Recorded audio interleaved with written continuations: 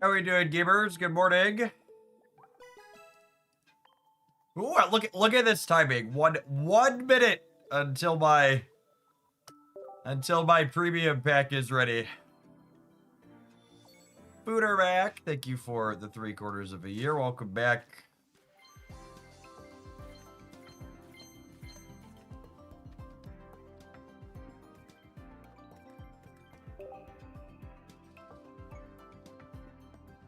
Nine 17. I'm gonna sit here and pedal for a minute. We're gonna talk with chat while we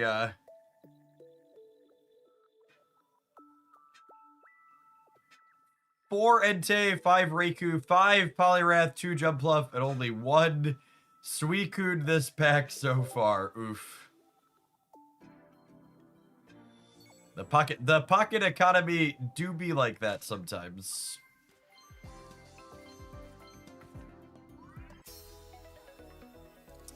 That's it's my 3rd shiny Clodsire. That's my 4th shiny Infernape.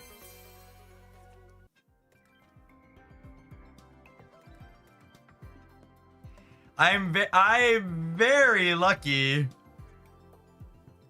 Look at how lucky I am.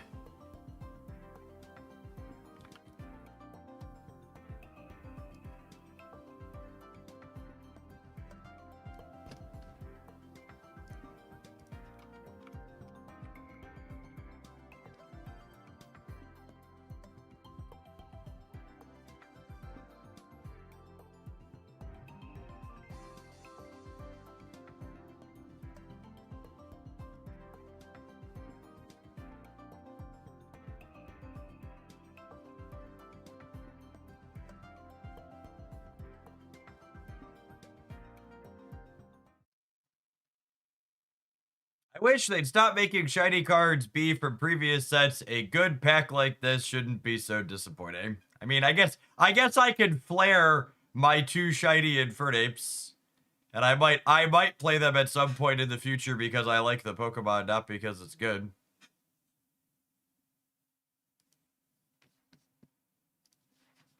Feels like about where we're at. Let's go look at the shiny flares. Maybe that'll make us happy. I'm doing pretty well, Taylor. Personal sphere's all right. Is it Garchomp day? I did load up Garchomp Poliwrath. Double the stage 2, double the disappointment. Hopefully this is the one he says, right?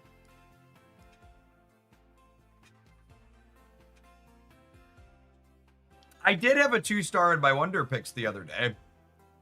Obviously I missed horribly. But 'tis better to have picked and lost than never picked at all, right?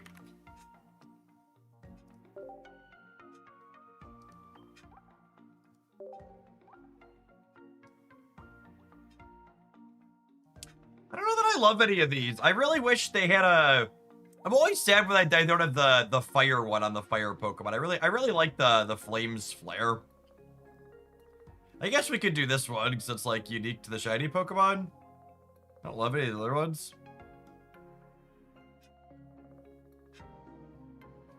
One of my friends texted me recently, hey, do you still play Pokemon Unite? And I don't know if I'm ready to be hurt again.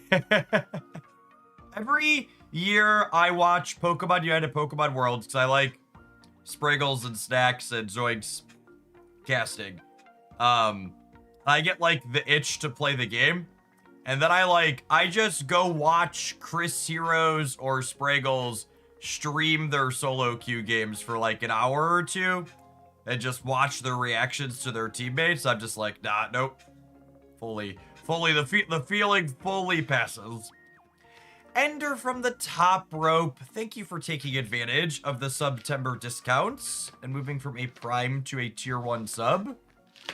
I haven't plugged that at all this month yet, but we put a command up in the stream title. FYI, gamers, subscriptions are discounted on Twitch through the end of the month, and the money that you save comes out of Twitch's cut, not mine. So meaning, if you take advantage of like the 6-month with the 30% discount, I actually get all of the dollar reduced from that because I have a 70% sub split. The 30% off comes out of Twitch's 30%. But even if you just want to do a month, it's 25% off. That comes out of Twitch's 30%. If you've thought about supporting my content directly on Twitch before, this month's a great time to do that. Any new paid subs, get that discount. That has also been my experience with Unite. Yep. Quicksilver, thank you for the 2 months. I appreciate it. Welcome back. Let me collect my daily hourglasses here, and then we'll jump on into a game, huh?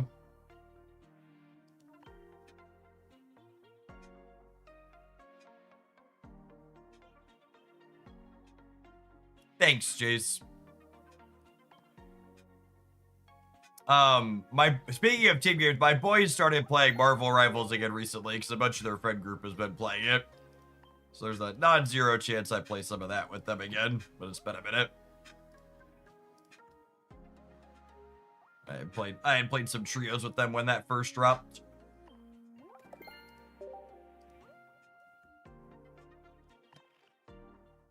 All right, I'm gonna start with this morning.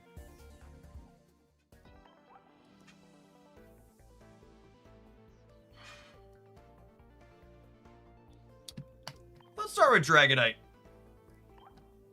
Something close to this shell had spiked, something close to this shell had spiked a few results in the community tournament, so I wanted to give it a go. Llama, thank you for the super chat on the YouTube side. I hate Twitch because of the ads. That's very fair. FYI, I, for what it's worth, I don't watch a ton of Twitch because of how most creators run the ads, but if you ever watch my live stream on anything, you'll often hear me say, hey, we're going to take a break for the ads. Like, my channel on Twitch, there's not random adverts that pop up over the middle of gameplay, because I really want to make it clear that that is not a platform problem, that's a creator problem. And I guess the platform problem around ads on Twitch is that it's just so terribly normalized that content creators are going to run ads over the top of their content on Twitch, which is really, really weird. But I guess people are just used to being hurt under capitalism. It's very strange to me that that's normalized and people tolerate, hey, I'm just gonna lose 2 to 3 minutes of what I'm actually watching every hour. Or more. There's some people that spam even more than that. Alright, let's play some Dragonite here to start today. Yeah, like imagine if you just like missed 6 minutes of your TV program. Yes, and Twitch knows it's advertised, and when the ads come up, it uses it to push subs and turbo. Exactly.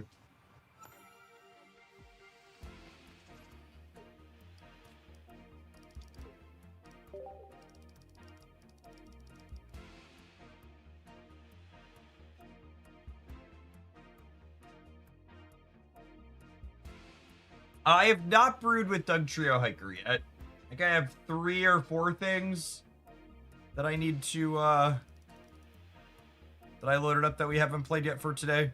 We'll get to Dugtrio eventually.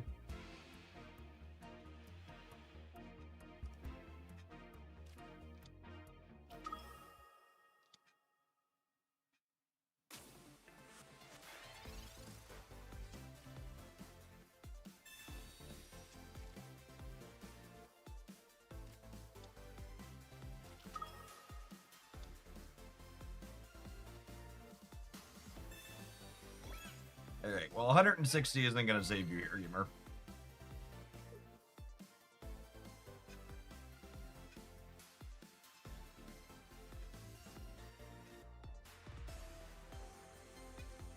Look at him, ready to go.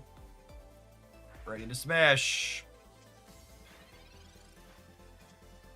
I think if this hits a baby, we actually burn the energy. If it's an energy baby, I think we burn the energy and retreat here. What do we think? I guess with this being the water baby, I have to think about what if there's not another lightning energy.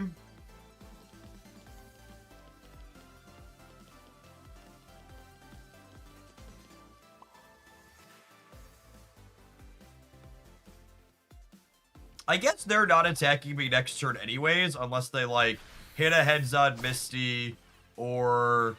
The punish here is if they go, like, Misty heads plus another bench Pokemon. Maybe I'm probably supposed to hold this, actually, if I'm not switching into it. Alright, that means no Misty, no Leaf, so we should be okay here. And now, I think the game plan is, next turn we can retreat into this, and then toss the energy onto it, and then this will take the hit, and then Dragonite's at full up front. Yeah. Rewarded here for not giving up the lightning energy.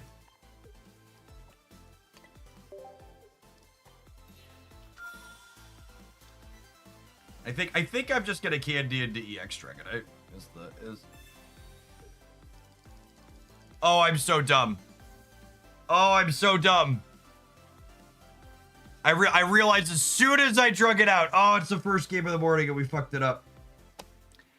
D Philly, thank you for the 112 months. I appreciate that. Welcome back. David, I just want you to know, if you think you had the most tilting night last night, there were four of us left, and I lost 3 hands in a row, and 2 of them Brewer had pocket rockets. I got cracked by rockets twice from Jeremy, and my pocket pair got sacked to 2 high cards on the hand in the middle. Oh, we're super dead. Super dead. Low stakes, super low stakes. We play casual house game.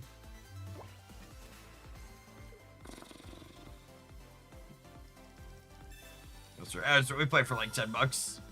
Big poker player. Nah, once or twice a month with a group of other folks. Nothing too crazy. Even without mistakes for your tanks, they would hit the cheating. Oh, that's true. Actually, my mistake here means I'm still alive, right?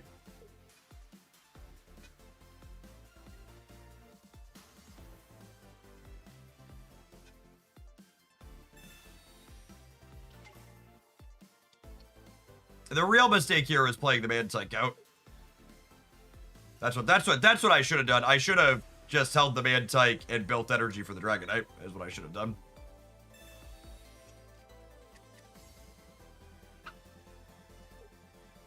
I used to play a casual cash game. The casual cash games don't really exist. Not for normal people who have normal amounts of money.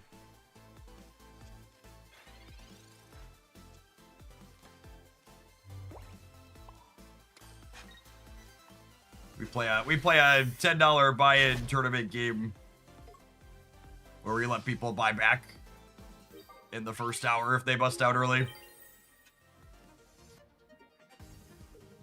So dead to the evolution here. Like 2 or 3 mistakes in this game. I think playing the Man-Type was the big one. If they don't have their stage, oh, they're guaranteed to have their stage. They had Suicune out the whole game. They have their whole deck in their hands. I'm wasting everybody's time.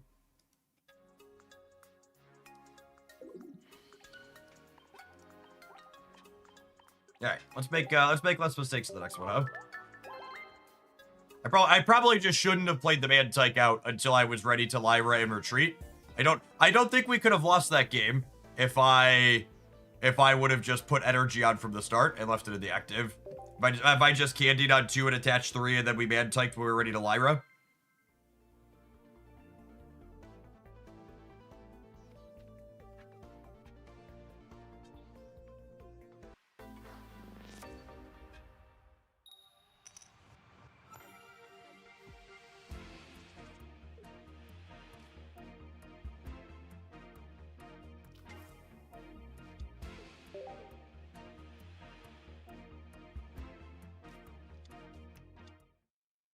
Slappy Knuckle.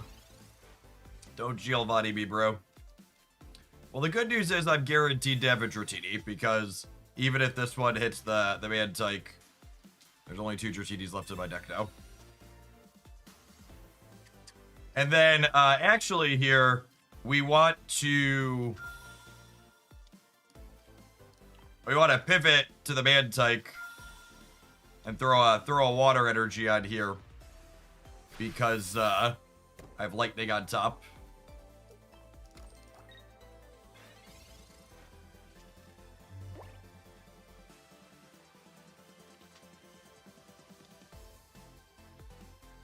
Dodge a Giovanni, we could dodge a ball. This might actually be a game where we'd prefer to be Baby Dragonite. Just because it looks like they're going to be set up to go 1-1-2. Although I guess they might pivot into what's his name here next.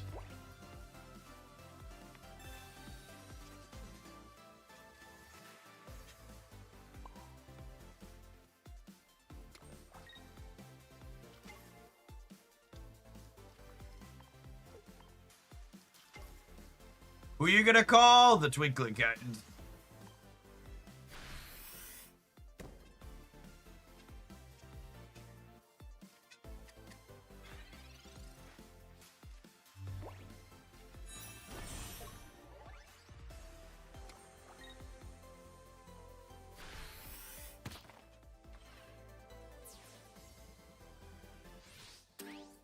Always correct to put a baby Pokemon up here because they have a free retreat cost.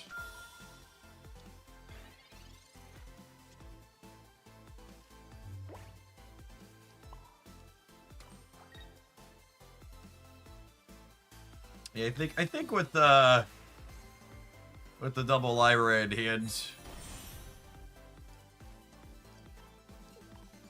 we just go ahead and get impacting here.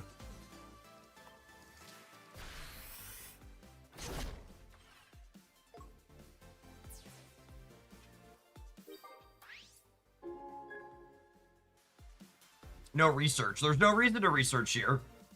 I'm not drawing towards anything that improves my board state, and putting more cards in my hand makes me worse against their red cards on their Marses.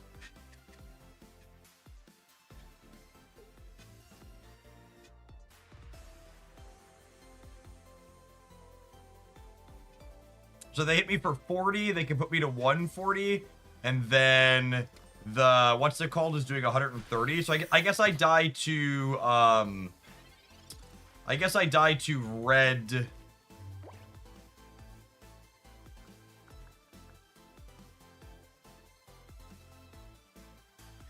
I think with the Lily, I actually just vibe here.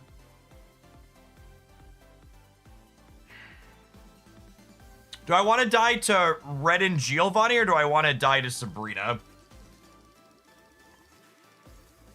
Those are my options. Because if I put up the Mantike, I die to Sabrina.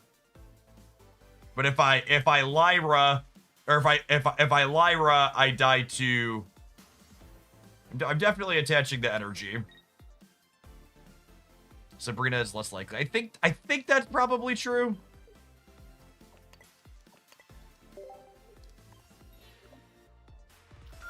And we'll put this one up so we don't die to Cyrus, obviously. We'll heal this.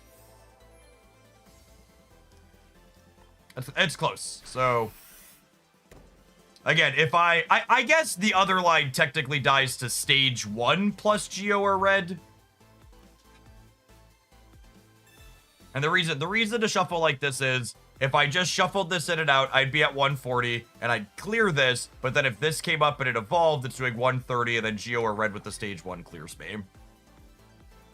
And now I do get cooked by Sabrina plus a thing.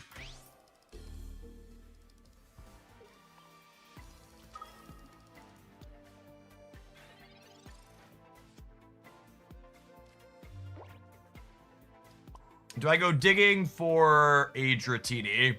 Does Dratini save me from anything?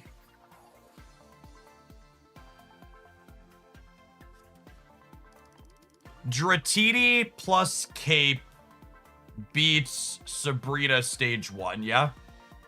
So there's a reason to draw.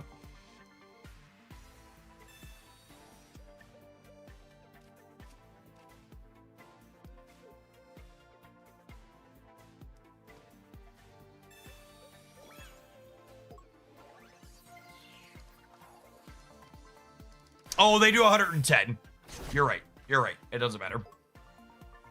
All right, dead to stage one plus Sabrina here. This is the line we took.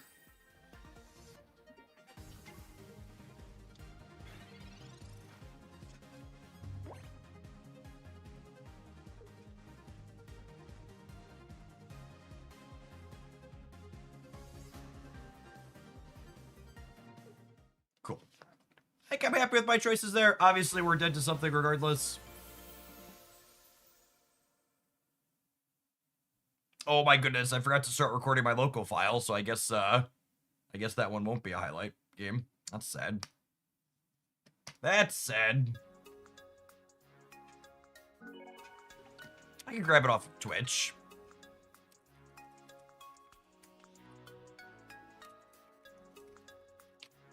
We'll see. We'll see. If we get enough good games, we'll just record some others, but oopsie poopsie.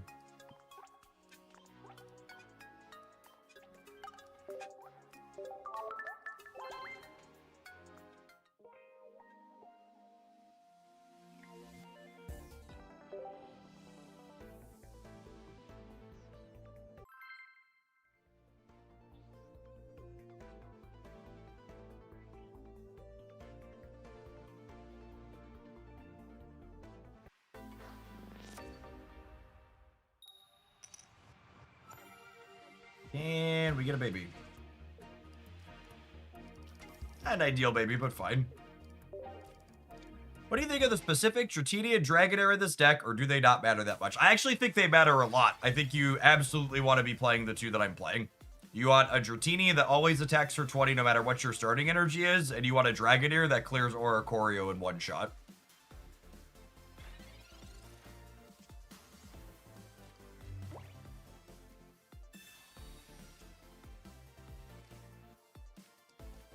Uh, 50% to give us a Dratini.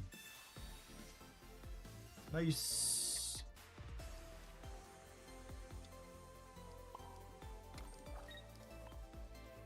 Shame this isn't an energy baby. Mustard Machine, thanks for re-upping that Prime. Appreciate the third of a year. Welcome back. Those bits of direct support are a big part of why I'm able to do what I do. Thanks for keeping me around.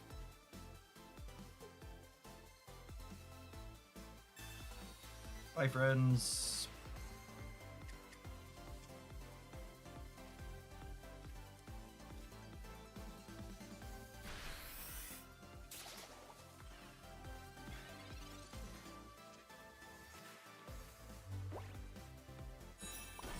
Speaking of Dragonair, this one looking pretty good here, huh?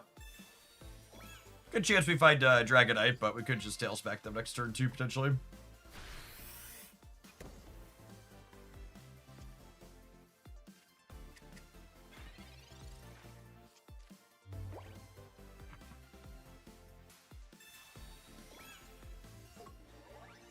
Fair.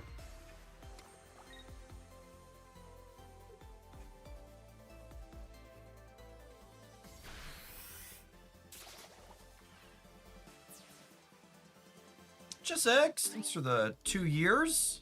It's a long time. Welcome back. Good morning, good morning.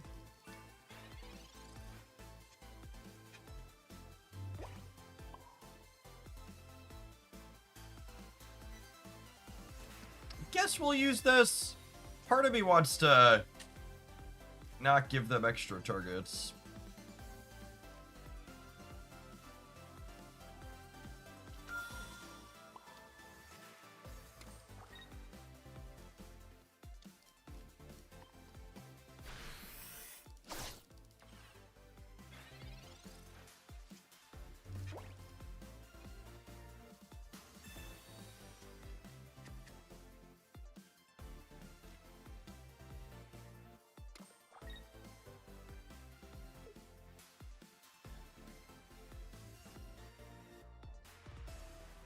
And next turn we can Dragonite Lily and then crack them with the big one.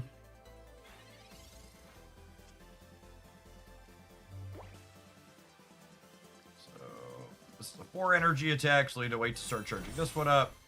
Get to take it all the way back up to 180 here. Drop a Draco like it's hot.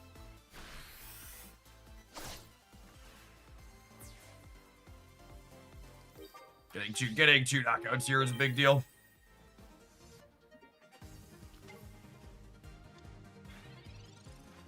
Makes us fairly likely to be able to clean them out.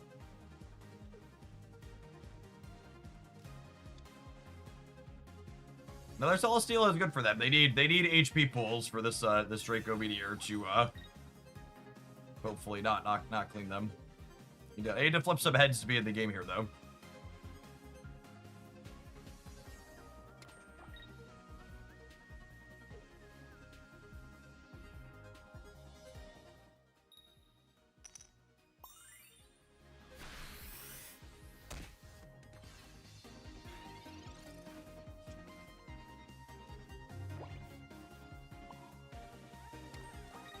Alright, drop it like it's hot.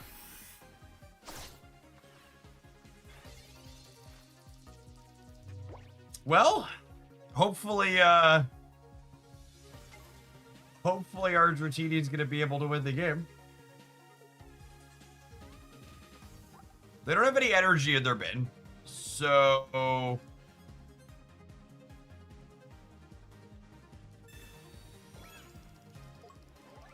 They can't big beat me this turn. Because this is a 4 energy retreat cost, so they can't like retreat and then Lucidbeam. And if they hit heads with this, the Dratini cleans it.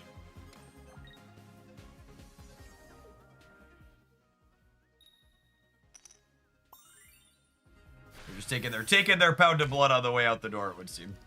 That's fair, honestly. X speed plus Lucidbeam could get us with the Buzzwole. That's just so unlikely. Opponent's deck's never playing X speed. Or a Celesteal deck.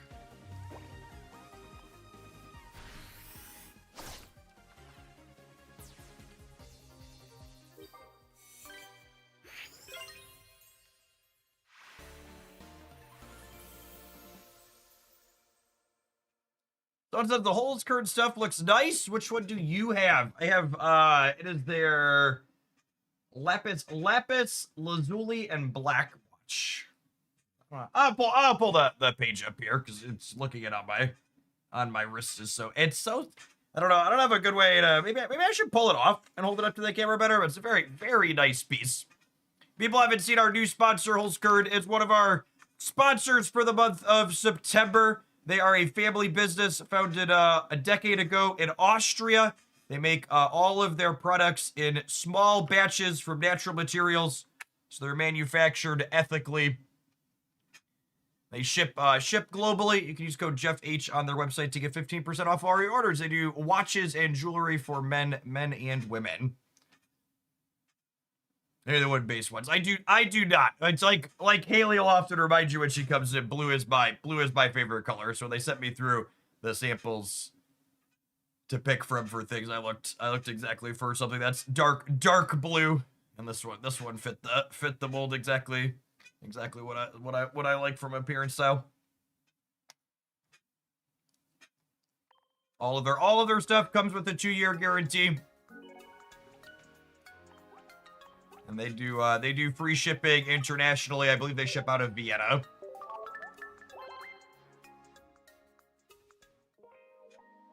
And if you live in the United States, gestures vaguely at the current global economic situation, they have all of the tariff situation handled. There's not going to be any surprise fees when their stuff comes into the country for you.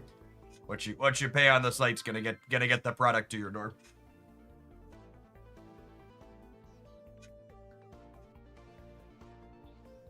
There's no fewer than 3 blue Pokemon in that room right now. Poplio and Dragonair are still on the desk here with me.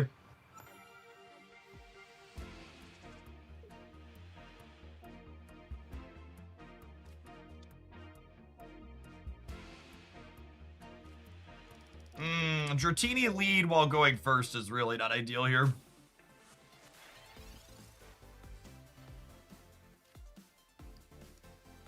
Let's find some babies.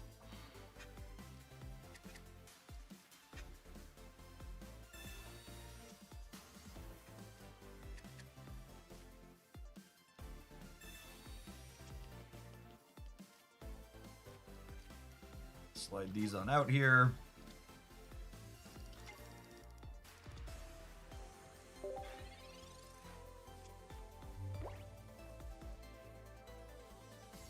honestly kind of hoping for another water energy under this since we pulled Pichu. So that way I could water energy retreat this, throw a lightning on it. And let Pichu take the lead hit here.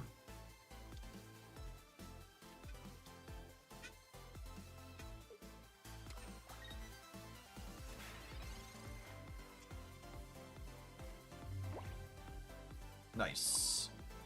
Given the inconsistency of Baby Dragonite, wouldn't you be better off swapping it for another support card? So, I think your framing of that is a really interesting assertion. So you're asserting to me that Baby Dragonite makes my deck less consistent, when the reality is it's the opposite. This deck is playing Baby Dragonite for two reasons. The first is that it gives you a third stage 2 to evolve into, letting you hit a powerful finisher more consistently than you otherwise would be without it. And two, because it's a baby Pokemon, it is reasonable into or a Choreo as an answer to that potential problem that you have.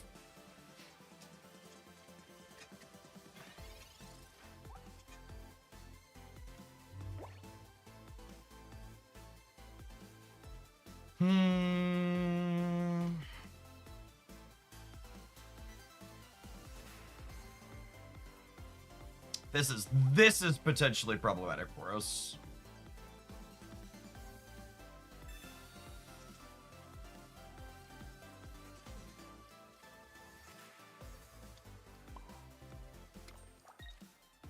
I think this is a game where I potentially want to set up 2 Dragonites.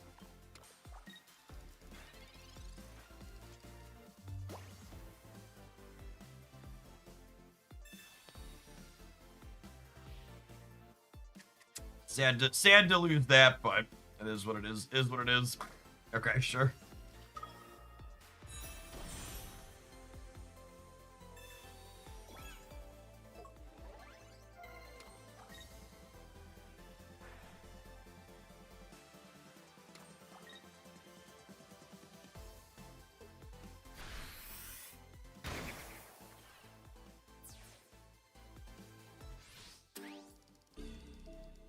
And now that they did this, I think this is we're actually going to do Dragonite EX now, yeah? Because that puts them forever away from having enough energy on this one.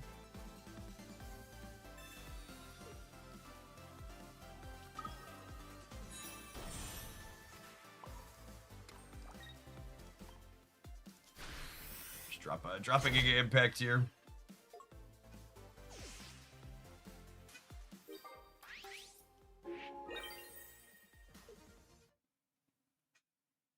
People always ask me when I'm going to stop making fun of Red Card. I'll stop making fun of Red Card when it stops being terrible.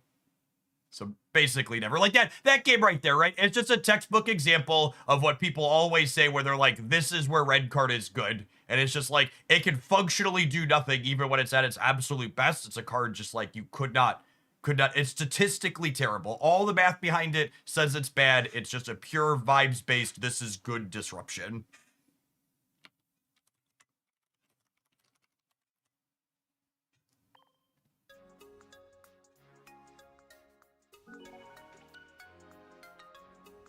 If we had put the 4th energy on the EX, we could have retreated the baby and still attacked, or 180, without Lyra the next turn. You actually can't do that. One of the rules in Pokemon Pocket is you can only retreat once per turn. So you can't retreat Dragonite and then retreat back into it to clear its effect. You have to have an effect like Lyra to swap it out and then retreat, because Lyra doesn't count as retreating. It's the card switching your card out, not the retreat mechanic, which can only happen once per turn. That's a good one to cover. That's a good rule. That's a very easy rules and direction to understand. Like I don't think it explicitly covers that too frequently. That's just like one of the rules of the game is you can only retreat once per turn. And things like Lyra and Celesteela technically aren't retreats. All right, let's draw this deck list up here on the screen. I'm going to go ahead and take a brief pause for the cause to let some adverts roll. Appreciate everybody hanging out. Don't go anywhere.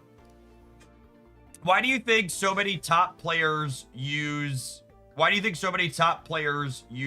Card in March? Why do you think so many people vote for Republicans despite their policies being against their inherent best interest? It's purely vibes based, and they don't understand statistics in reality.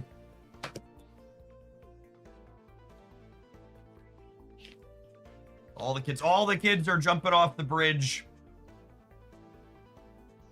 So some of the kids, if everybody jumps off the bridge, some of the kids that jump off the bridge are gonna have success.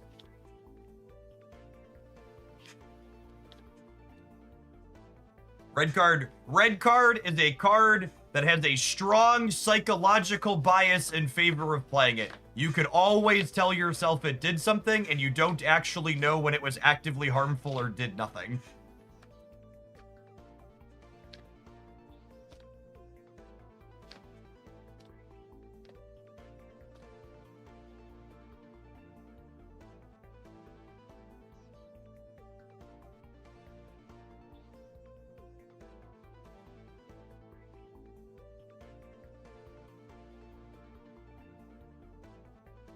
Yeah, red card never gives the user any negative feedback. Correct. You can always mental gymnastic yourself into this spot.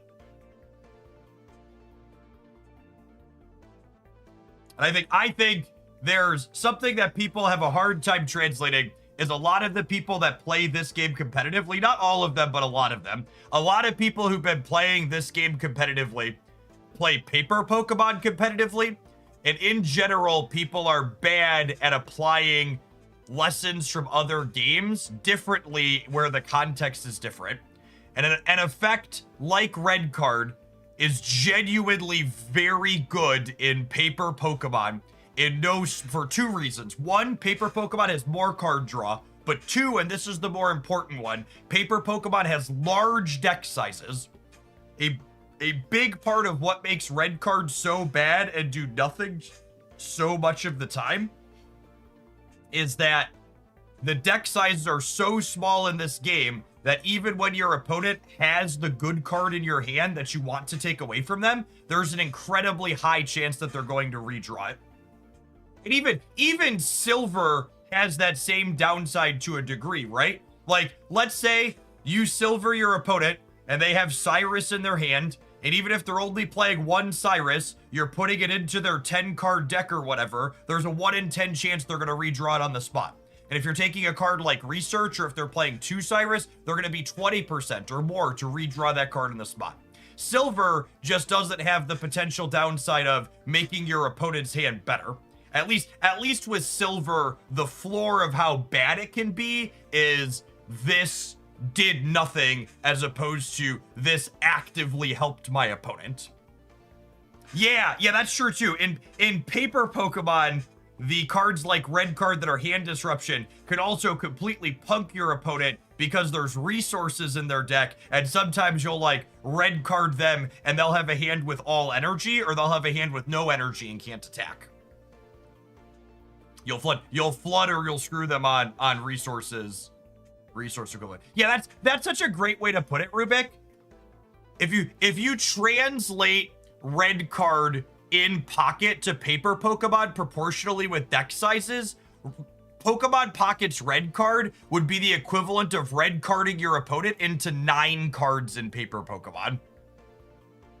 And I think that's actually a really good example that I think adds context. Like, that card would fucking suck in paper Pokemon, right? No one would play shuffle your opponent's hand into their deck, give them 9 cards in paper Pokemon.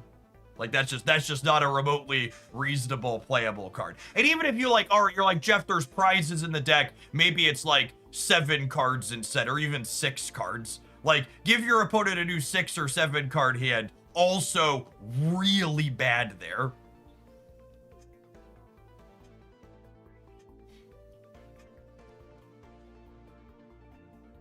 Mars is statistically less likely than red card to help your opponent, and is statistically more likely to cause harm.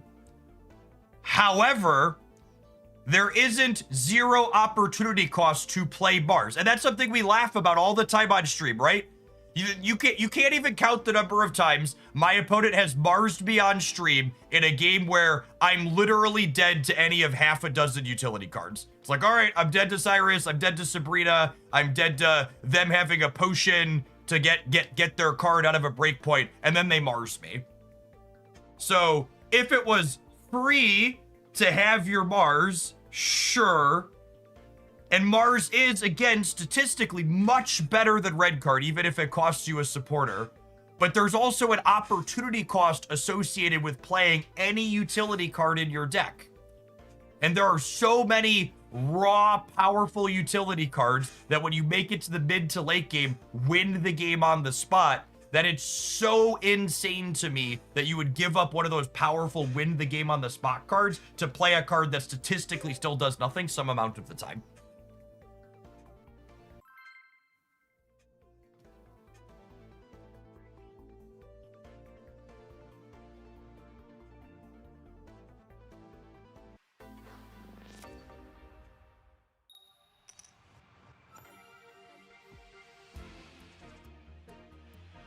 Second, love to lead out an energy, baby. Just need a Dratini here.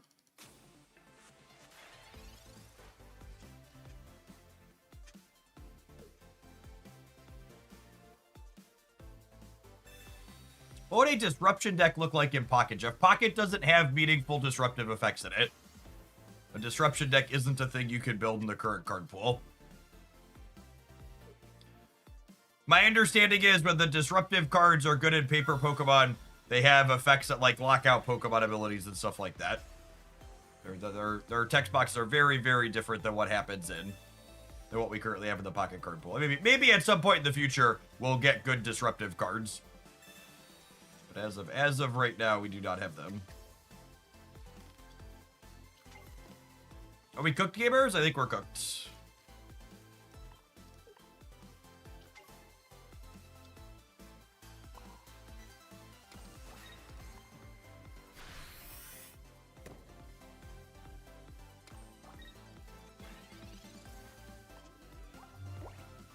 Too many babies.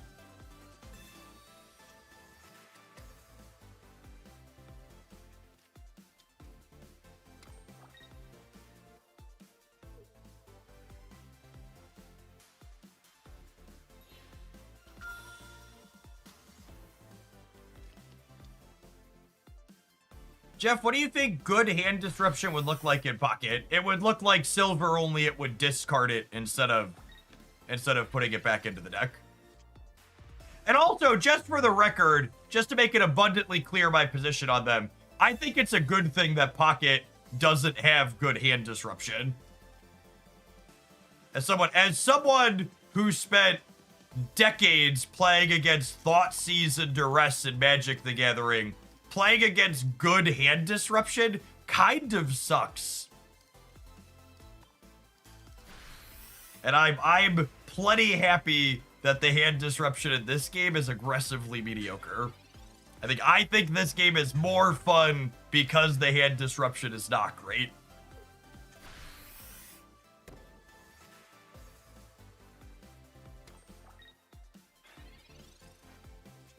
Yeah, I think we're gonna have to open a daycare here, gamers. Got too many babies.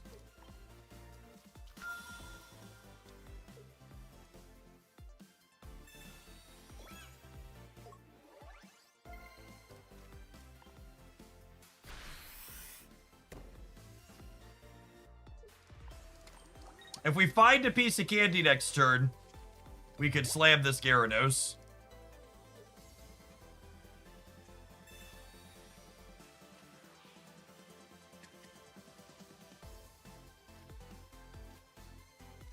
Right? If we find a Dragonite, we can slam this Gyarados. And they Marsed me into a research. I just need to not lose the 2 out of 9 to lose. I need to keep these 2 energies. They lost their own energy. All right. 100% of the time, I want to put my Cleffa up, or Cleffa or Pichu, because they have free retreat costs. We got 3 draws of Dragonite. 2 more draws of 2 Dragonites.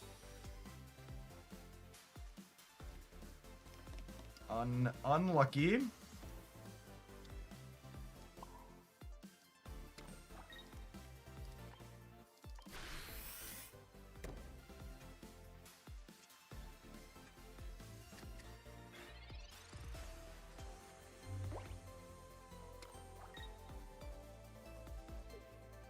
I need them to not take my water energy, chat.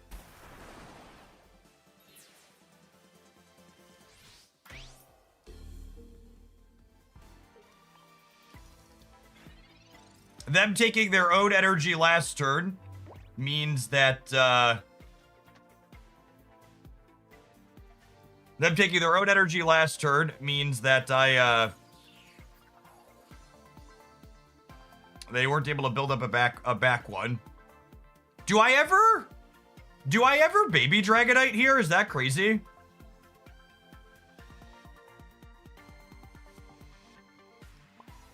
There's the obvious high roll of I could win the game on the spot. This is worse against Sabrina. Oh, I guess against Sabrina I could rare candy out backup Dragonite too. So we're not dead to Sabrina. I think I like this. That's close though. You can overkill with this. What an easy game. Never doubted Dragonite. I'd like to dedicate this game to the person that asked if we should cut the baby Dragonite earlier. This one goes out to you.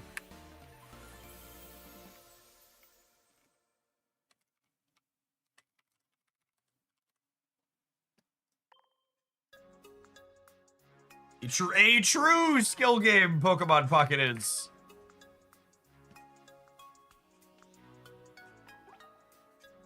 It's really unfortunate that my opponent disrupted me with bars that game.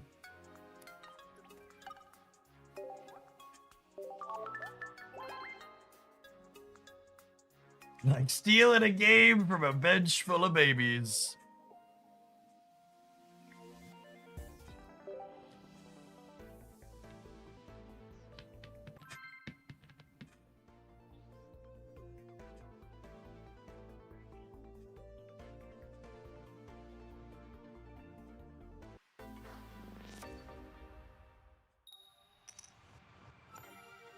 Yeah, can I get a baby? Can I get a baby? All right, can I get a dragon? Not my dance. Thank you for the 21 months. Welcome back. Haven't watched Pokemon Pocket for a few months. I was shocked to see one with normal Dragonite. So the last two Pocket expansions were really good in no small part due to the fact that they added new playability to old cards that had previously been forgotten. They didn't just power creep. If you haven't seen these ones, Dance, we have 3 different babies, one for fire, one for lightning, one for water. That this is a 0 energy attack that attaches an energy of that type to a benched basic Pokemon. So it lets you have an advantage while going first too, which is something this game was lacking as well.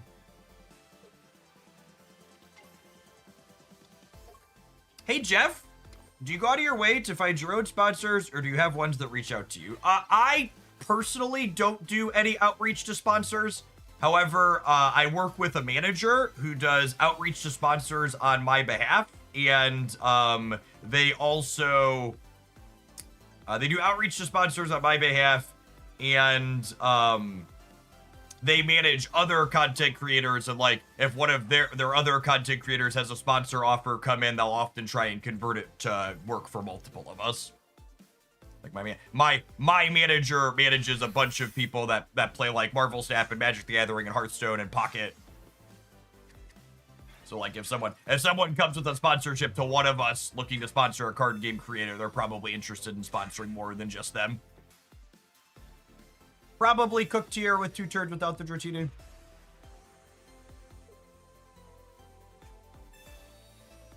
Yeah, they have the Greninja curve here too.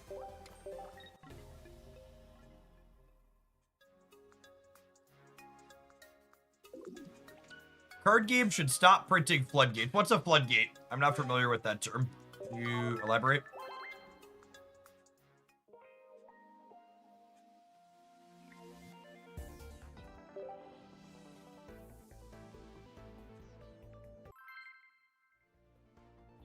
Only X things per Y effect. What does that mean? I still don't understand.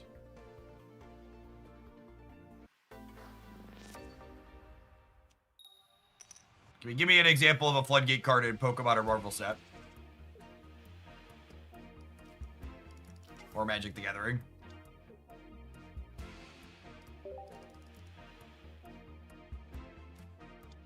Prison cards, tax cards. Okay. Thank you for the context. I really want to draw a basic Dratini. Because I have a rare candy and a Pokeball here, I want to research before I Pokeball. Because if I research drew other basics, those basics would make me more likely to hit my thing. Oh, man. All right, this is 66% to fight Dratini. Coolio, we got it. And since there's a lightning energy or a water energy here, we'll want to crackly toss onto here. The Internal Slayer, thank you for the 20 months. Appreciate that. Welcome back.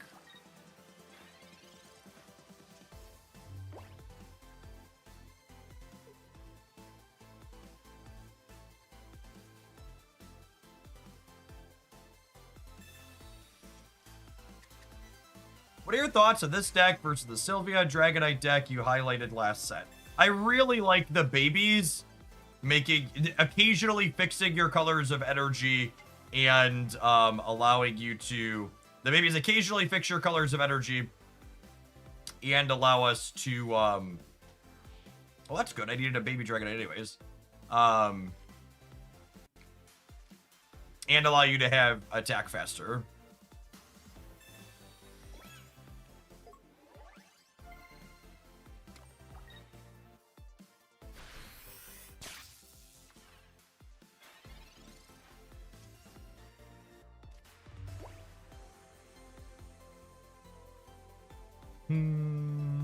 Another game where it's looking like it's going to be important that we have Baby Dragonite. Baby Dragonite's honestly been a silent killer in this deck. Loud killer, he's been very good.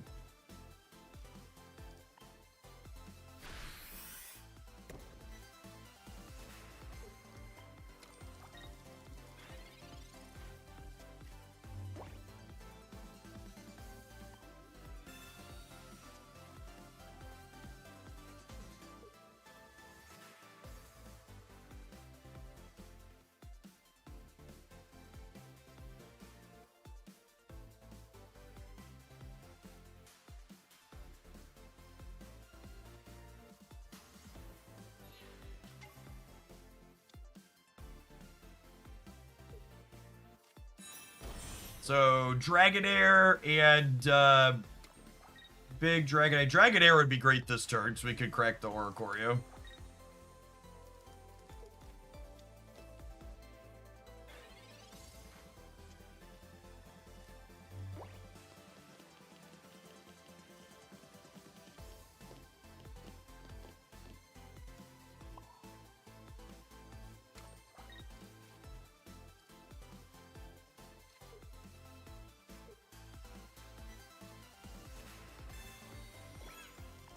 Alright, so we have Baby Dragonite, and we have a Communication we can draw to, and we have a Dragonair as well. So, we've got some draws here. Not in an ideal spot. We have one research to redraw towards them as well.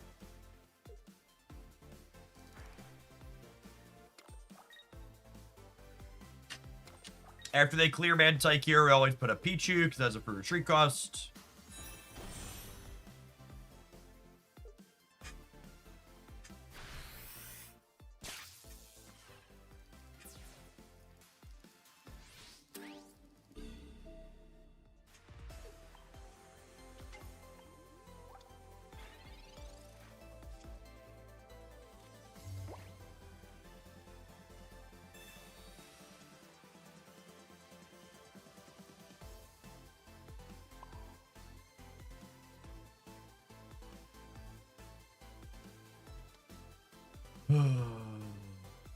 This is the least fun card in Pokemon Pocket. It's just such a miserable effect. Really just shouldn't exist in a game without sideboards. It's fine. It's fine if we had sideboards, but even when your deck has, we have multiple cards to account for it. You just like eat trash some amount of the time to it. It's very deeply unfun and non-strategic.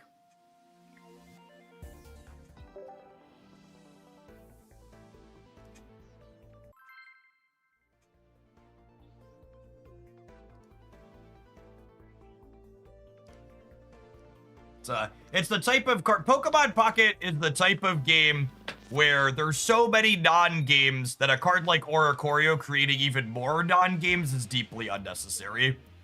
Yeah, I don't think it's broken from a Turns of Power level. Oricorio is a floodgate. Yeah, it's a bad design.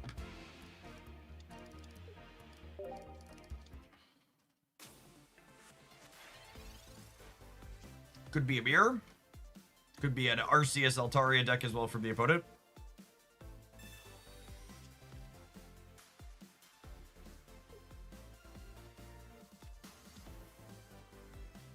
If you could change the bird but keep the spirit, how would you reduce damage from EX? I think at a minimum, if you wanted a full prevention effect, Oricorio's tech should not be on a basic. It shouldn't be splashable 1 to 2 cards in a bunch of deck. You want an effect that powerful, you should have to commit to it.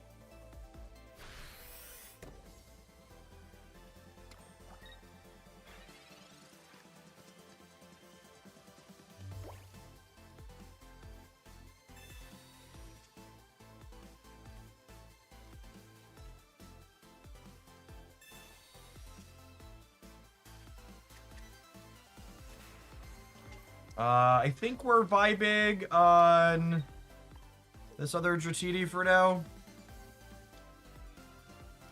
Because we might want to communicate it.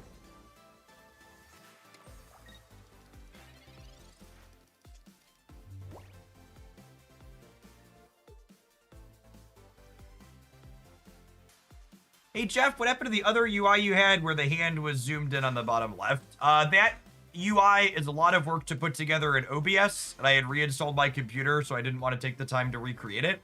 And it makes it more work for me during the live stream, constantly switching back and forth between it when I'm playing different decks. And to top all that off, people would regularly complain about my layout being different from other people who make content for this game, who largely just do this. So it's like, why would I want to do an incredible amount of extra work just for people to complain about the result?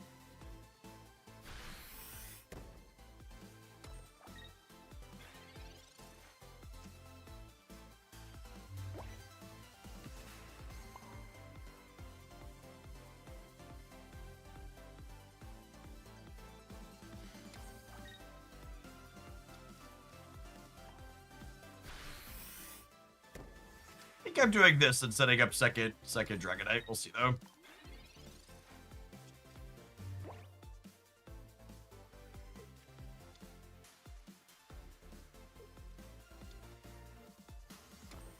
They're doing the same.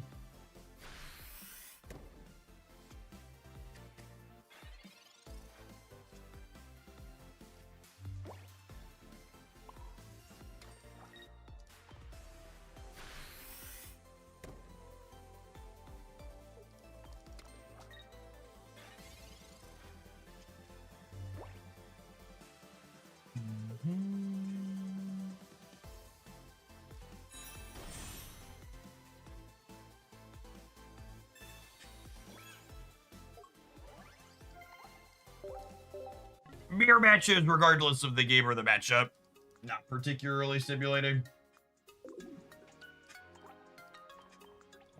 On to the next.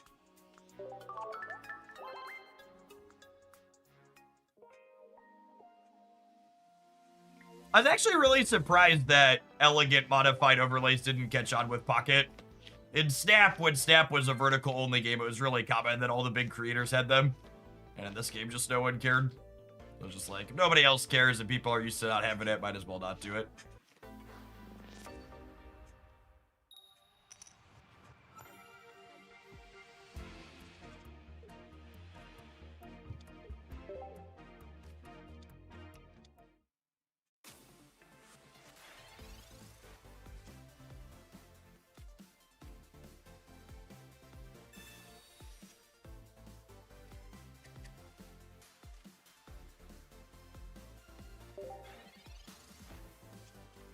There's not been a lot of SP on EV. You can tell that this deck has a bad Suicune matchup. It's been pretty pushed out.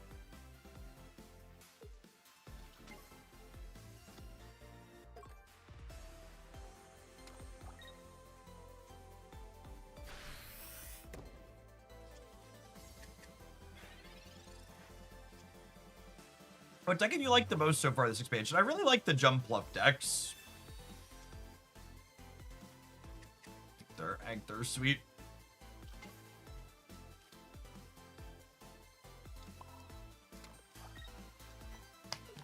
Get a lightning energy off of this. Pichu probably dies.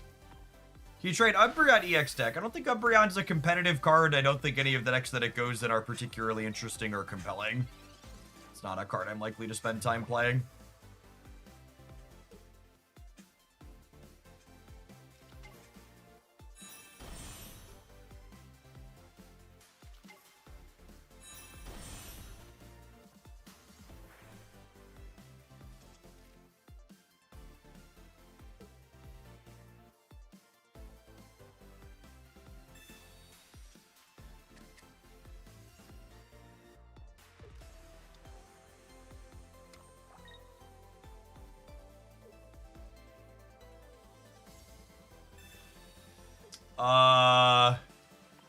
Thanks, I think.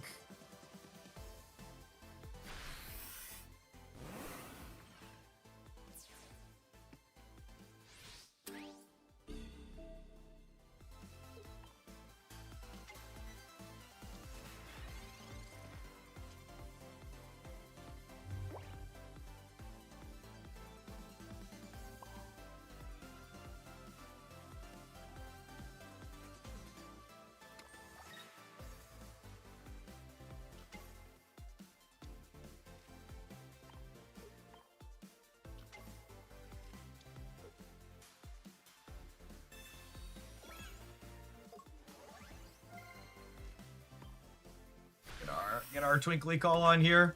This technically makes us slightly more likely to have a rare candy next turn. It's a non-rare candy card, non-research out of our deck.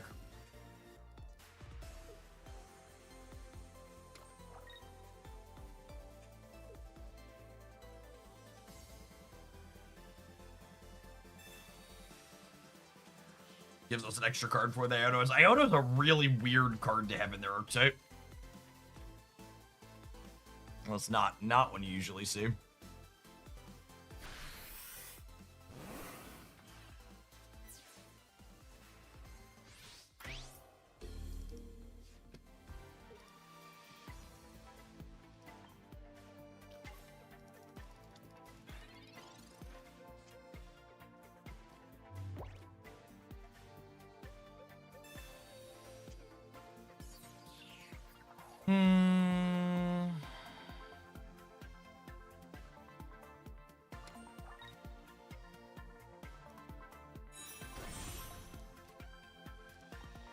We do this so we smack up for 80. It's smacking them for 50, really, because they're going to heal 30. The Iono here hopefully makes the second Sabrina less likely, because that's one of their win conditions at this point. Baby Dragonite is really pretty mediocre against the opponent's archetype, unfortunately.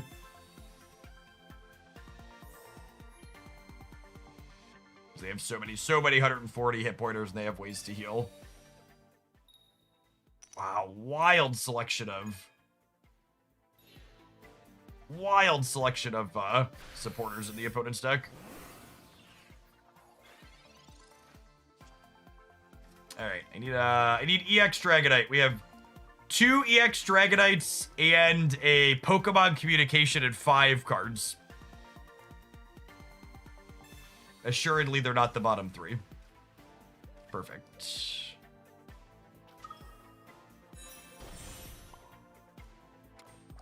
All right, dodge a Sabrina. We can dodge a ball.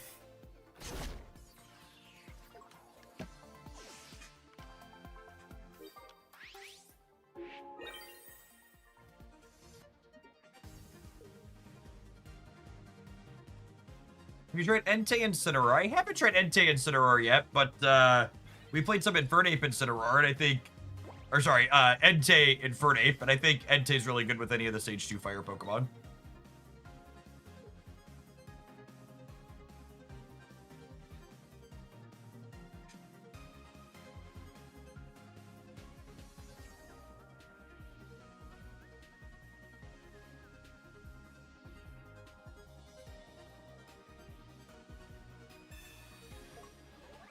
That one is not quite enough, gamer.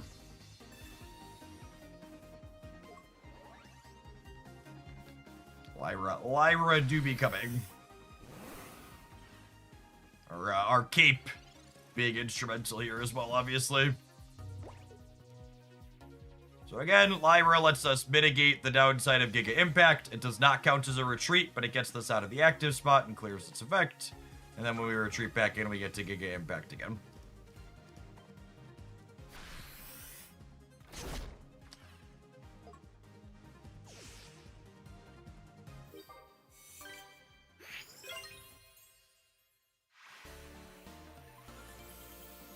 How do you feel about Memory Light in Stage 1 decks that have 2 to 3 energy attacks? For example, Glaceon with EVEX under it, or Lucario having access to a 40 damage jab and only 1 energy. I think Memory Light in general doesn't offer enough utility to be worth its utility slot. It's just like what we talk about. We talk about like Red Card and Mars being kind of mid, right? It's not just that like their effect is bad or does nothing some amount of the time or helps them some amount of time. It's like there's an opportunity cost, right? Like playing a Memory Light means you're not playing a Cyrus, or you're not playing a Sabrina, or you're not playing a Giant Cape, or some other card that has a very real strong impact consistently.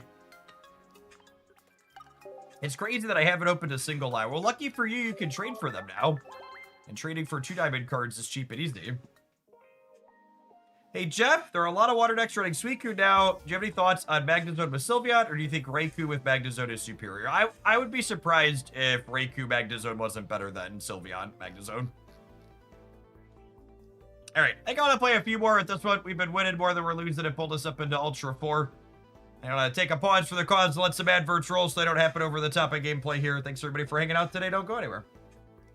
You're watching on the YouTube side, you're enjoying the Pocket content, you want to keep it coming, make sure you tap that like button. Doesn't cost you anything. It helps the algorithm know that we're here doing stuff. Appreciate the folks that do that every day while they're watching. Has Lyra ever cooped you into playing Torterra? Nah, just like worse than Dragonite. Almost out of water, gamers. I'm gonna get a refill real quick. BRB.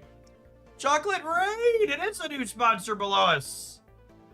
Off my lovely watch, and they have a wonderful range of other stuff as well. I'll be right back, Raid. Thanks for the 21 months. Welcome back.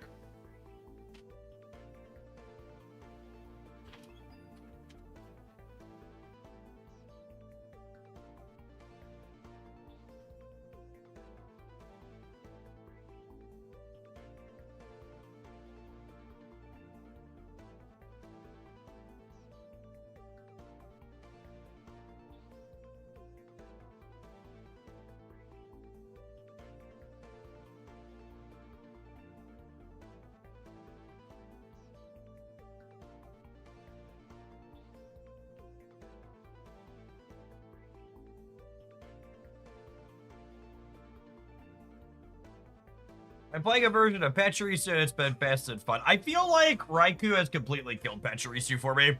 I like Pachirisu Pikachu aggressive decks in the previous season, but I like Pikachu more than Patchy, and I feel like Raikou's the better secondary.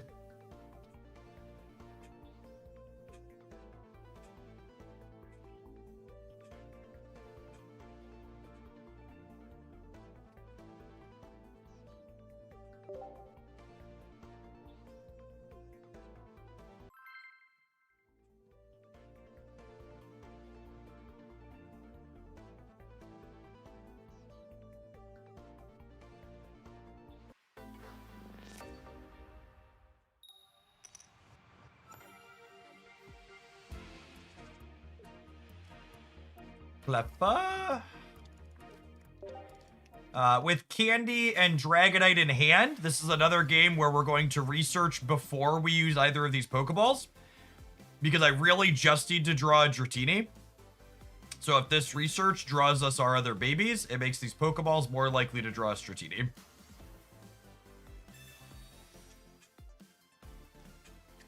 "66% of the time, it works every time."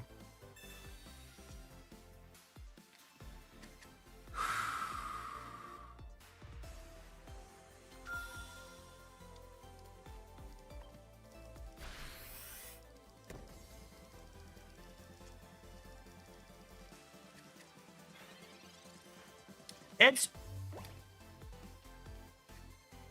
something that happens in You can tell that this game has more non-games due to variance than most other games I've played in recent memory. Because it's funny how every time without fail on basically every video I post of content for this game, people are like, I can't believe you play this deck. This deck's Brick City. I loaded it up and I went 1-5, or I lost every game in a row. Deck's trash. No idea how you won with this. And that just, like, doesn't really happen. And, like, a game like Marvel Snap doesn't have the games where just, like, one player does nothing and dies. And it's just, like, literally every deck in this game just, like, has some, even the most consistent decks. Like, sometimes your Darkrai Giratina deck just has a Giratina, and your opponent, like, hits you a couple of times and you die, and there was nothing you could do. And some of the decks have higher brick rates, like, rare candy decks, absolutely slightly higher brick rates.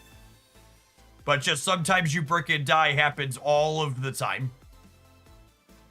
It's just like, it just comes with the territory of playing Pokemon Pocket as a game. And if you're not, you just have to accept that there's going to be games you win where your opponent lost and there was nothing they could do. And there's going to be games you lose where you lost and there was nothing you could do. Yeah, Elemental Switch plus Osiris were probably cooked here. I suppose, if I top deck a piece of candy, I could do this next turn. We top deck a candy. We get him.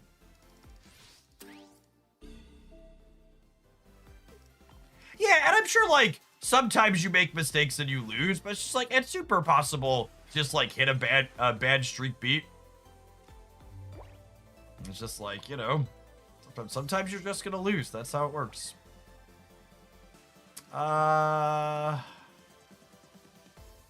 They probably aren't playing Sabrina, so I don't think playing out this basic hurts me. It's probably Cyrus, and when they have it, we're cooked.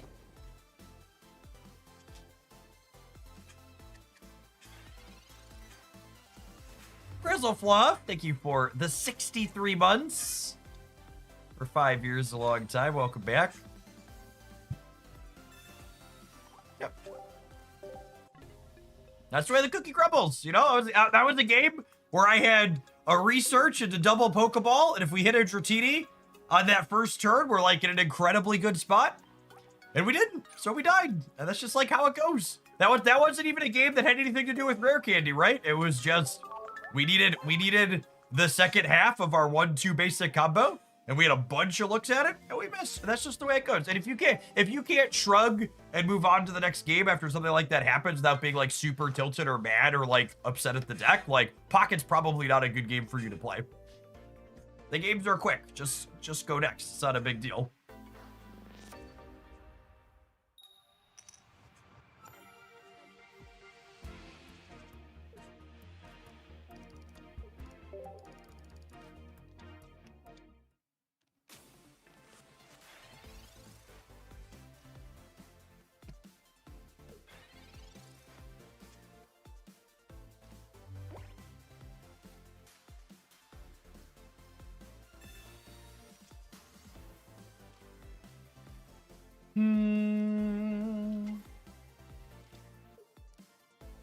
With my next energy being lightning here, I am not going to retreat with this water, because if there's more lightning underneath it, I might not have access to a water energy.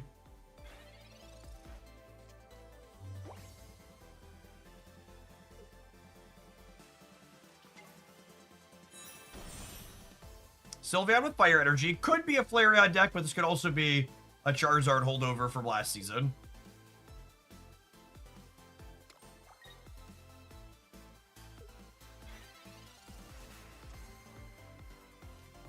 What a really appropriate game to have happening after I just got done giving the lecture where sometimes your opponent's gonna brick and die and there's nothing they can do about it. And this is, you know, it's a very human concept. You never heard me talk about the concept of negativity bias before. And that's this very inherently human thing where we as people remember things that were bad that happened to us much more vividly than things that were neutral or positive.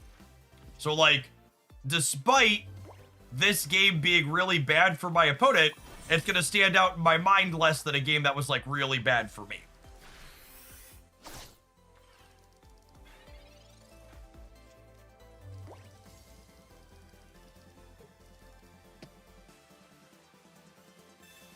All right, they have the Stokesard. That being said, I'm ready to drop a Draco here. And if they don't have a cape and I top deck Big Dragonite, we just get to end it on the spot.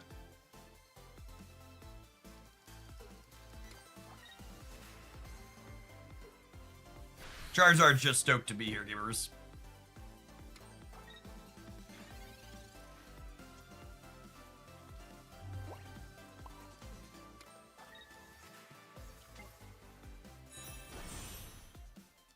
All right, buddy, drop a Draco.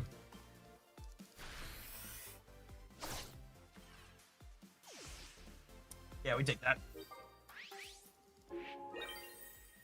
Getting at least 100 on here is great.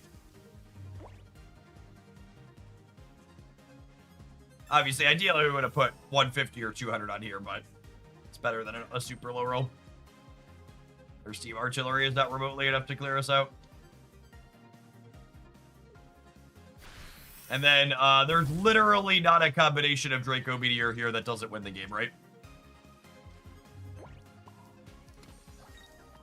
If two go here, we win. If three go here, we win. There's got to be some combination of 2 versus 3.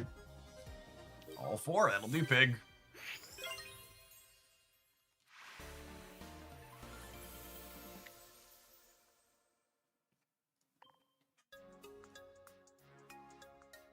Yeah, they would have needed a cape, and then I would have needed to put 3 on the Charizard and 1 on the Eevee. And even then, I had a backup Dratini in the background, so, like, wouldn't have been just dead.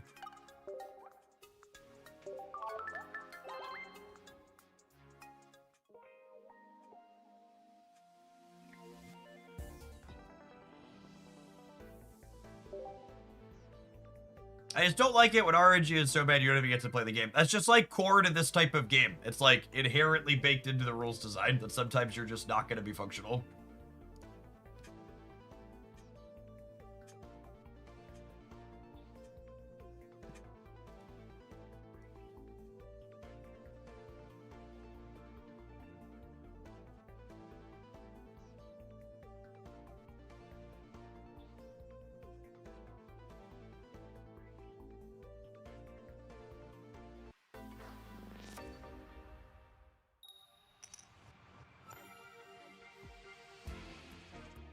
I know, Con. Thanks for hitting the button again. Appreciate the 27 months. Welcome back.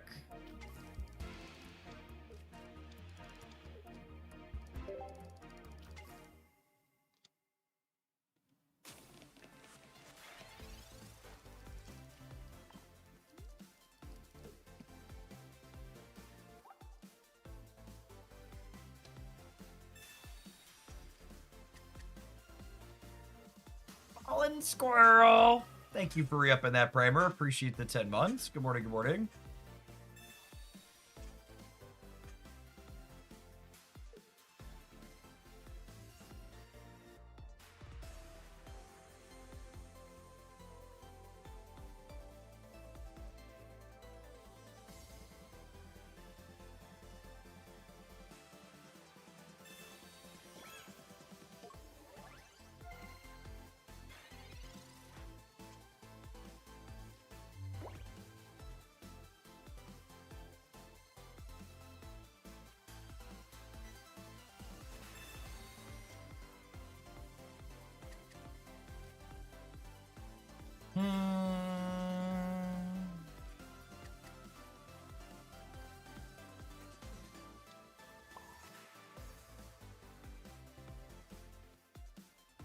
I think I want to draw a dragon here.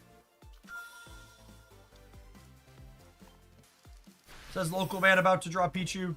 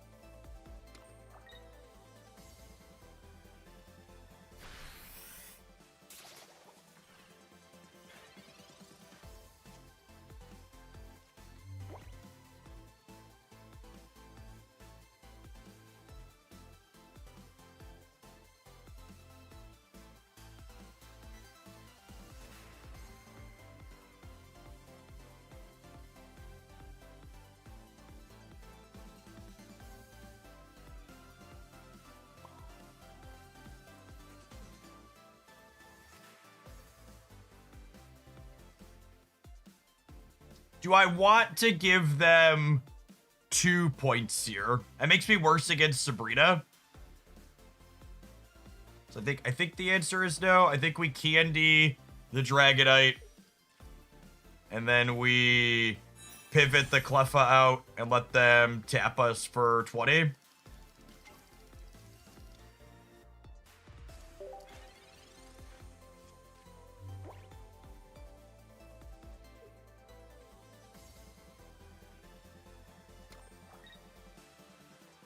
And they can take their first point here. We'll take our first point, and then we've got the Lyra set up to clean out the Buzzwole afterwards.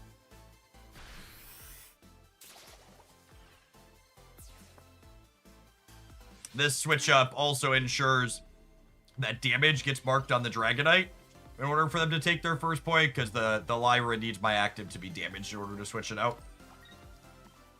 So we're explicitly not going to Lily here because I want damage marked on this thing so we can Lily it out.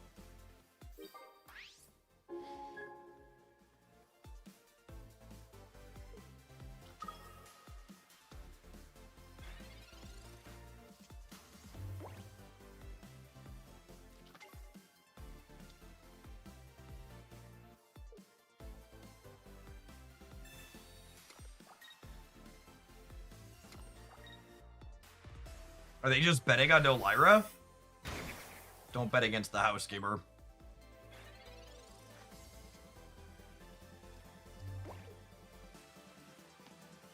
Pheromosa makes a mess of babies. It's too bad that deck doesn't do well against Greninja. I mean, it's also just like none of the best decks are really playing a bunch of babies either. Gamers are always so obsessed with how to beat up on decks that are like B tier. It's like, yeah, these decks are B tier because there's counters. I get it. And also, like, I think we're 2-0 against Buzzwole today. So the Pheromosa has really not felt that problematic, if we're being honest.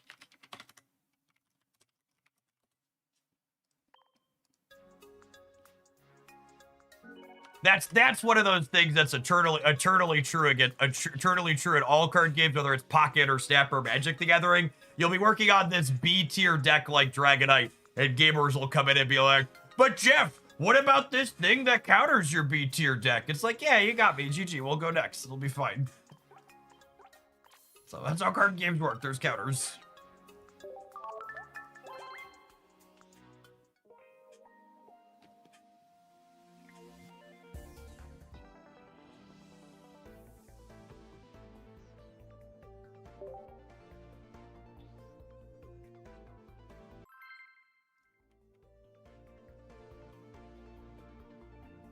Lucas Marks, thanks for the almost 2 years. Appreciate that. Welcome back.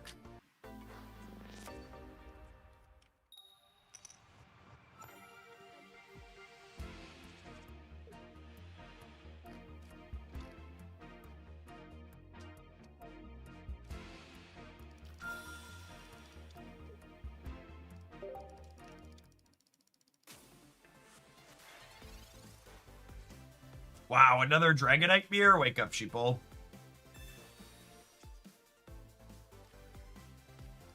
%66% to be a baby. A dragon. A dragon! 33% to be a baby. Baby would not have been ideal. A dragon, however, quite ideal.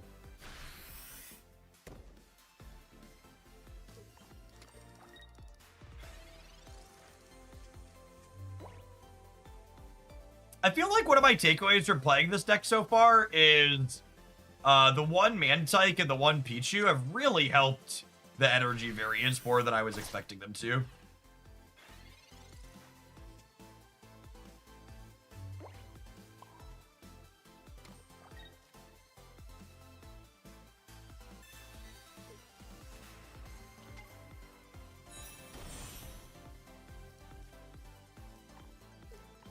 Decline giving them a free point here. Take a draw.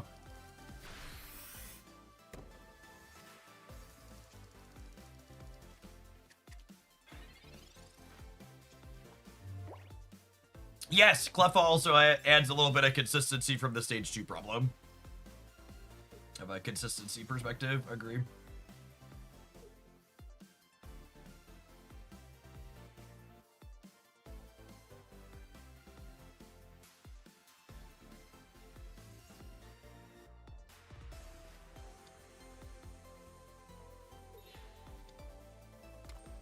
Yep. And then I actually can't put the Dragonite up here, right? Without a cape.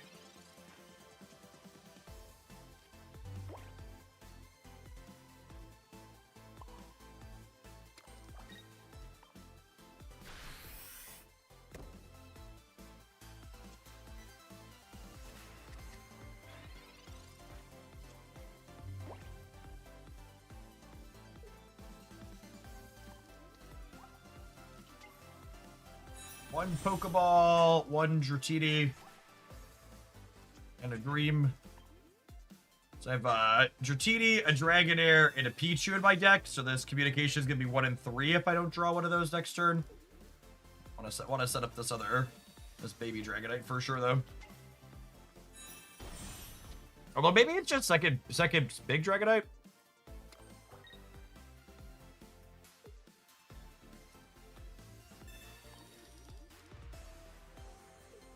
These are a few of my favorite things.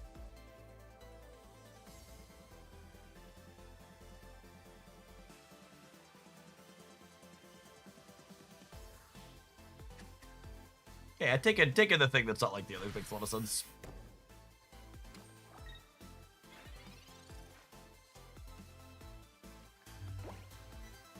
Oh, do I want a baby dragon or do I want a EX dragon, chat? I think I want to communicate for the 1 and 3.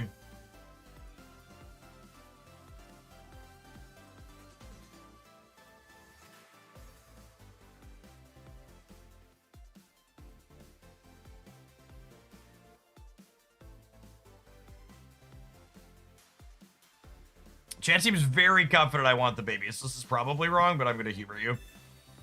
The upside is I could lose a baby and a baby Dragonite. Unlucky.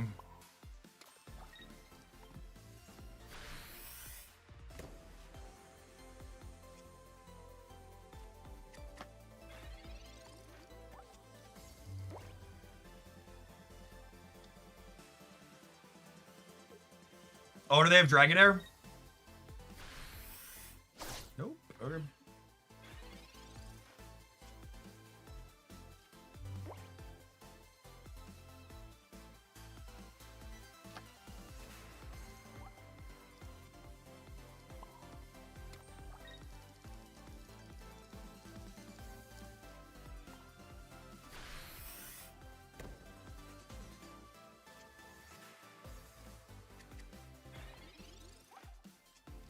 One cape, one research, 4 cards.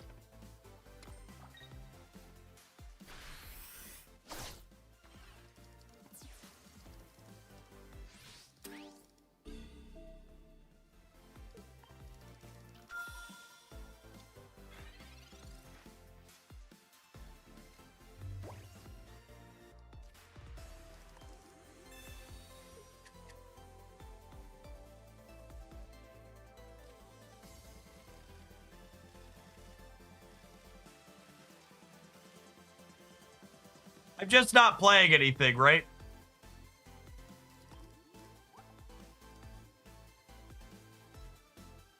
No, I should, because I can work up second Dragonite EX. Does it matter? It doesn't matter. I think we're cooked to, we're gonna be cooked to a Sabrina one way or another, yeah? They're gonna find me, they're gonna get me. One day, maybe next year. 66% tap by cape next turn. 66%.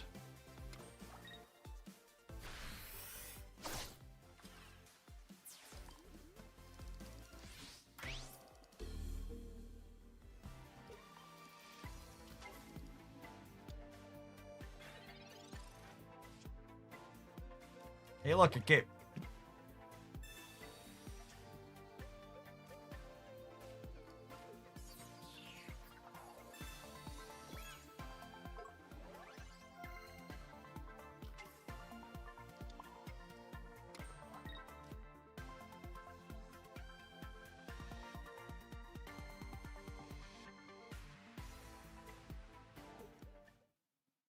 Well, they're just dead to the cape. Cool. What an awkward, mirror.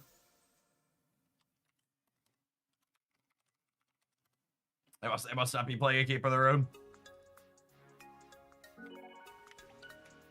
You played any decks with Memory Light and Stoke? Like Stoke Charizard? I don't know what you mean by Stoke. We played Melmetal Memory Light. That was okay. Probably not competitive, but cute.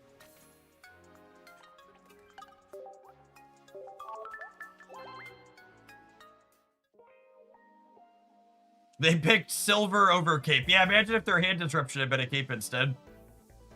Woo, chat, the vibes market is way up today. Why is the vibe so good? Don't you love a good vibe in the morning?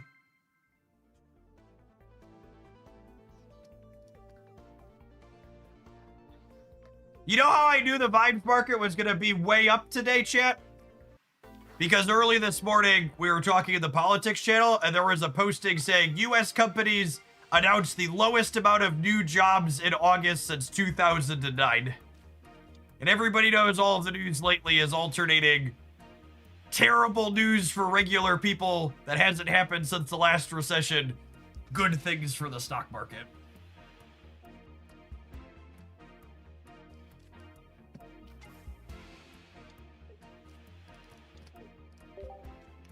We'll lead on the baby here.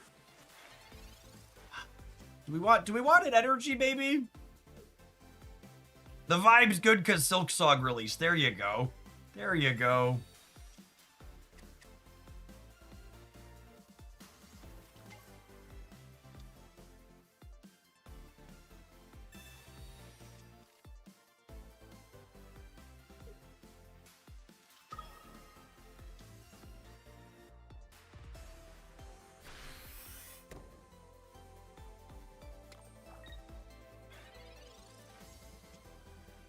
All right, gamers. I think Cleffa might have to take one for the team here.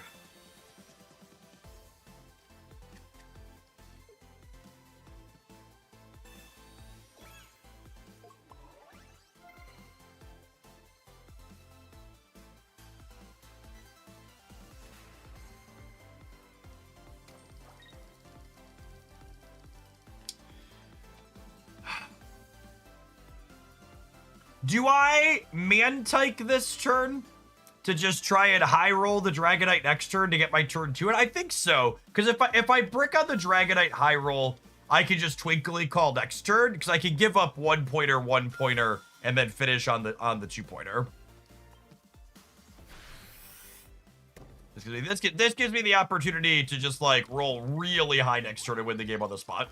2 EX Dragonites, a Communication, and 2 Research. So like five cards at 13 that are real good for us.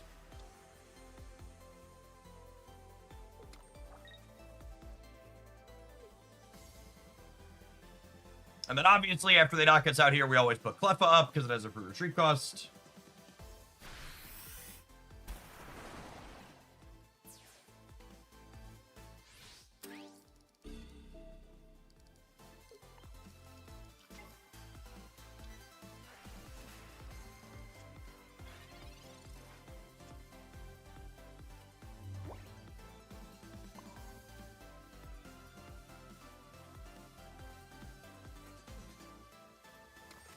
Do I allow myself to get cooked by Basic plus Sabrina?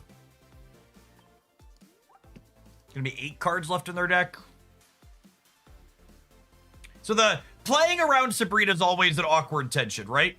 I can play Dratini this turn to not lose my Dratini with my energy on it to a Sabrina. However, that means a Sabrina later gives them the option to win the game by pulling it up later. So I think it's actually correct to not play the bench Pokemon out here. And I know it sucks to lose to a Sabrina this turn plus a bench Pokemon if they have it, but playing it out actually gives them more outs later.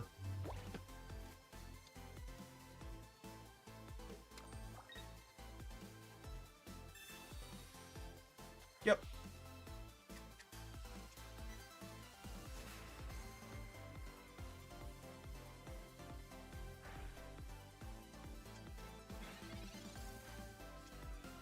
Wait, what?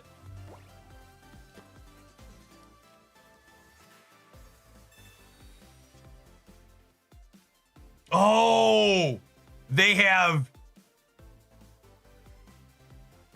No, it doesn't make any sense. I assume they're just gonna have Frog Cyrus and it doesn't matter.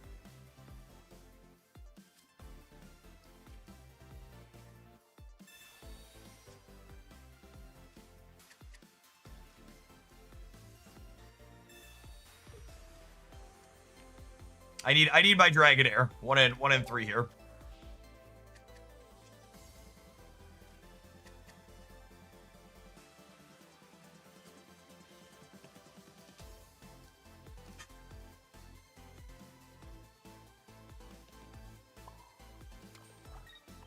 If we'd have found Dragonair, Dragonair would have had 120 with the cape, and we could have survived. So only 6 cards left in our deck. Good chance they have. Oh, they can't Cyrus now. That's good.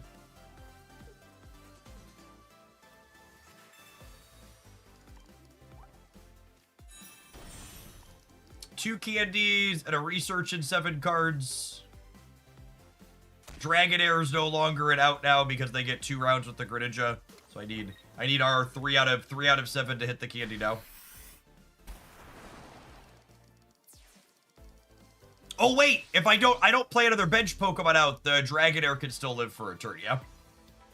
Yeah. Okay, so I'm 4 out of 7. 3 out of 7 to win the game, 4 out of 7 to survive. 1 out of 7 to survive. That's just the way the cookie crumbles, gamers. Not really a whole lot to be done there. I think I'm pretty happy with my decision-making process. Sometimes you miss your 60%er on the last turn of the game. I think it's very unlikely that the previous opponent plays Sabrina, yes. Usually they play Cyrus with Greninja.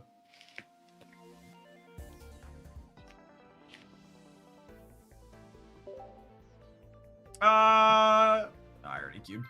So, you know, we should probably move on to the next deck.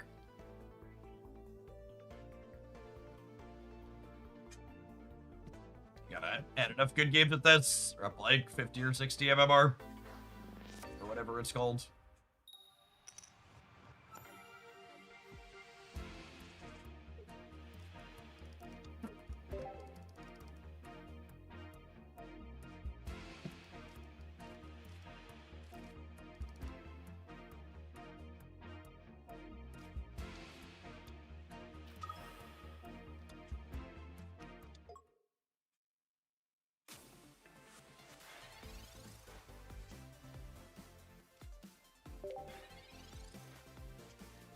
Looking to draw a energy baby next turn.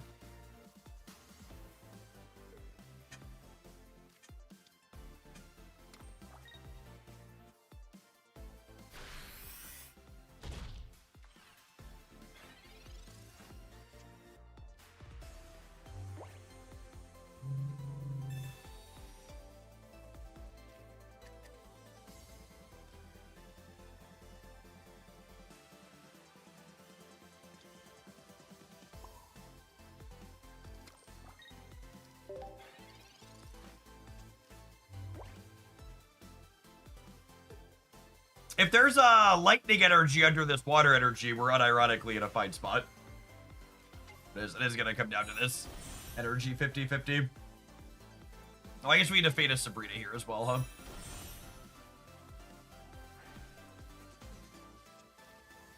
If there's lightning under this and they don't take this out, we go Dragonair energy, Dragonite energy hits you, and then we have Lyra queued up to finish.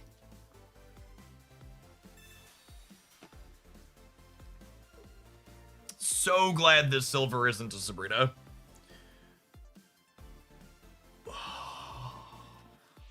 Gaze upon my pair of Lyras and weep, for they are beautiful.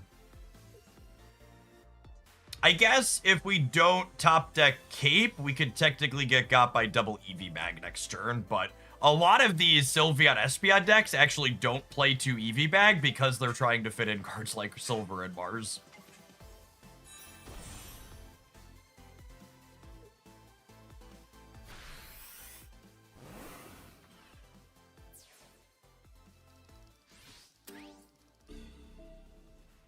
All right, 50-50. We lost our 50-50 last game. Can we win it this game? I need a lightning energy.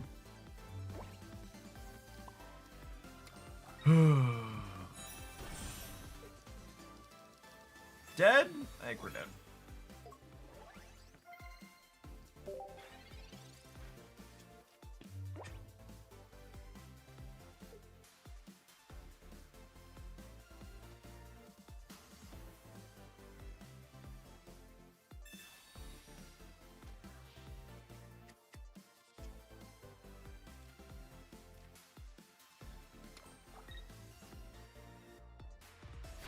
I could use this, that didn't really matter. Because we don't have a lightning energy.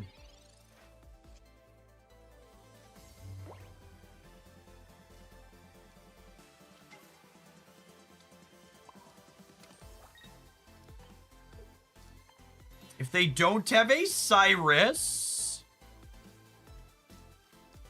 we can still win this game.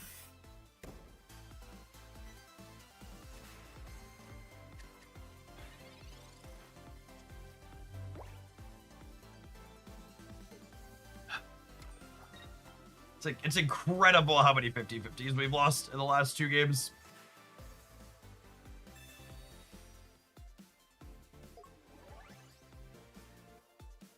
Are we just playing EV bag before we play Cyrus?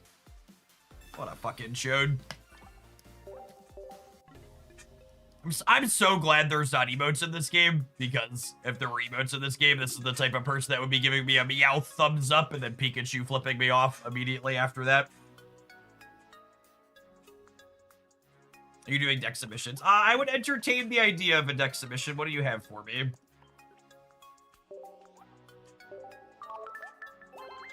gonna reserve the right to something that say no to something that sounds terrible.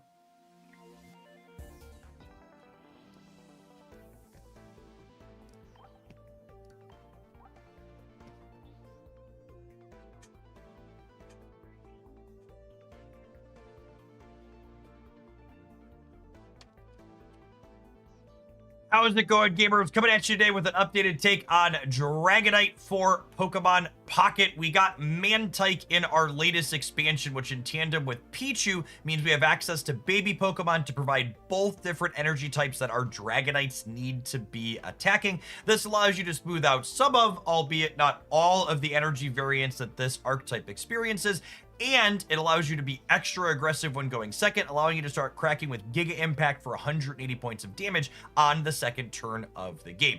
Our copy of Baby Dragonair as well as Baby Dragonite gives us some flexibility to evolve more consistently, so we're not just dependent on hitting our rare candies and Dragonite EXs, and they give us elegant answers to opposing copies of Oricorio that fit very cleanly into the archetype. For people who aren't super familiar with EX Dragonite, Lyra is a key combo card with it. Its Giga Impact stops you from attacking the following turn, but if you Lyra your damaged Dragonite out and then retreat back into it, similar to the dance that Buzzwole does, it clears that effect and allows you to Giga Impact 2 turns in a row. If you're like me, Dragonite's one of your favorite Pokemon, I think you can play this deck list and feel pretty reasonable about it. It's had a few results in our community tournaments, and it pulled me from Ultra 3 up over the Ultra 4 hump, racking up a few dozen MMR points and a 6-match win streak at one point. If you enjoyed today's games, make sure you smash the button, and if you're interested in seeing more competitive off-meta decks in Pokemon Pocket, make sure you're subscribed to Hoaglandia Pocket here on YouTube. For the rest of the day, enjoy this one.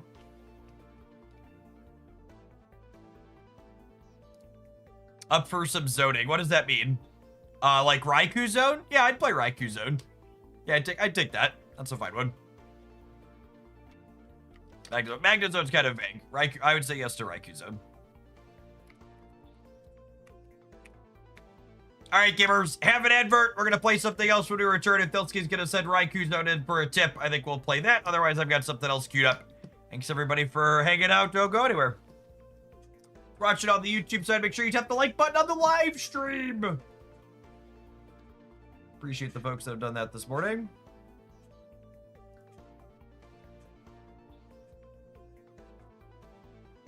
Would it make sense to run it with one of the dogs? Run Dragonite with one of the dogs? Why would it make sense? Instead of telling me my deck is built wrong or me telling you your idea is bad, make a compelling argument.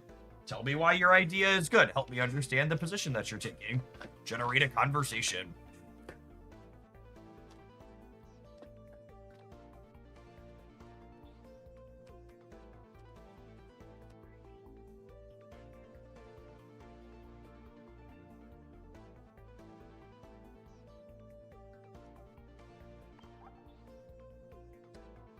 Did I have Raikou Zone built already? I don't think so. I can copy this one, though. This is close.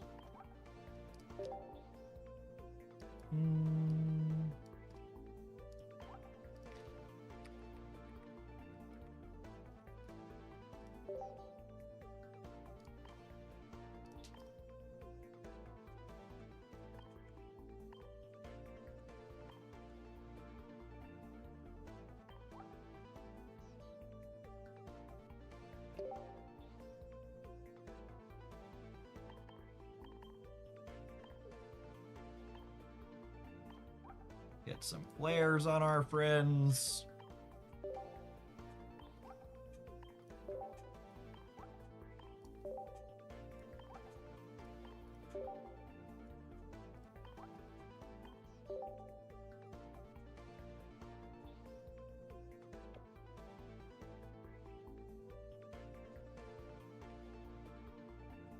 I imagine it's probably close to this. Maybe there's less X speed or Zera.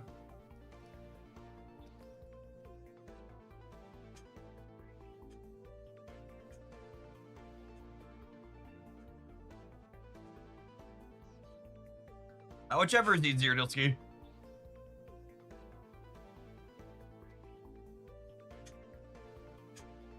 Have you played with Zoroark yet? I have not. Zoroark strikes me as one of those cards where if it was going to be competitive, it probably would have popped up already. So I'll get around to playing with it at some point, but I have pretty low expectations if I'm being honest. We're kind of at the point in the season where I would be surprised if there's too much. We're like a week and a half in, right? So I'd be a little bit surprised if we have something brand new pop up.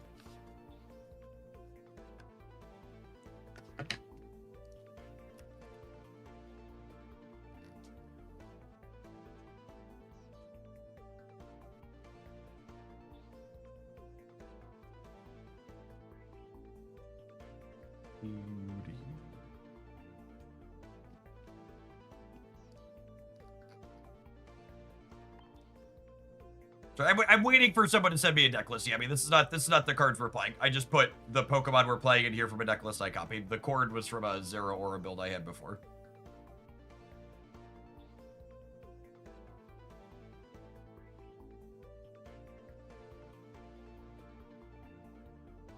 I mean, we'll definitely play Dugtrio before the next booster pack releases. It's just from Dugtrio. Dugtrio is similar to Zoroark in that, like, it's not high on the priority list. There's a laundry list of things that I think are likely good. D-Shuck, thank you for the 2/3 of a year. I appreciate that. Welcome back. While we're waiting for a deck list submission to be sent in, by the way. Oh, there it is. Thank you, Dilsky.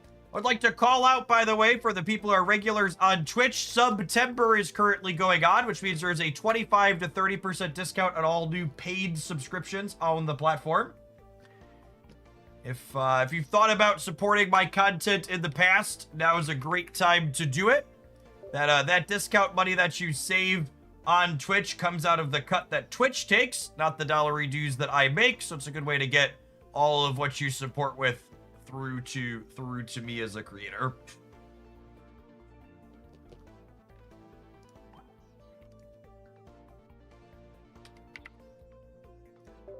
Ori.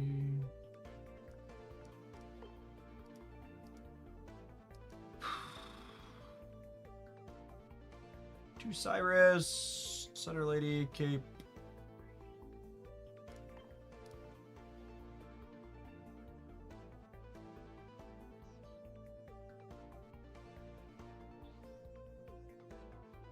What do I have that's different from you? My kingdom to be able to import freaking deck lists in this application. Meow Rude, thank you for the gift sub. I appreciate that. Good morning, good morning. So I have an extra elemental switch over your copy of Mars. That sounds great. That sounds much better. I think X speed is better than Leaf. Yeah? Question mark? What's the benefit of Leaf over X speed? The benefit of Leaf lets me move Raikou out on turn 1, but I almost never want to move Raikou out on turn 1, right? Like most of the time I'm using the retreat card, it's to put Raikou into the active spot early. So I think X speed is better than Leaf. Let's start here.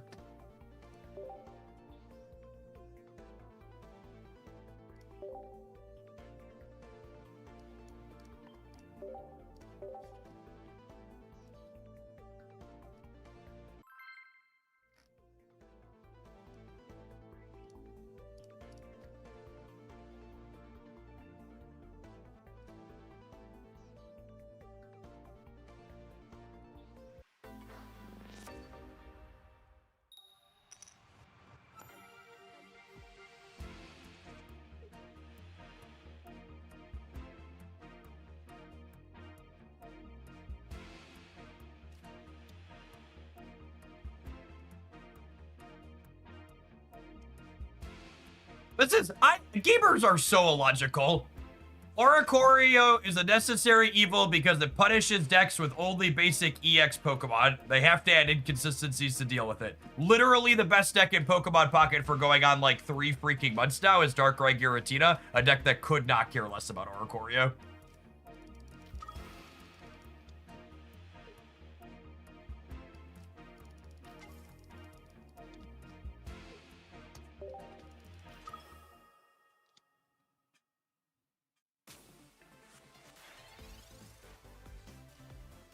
You have any ideas for Jumpluff? Yeah, there was a Jumpluff deck highlight up on the Hooglandia Pocket YouTube channel already, and there will be another one going up over the weekend.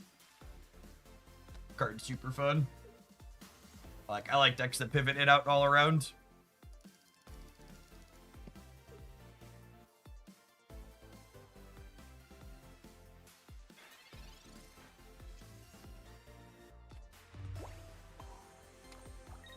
I don't think there's any reason to keep the Raikou up, because it still dies in 3 to this regardless.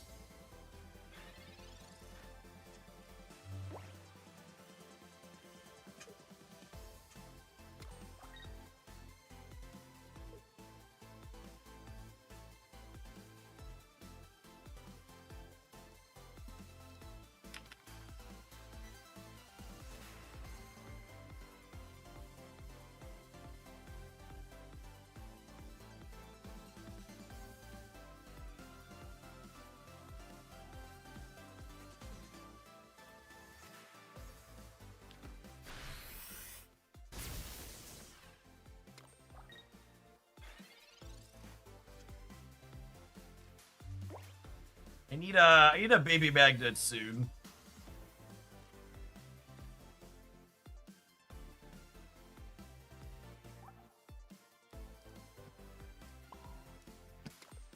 And it's honestly just it's funny we were talking about the game with Oricorio.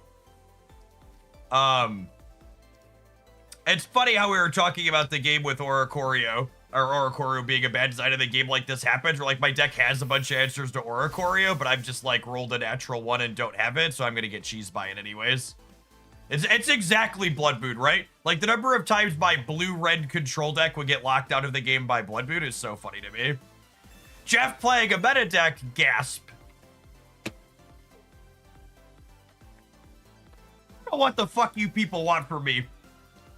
If this is a meta deck, then literally every deck in this game is a meta deck. Go look at any of the recent tournaments. This deck has 0 metagame percentage.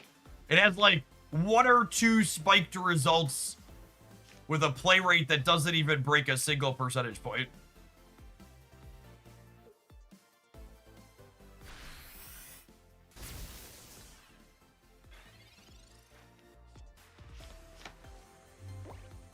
The chatters are on one this morning. Evergreen comment.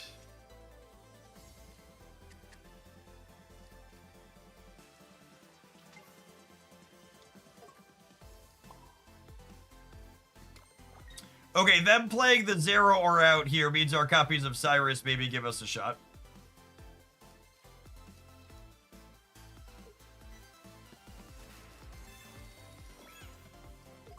This deck should play more Blue Eyes by Dragon. That's true, you know. Well, I guess I haven't researched yet. We can still find a magnet. Oh, lovely. What a lovely little magnet it is.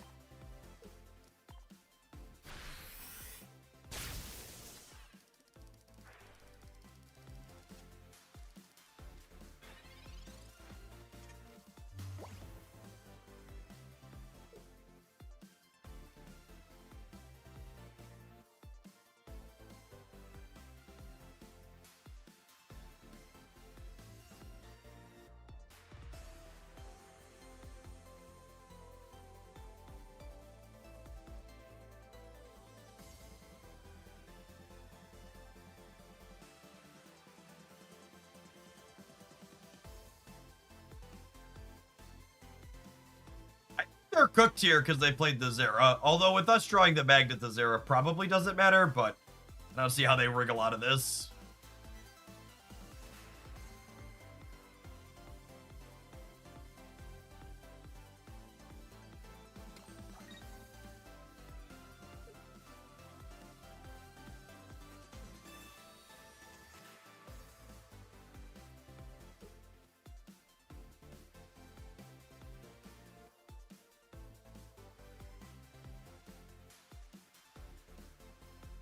With the second Raikou on the bench here. I get to clear this out even if they retreat it without a Cyrus.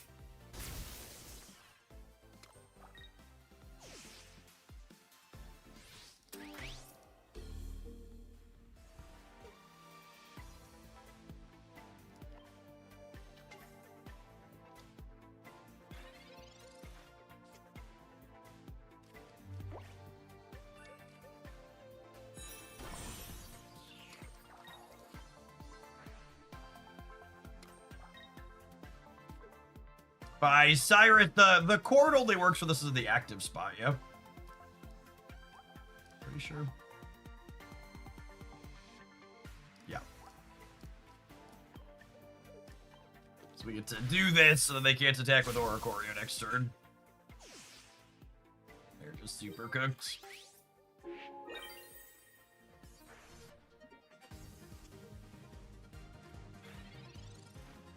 What do you expect from the September mini set, Megas, or something else? No, the Megas are absolutely going to be the B1 set at the end of October. They'll begin to the new era of Pokemon Pocket.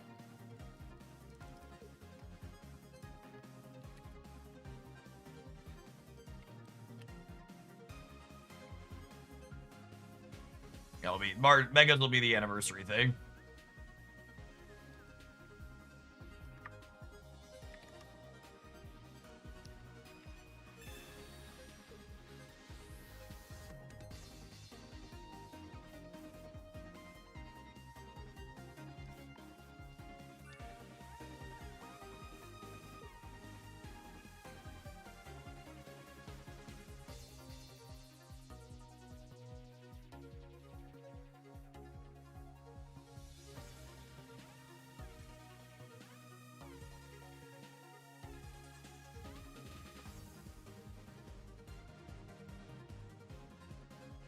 They should just be cooked here, like we've been saying. So we are gonna get one more mini set later this month, almost assuredly. That's their normal release cycle is one pack per. We got another five VX pack at the end of the month, single pack set.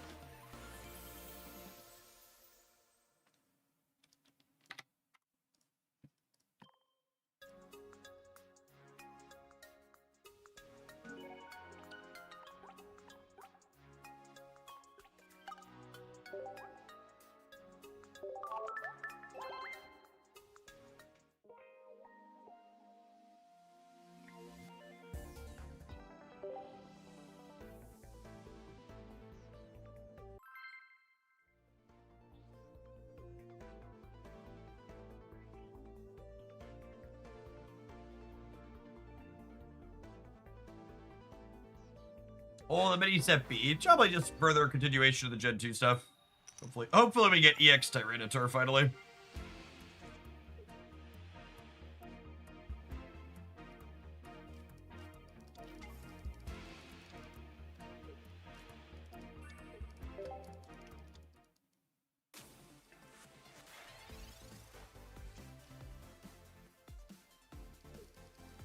EX Houndoom, that would be fun.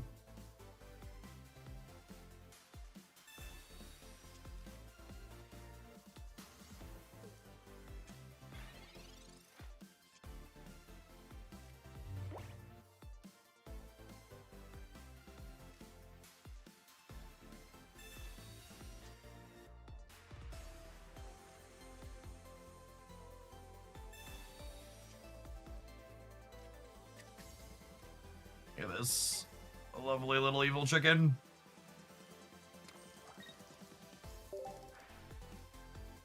Get to draw a card here, and then obviously they need their what's it called right away? Narrator. They had their what's it called right away?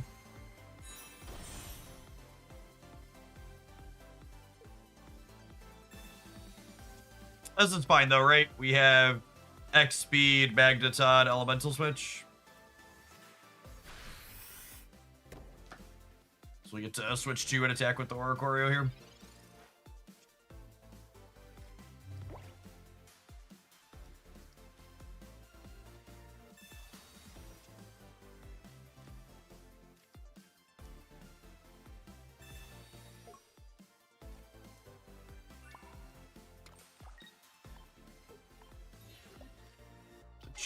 Charge my bird and attack right away. Switching out the Raikou means we're not dead to Sabrina, which is nice. If they take a knockout on the Raikou, they can Sabrina us out of the Oricorio and win the game. But with this setup now, they need so many Sabrinas, more than are feasible.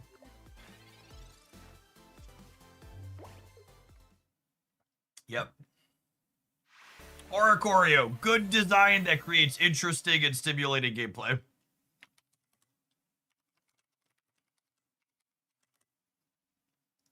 Dead to 3 Sabrinas in a row, yo. Did you play the original Holiday? I'm not a big fan of video games that punish you for losing as part of the game mechanics.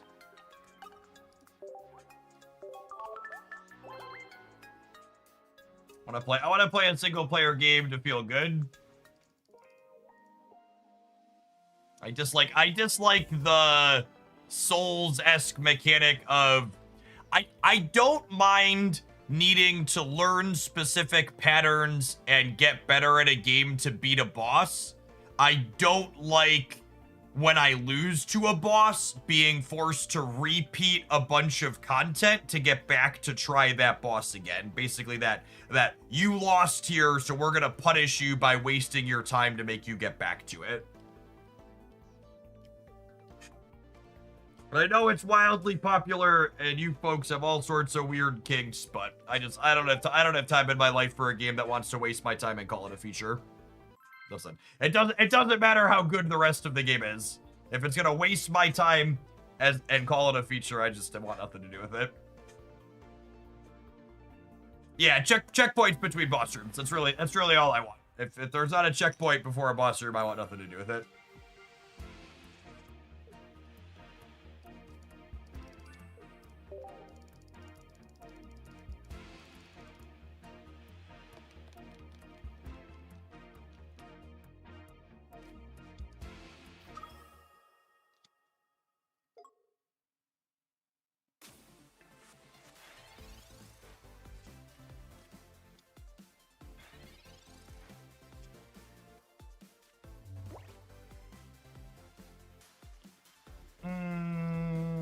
Looking for basics here.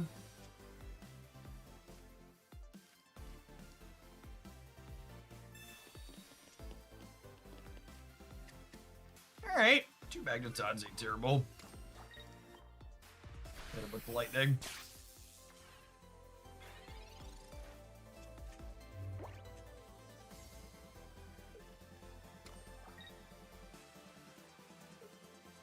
Feeling a little nippy this morning, you mean?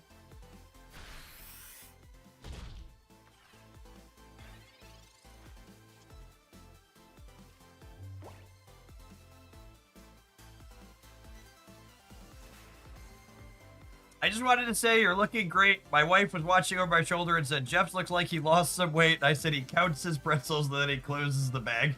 Ain't that's the real life hack, Chip. And I gotta be willing to close the bag.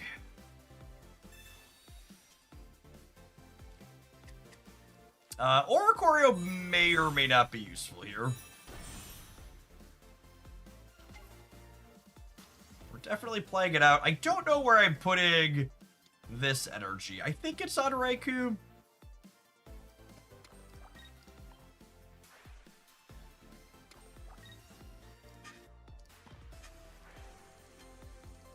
With the double zones in hand and the bird on the board, we're in a very good spot here.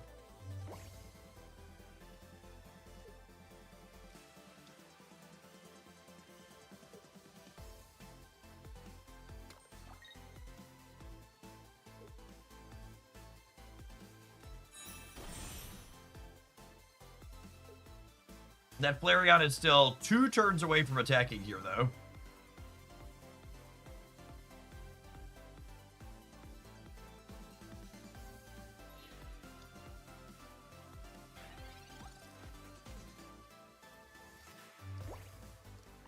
I think once we move into the Magna zones here, they're just kind of cooked, yeah? Well, I can even just Cyrus. I can Cyrus this one down, yeah? Which I think we're supposed to do.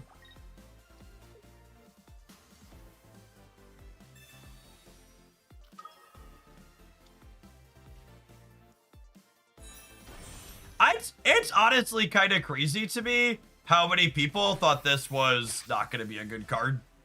There's just an insane amount of... Enabling Cyrus is so good. Obviously, we got a chip shot in this game for it to happen, but it's still such a good effect.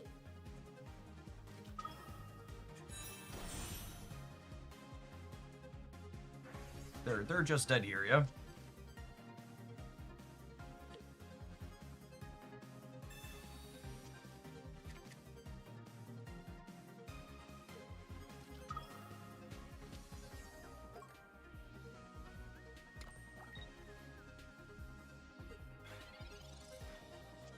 We have an Oricorio backup plan too. That certainly doesn't hurt.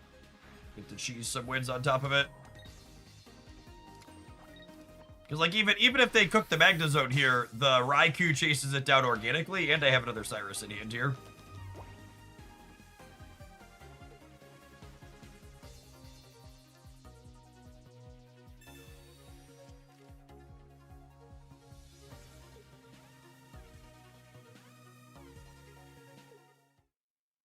Yeah, I just did.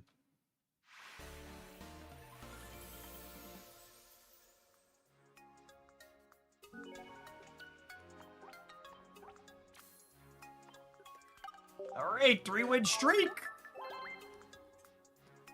This is definitely a very reasonable pile of Pokemon pocket cards. 2 Cyrus, cards that draw extra cards, big hitters, organic answer to Oricorio, Oricorio of our own.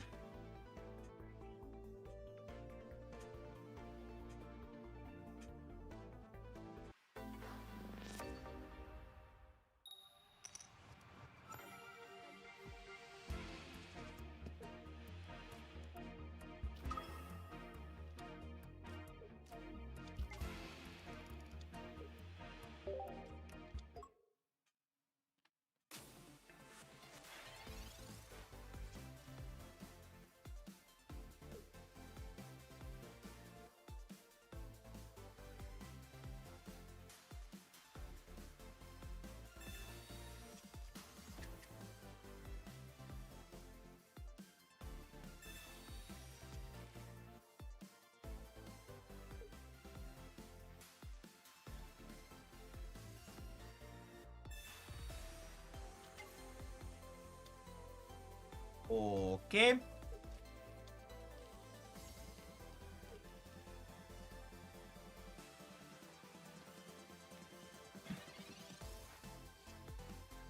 No, we'll start Snap before the rollover. I have a couple of viewer decks left over from yesterday. We'll play in Conquest, but we won't be playing Ladder till after the rollover, as is tradition.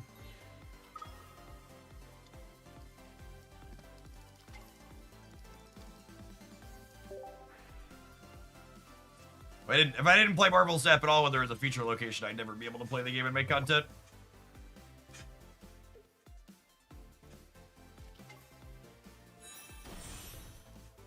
Executor EX. There's a name I haven't heard in a long time. That was not the Executor I was expecting after Growth Spurt Execute.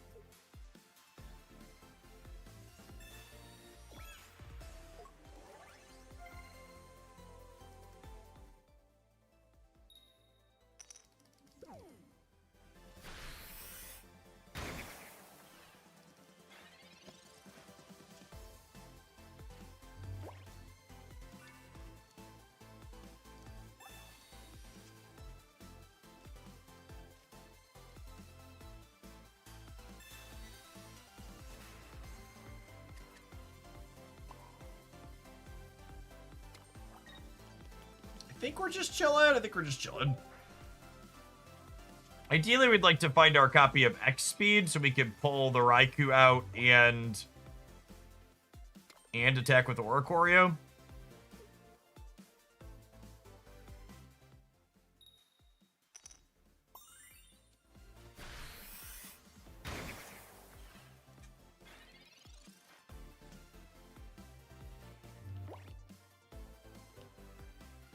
So we can pull the Raikou out here, thanks to Elemental Switch doing its best X speed impersonation, but I can't attack with my bird this turn. And obviously they could run this down with a Cyrus, but I think getting their Cyrus burned early has value.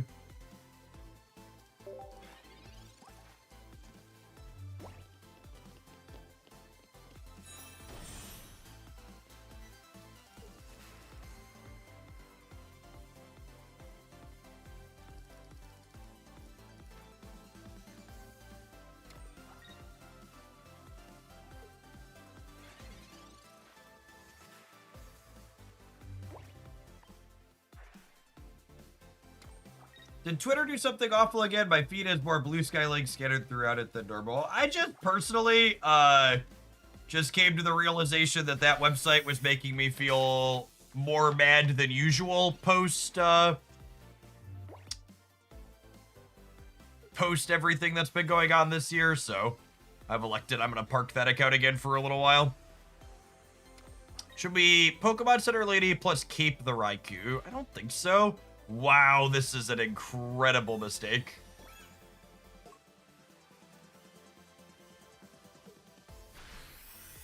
I guess they really want to memory light this, but I get to huge punish them with the Cyrus now. Wow. Come here.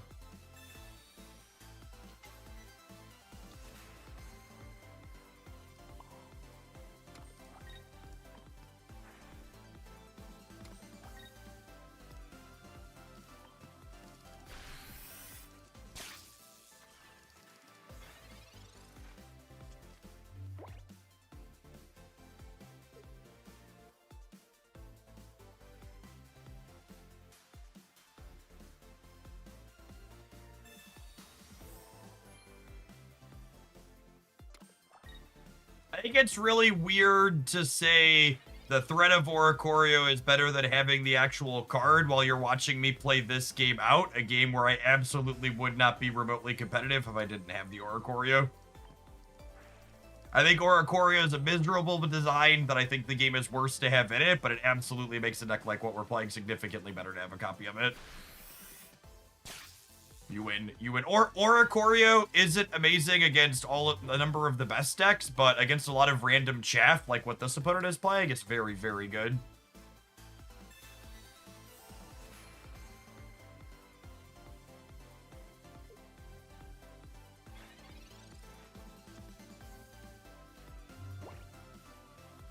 What do we think of Magna zoning this for 110? So that way it's dead to Raikou on the bench.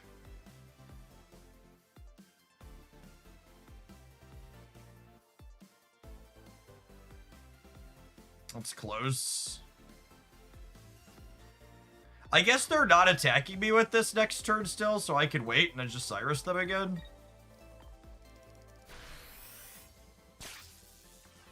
There could be a compelling argument to just Magna zoning them here. That's close.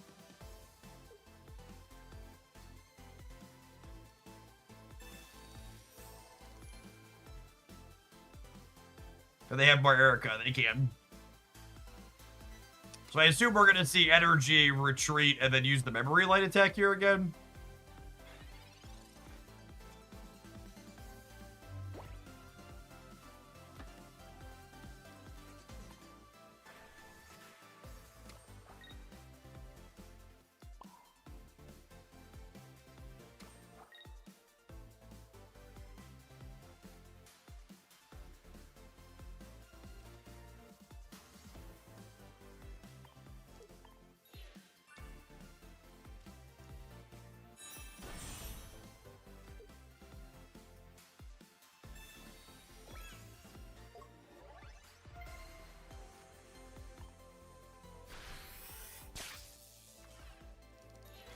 We might still eat it to this.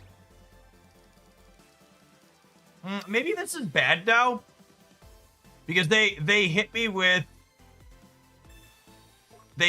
this Executor, and then they hit me with the next one.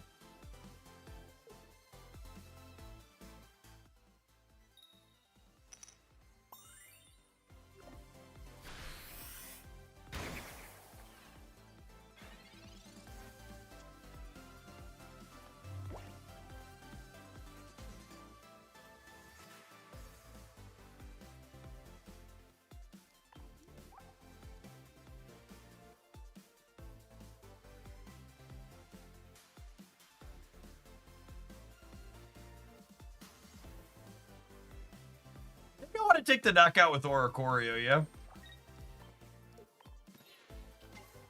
Like, I think I should have left this in last turn. It's probably what I should have done.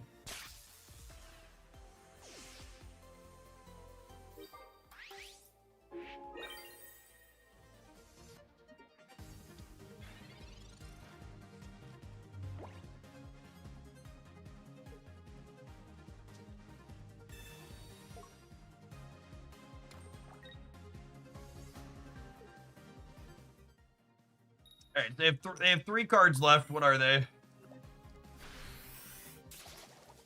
They probably have at least 1 more Executor.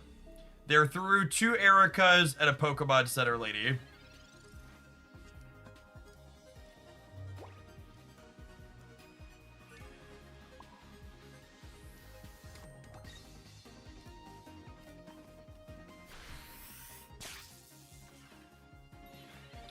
Drawing the Magnemite here is ideal. ISO is guaranteed.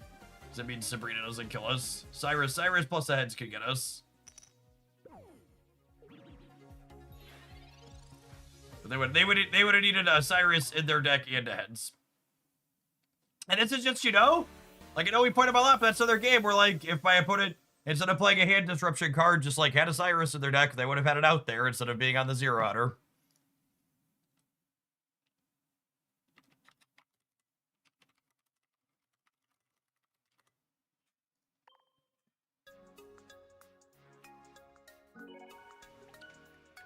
All right, it is 11:30 here in the cornfields, chat. So we are not done with Pokemon for the day. We're gonna play some more with this deck. It's been very good. We're streaking through Ultra 4, but I need to run and grab my lunch because I'm getting hungry. Throw the deck list on the screen. I'm gonna roll an advert. If you're watching on YouTube and you like the pocket content, tap the like button. It's a good way to help keep it coming. Appreciate the folks that do that. I'll be back in a couple of minutes with some food and some more games.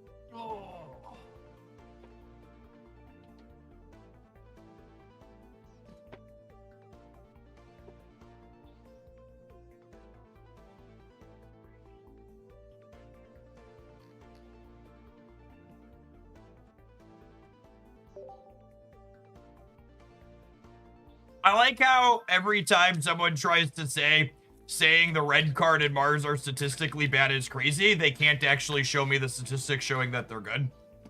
So just like truly, wholly, fully take your feels and please go somewhere else where people will tolerate them. I've done the math. Here's a video talking about. Is the red card command not there anymore?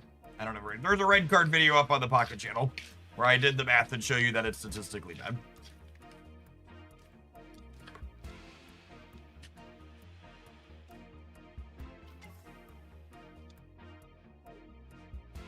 All right, this is an excellent start here. Our first game this set where we have the Magnemite Magneton Elemental switch on the play with the Raikou here.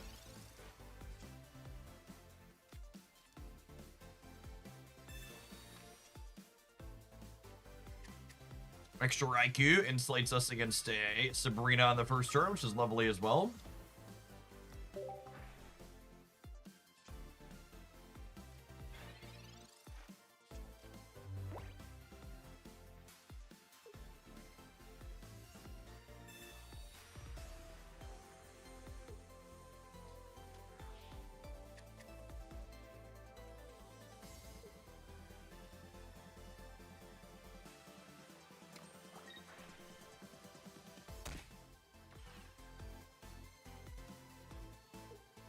Hey, Jeff, do you ever play a game called Keyforge? I demoed Keyforge at Gen Con the year it released, but never played it past that.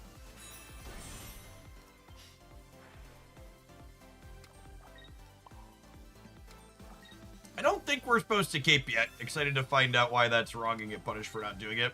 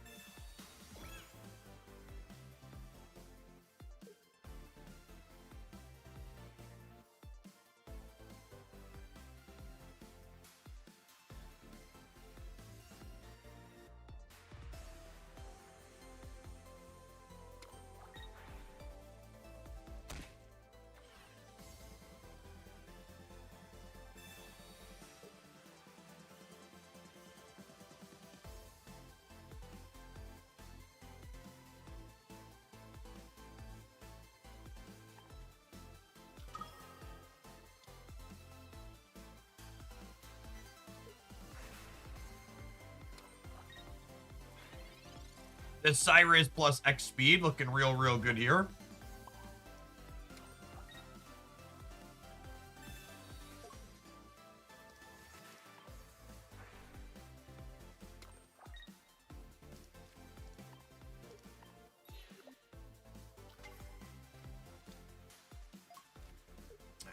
Chip shot on the Raikou, looking very good.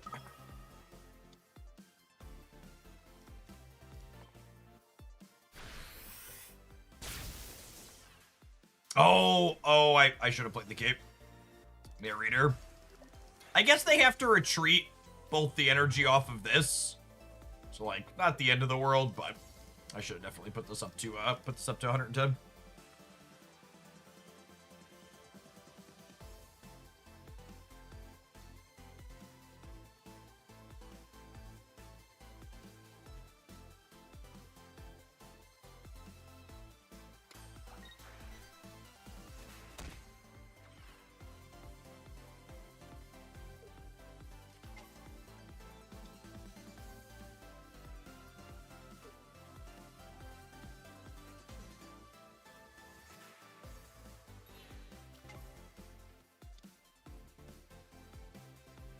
They're dead to Magnezone.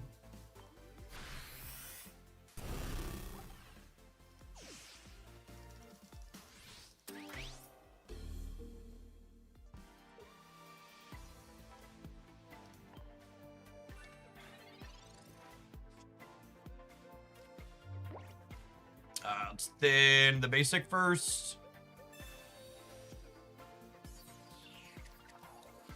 2 zones and a communication.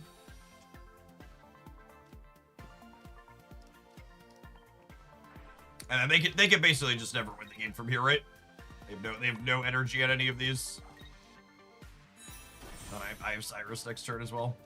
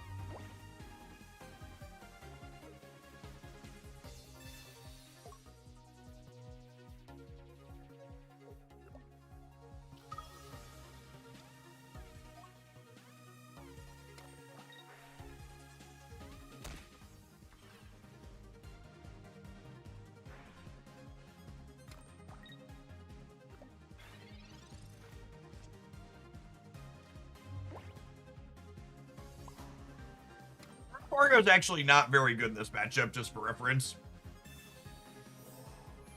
Dodge a Giovanni, we can dodge a ball here. Orio's in the deck for a lot of the more random other decks between Rocky Helmets and Nightmare Auras. Like, if Orio is good into this archetype wouldn't be a top deck for as long as it has been. Orio is an annoying, obnoxious card that punches down. That doesn't work, right? I win the game before the between turn triggers happen. So Rocky Helmet would draw here, but that one I win, yeah. Right?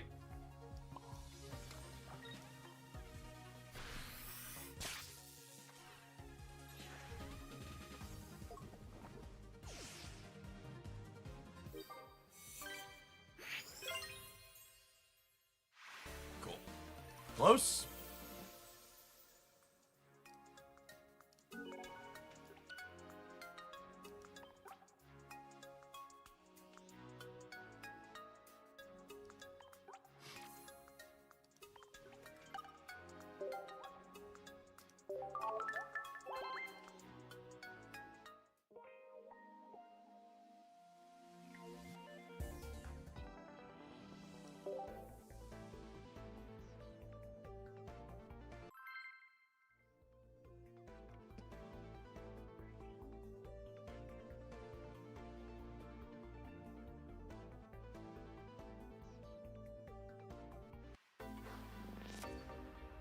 Yeah, I think this deck's pretty competitive, I mean.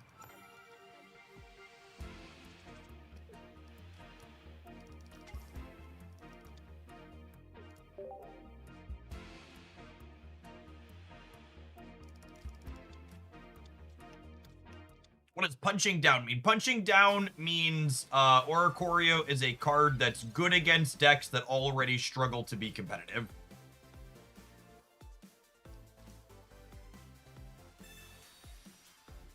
That is not the baby magnet I wanted for Christmas.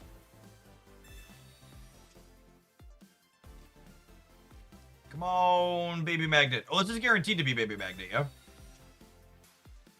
Okay, and now I just need to draw an elemental switch in my next 2 draws. Or another research.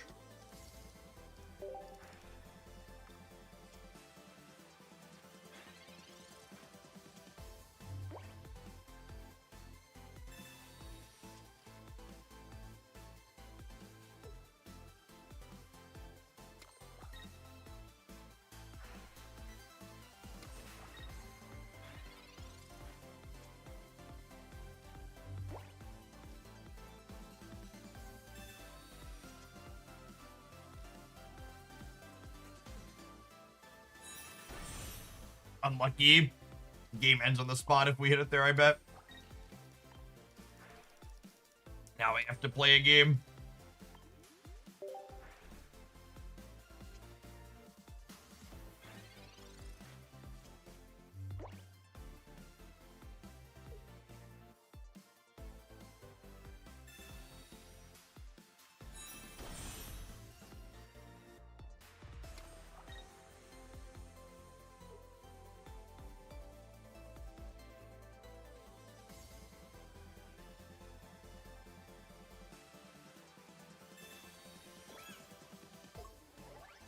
Can we dodge Osiris?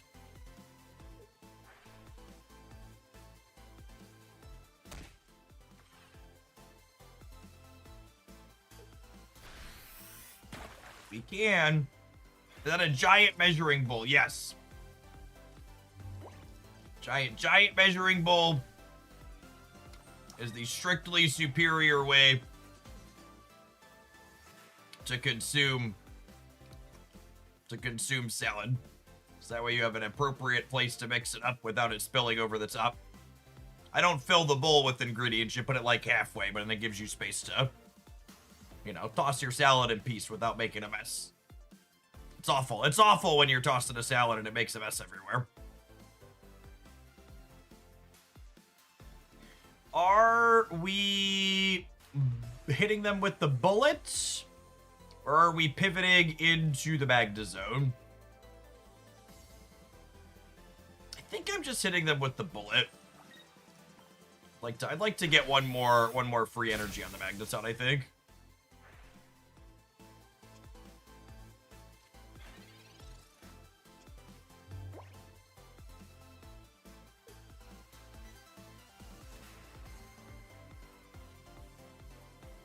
My wife always uses too small of a bowl and it makes a mess when she tosses a salad. Sounds like an issue that needs some practice to fix it.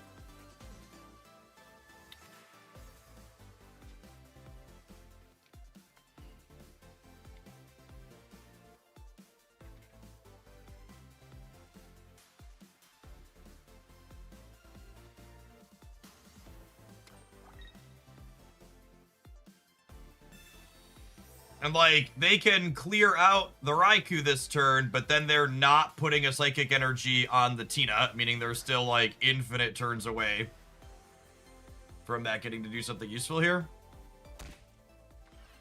Alright, do they have the Cyrus to pull the Magneton up? They do not. Okay.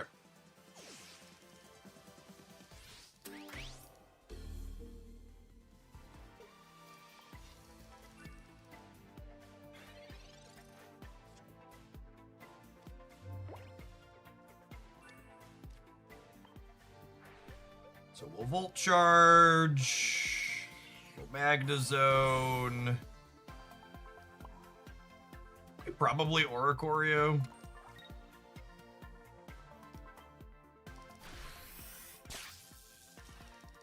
kind of bike do you ride? I think the brand is Verve. Is that a bike brand? I think Verve or Verve 2 is the name that stands out. I'd have to look though. I went to a local bike shop and they let me like demo ride a bunch of different bikes that they had, and I bought the one that rode the best. Yeah, and like this is the downside we were talking about, right? Like they got that first knockout on the Raikou with the Greninja, but now they're so far off of this being able to attack. We're just completely locked out here, basically.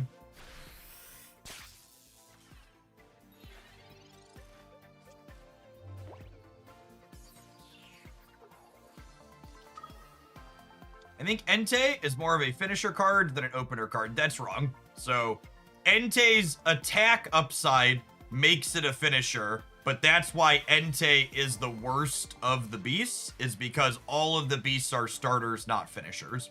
And don't get me wrong, Entei is fine because drawing cards is fine, attacking for 60 for 2 is fine, but that's all it does is attack for 60 for 2. It doesn't have other upside.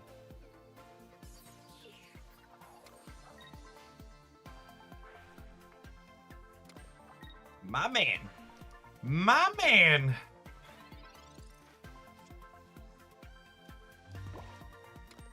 Come to Papa.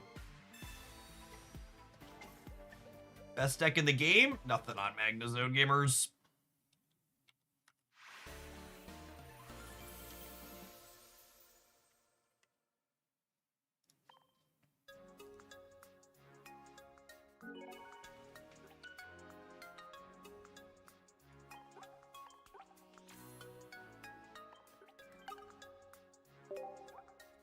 We do be streaking though. We do be streaking.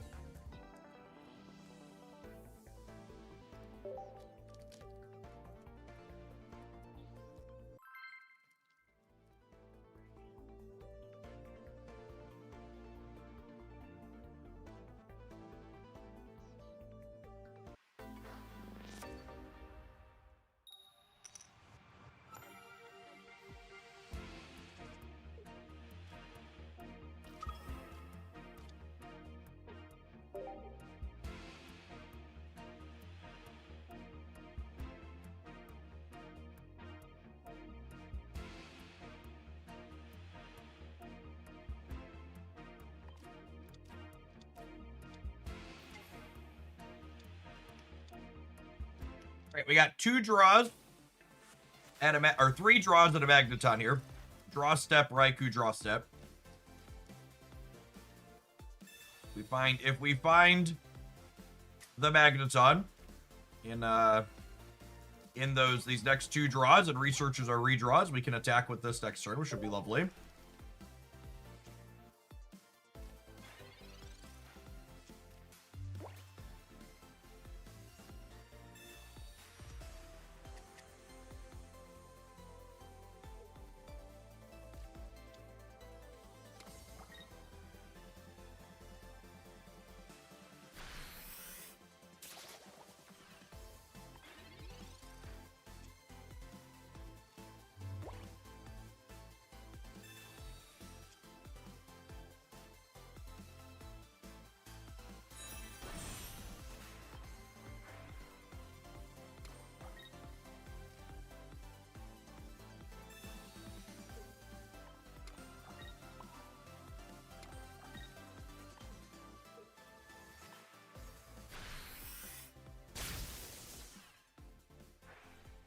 I really like 2 elemental switches in this deck. Yeah.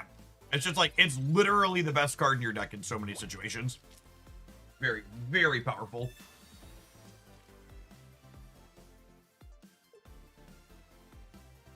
That's definitely the difference between winning and losing in a lot of these games where you're going first.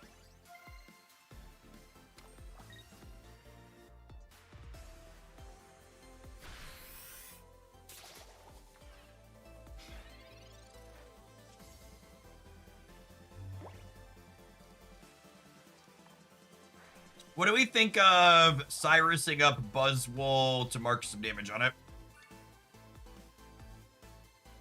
I think I'm into it. I get to kill the Pheromosa regardless.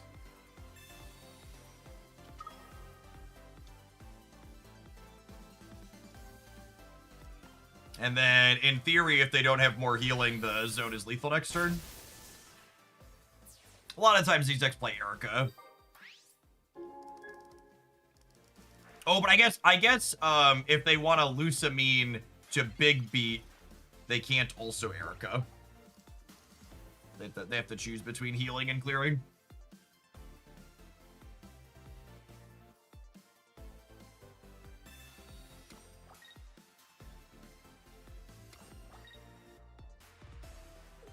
So you're cooked. This deck feels really clean.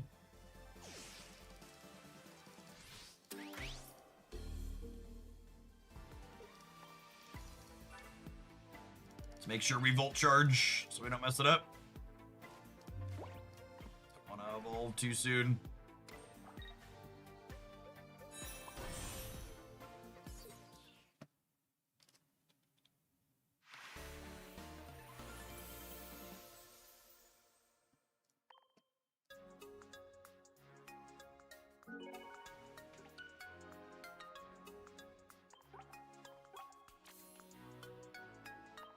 Win streak. That's so many win streak. Get in the zone. Magna zone. All right, can we take this one all the way to Master Ball? It's feeling like that might be an option.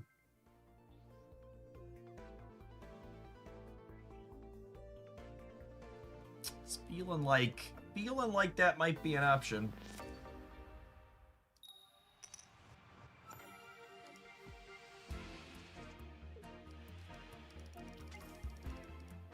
Boo, Arcorio.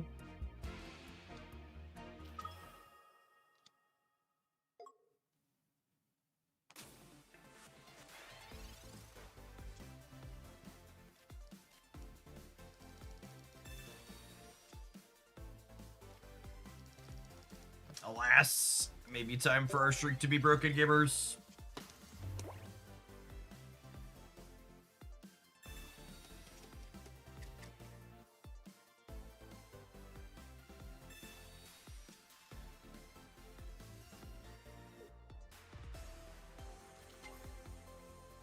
I'm just gonna assume Jay's posting a YouTube link means he deserves to be timed out.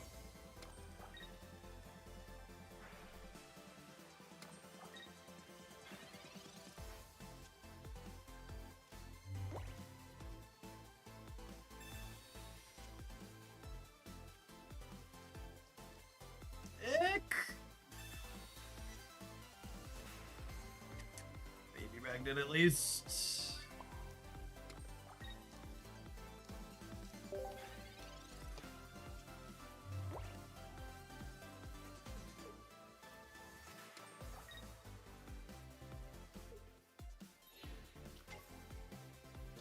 We're switching to Suicune in the face of Oricorio. Do we have Candy Ninja? Repel, sure.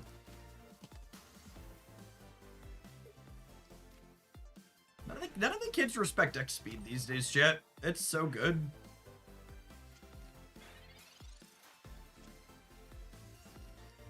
I love that there's so many more decks that encourage me to play X speed. It's like such a good gotcha card.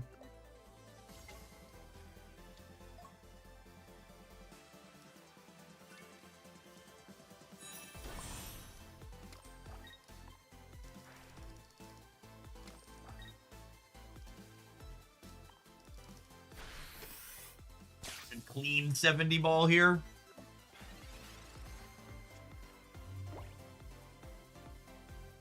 Is there a Candy Frog in my future? That is not the energy placement of someone who has a Candy Frog.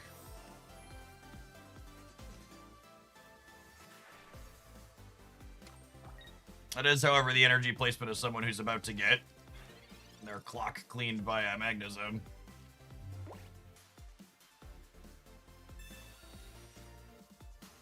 Is it? Huh. Am I attacking with Raikou this turn? Is that crazy? Yeah, it's gotta be crazy. I think it's just Magnezone, right? I think it's just Magnezone. Yeah, I was gonna hit him. Thoughts on Repel in this deck or Repel in general? I think Repel is generally worse than Sabrina and Cyrus. And in this deck specifically, I don't have room for a third way to interact with my opponent's bench cards, that I absolutely wouldn't play those cards before I would play Cyrus.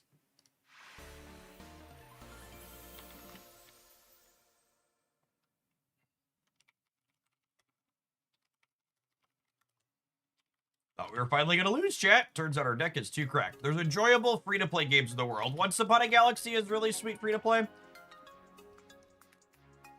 Genuinely one of the best bite-sized strategy games I've touched.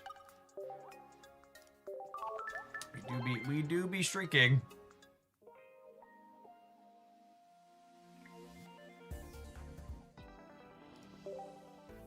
Even while breaking to start, you stuffed him in a locker. We did, yeah. To be fair, their opener wasn't ideal either, right? They started on Giratina.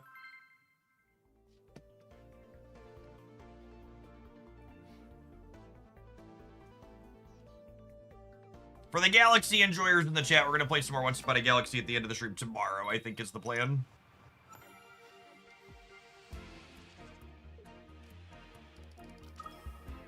Come on, give me a baby magnet. One draw to baby magnet. One draw to baby magnet. Unlucky. Unlucky. Is this it, chat? Is this the one where we finally brick?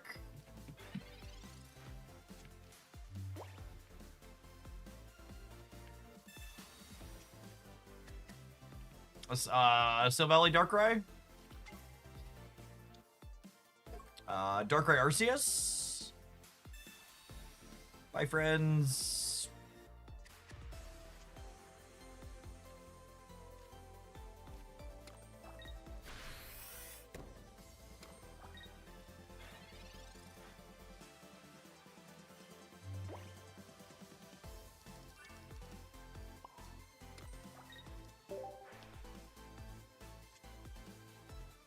If they can fill their bench, we're in trouble.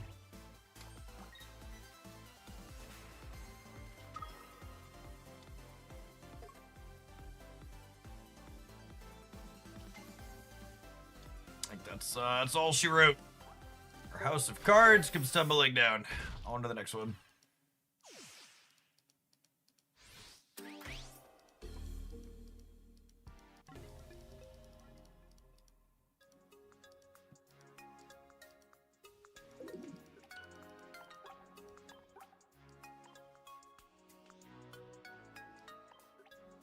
Phantom, thank you for the 24 months. I appreciate that. Welcome back. This deck maps points weird somehow, but it works and it speaks to the power of draw with Magnezone. Yeah, definitely. I think a big part of it is once they knock out your Raikou, usually it's positioned you to a point where Magnezone's next attack is lethal. And Magnezone having 140 to 160 HP means it can take a hit, and usually 2 zone hits is always lethal.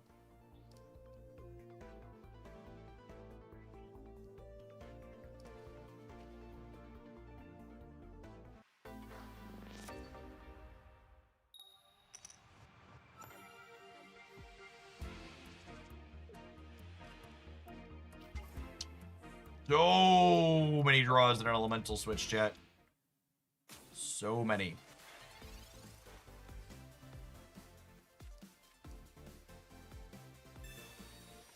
I think my hand is good enough here that I am not going to...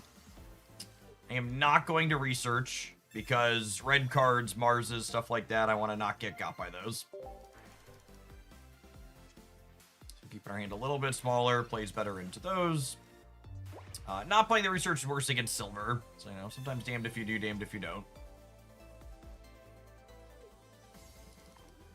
So we'll have 3 looks and 12 cards at two copies of Elemental Switch. And if we find it and get to clear the EV on 2, puts us ahead in a really big way. Good cape here from the opponent. Playing around that possibility.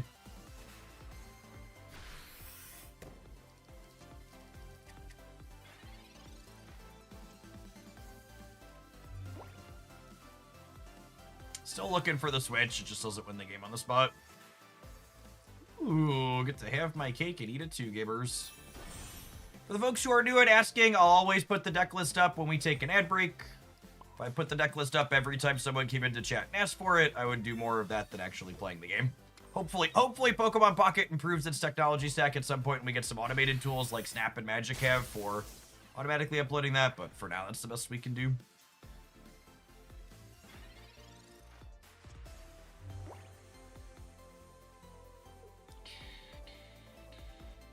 Our Cape plus Pokemon Center Lady should hopefully mean we survive 2 hits from Espeon or whatever they have. I assume they have one of their 5 or 6 evolutions here.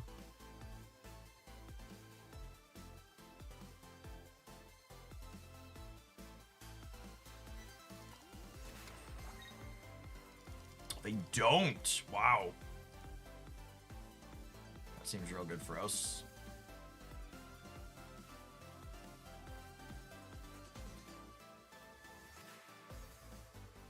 That's also true. This deck draws a lot of cards and like 95% of it is on screen in most of the games that we play. Very, very accurate.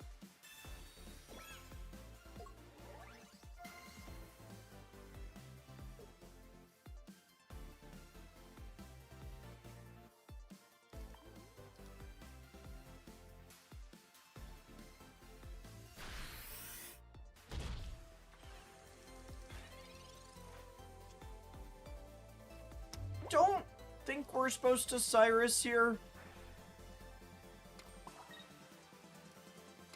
We're just supposed to tag this. And hopefully we get it with a bullet next turn.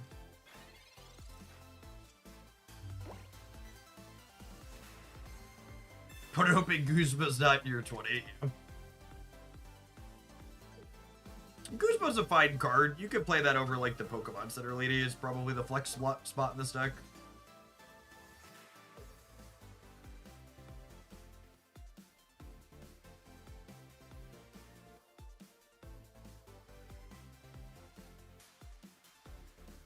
Opponent likely has Baby Espeon. Sure, but it's only doing 80 to my Raikou right now.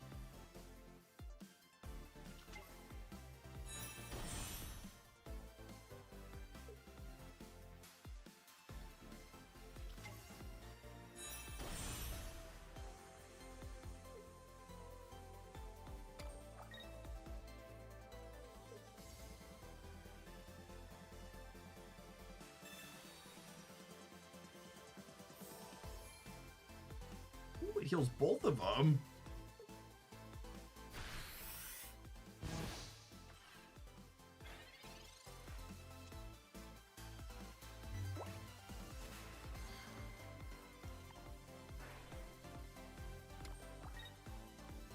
I think we're just hopping in the zone.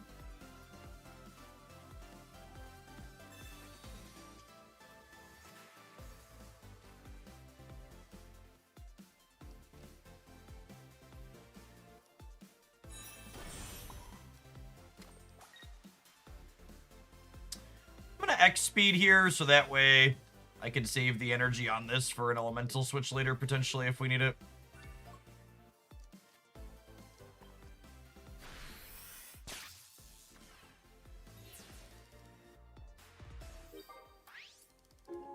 Cyrus could punish that, but I think that's a worthwhile use of resource here, especially with so many cards in my hand.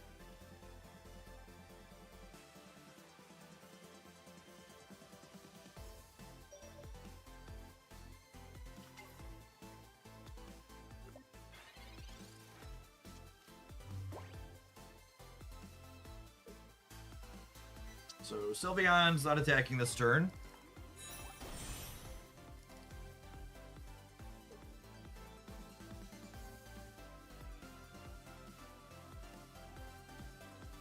The Pokemon Center lady here notably lets us live through 280 hits from here unless they have an EV bag, which is nice. And they've already spent an EV bag.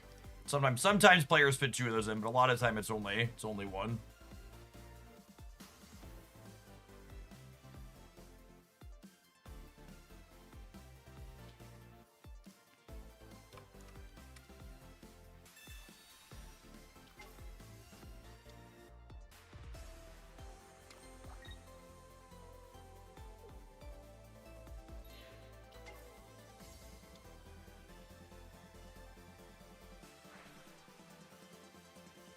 Oh, they just want to get the psychic healing down. Sure. I think this means they're cooked, though, yeah?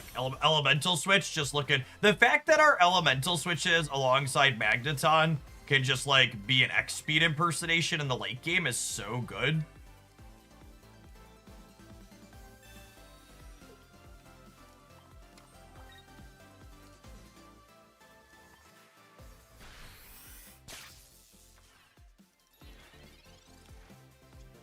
So there's no reason to Cyrus the Sylveon. If I take out the Espeon, I win the game, so another 1-pointer doesn't really matter here.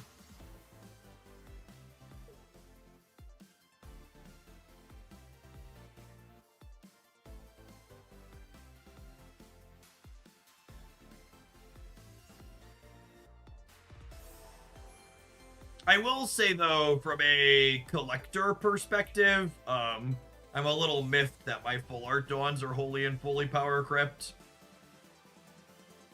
I think that's unironically the most disappointing thing about this is annoying.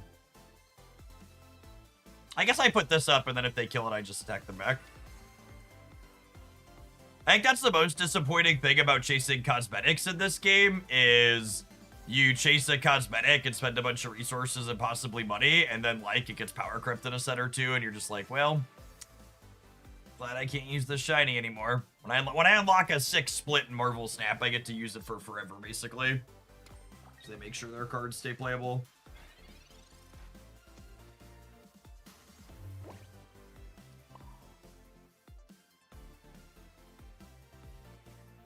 Don't have an elemental switcher to their X speed here, unfortunately, so it's just zone into charge. Then we pass.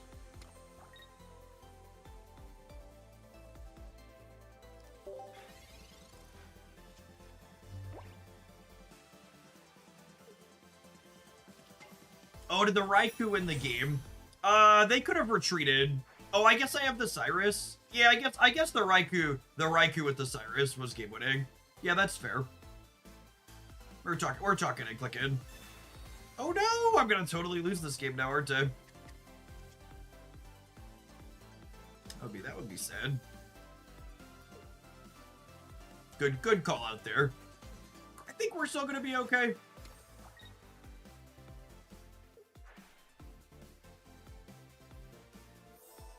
But I definitely had the win after their Sabrina. I just didn't think through it. The dangers of talking and clicking.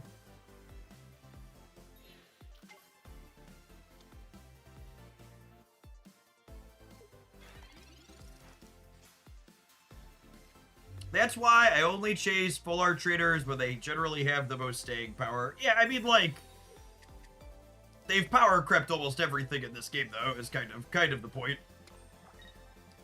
Like, if a card like Dawn looked like it was going to have staying power, I guess is my point.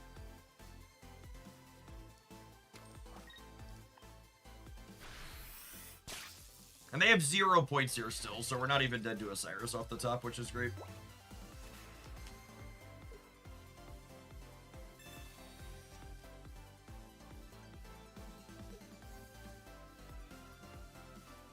And if they retreat in and attack with their Sylveon, I kill it, and then they have no energy left on the board, and we're still good to go. So I made a mistake and missed lethal, but looks like we're not going to get punished here for it.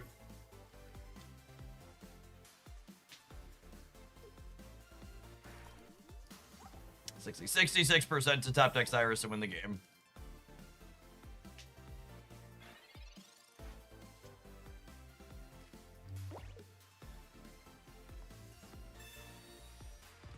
The number one sign of a powerful deck, chat. It carried me through my mistake to a win.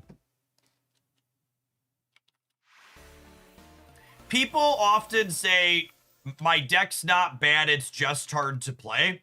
But the push comes to shove reality of that statement is, decks that are actually genuinely good are good enough that they're going to carry you through mistakes sometimes. And what my deck's not bad, it's just hard to play actually means is, my deck is kind of bad, but if I play it perfectly, I can make up for that fact.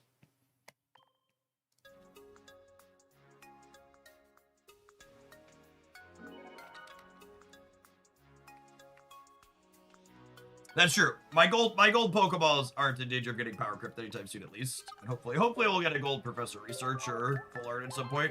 I'm actually really shocked we're almost a year in and they haven't given us a cosmetic for the what's it called yet.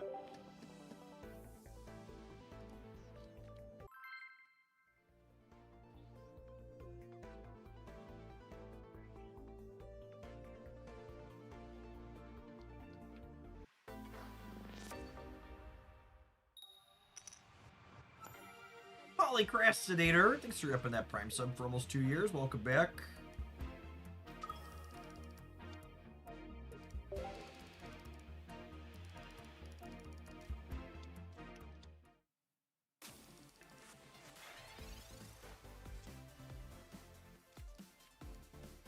Alright, let's get this last basic out of our deck.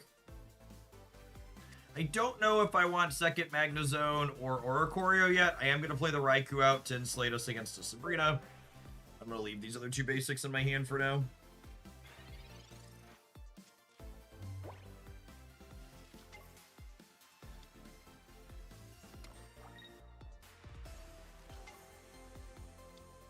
I'm sorry, what?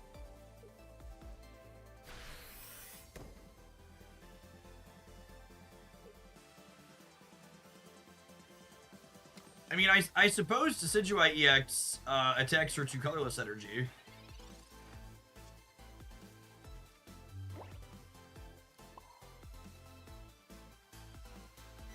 But they have to get damage on my stuff, right? I guess it's an Oricorio game.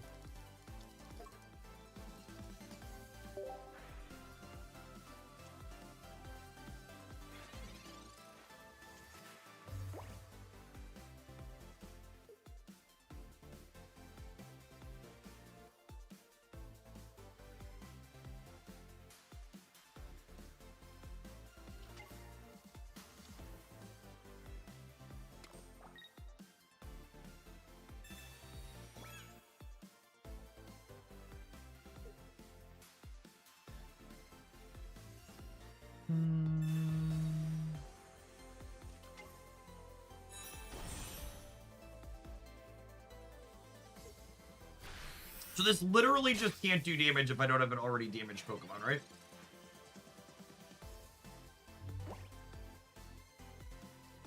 Understanding that correct?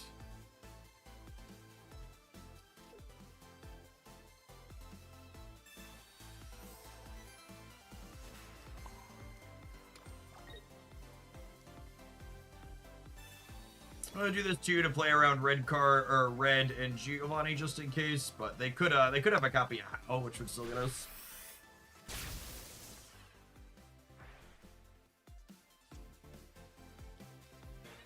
Magneton finally is lovely.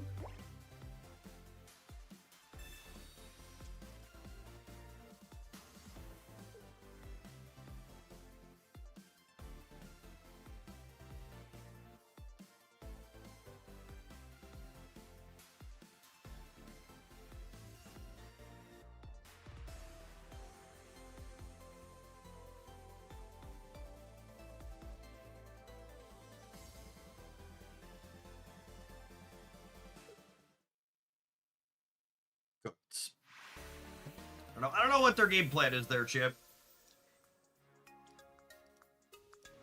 Supporters don't get gold cards. I mean, we would have said traders don't get gold cards before the Pokeball, right? Gold card anything you want. It's mostly arbitrary. Oh, this is your reminder. If you're a fellow old, you've probably been sitting for too long as well, and you should stand up and stretch. Maybe grab a drink of water. If you're someone that's new to the stream and you're thinking, fellow old, Jeff's not talking to me, is he? I have a very easy test to tell if I'm talking to you. If you've ever woken up and felt injured because you slept funny, I'm talking to you. Stand up and stretch, gamer.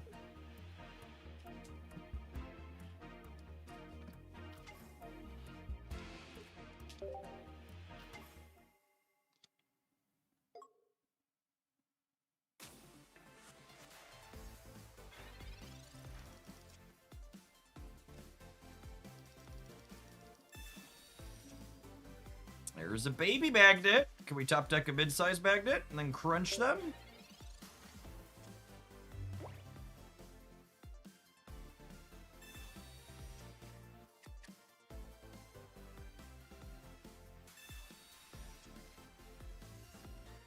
One of your finest mid-size magnets, please, game.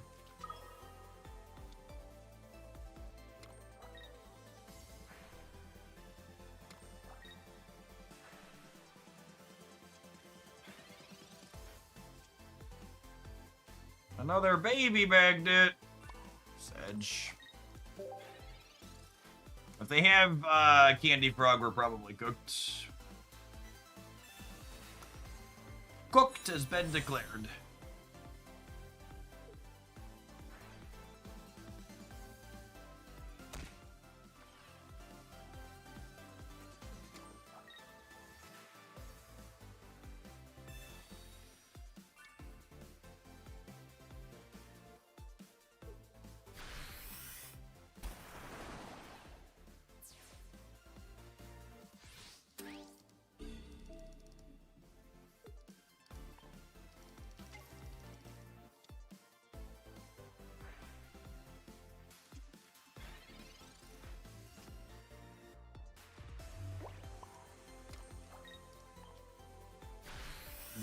Zappy bird.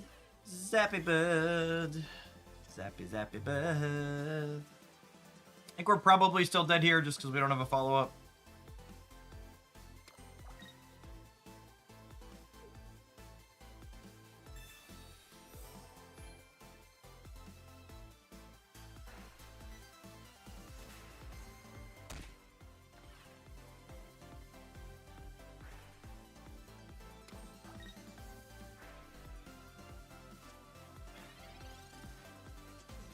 The opponent getting to draw 2 cards a turn while we only get to draw 1.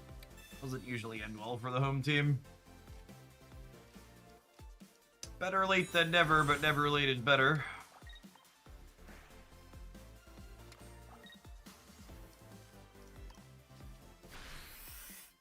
I suppose they do need to take 1 more turn off from attacking in order to get Tina online.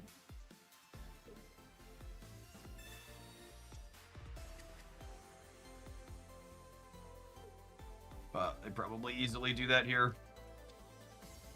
With the Greninja set up, the Tina threatens to clear our Magna Zone in 1.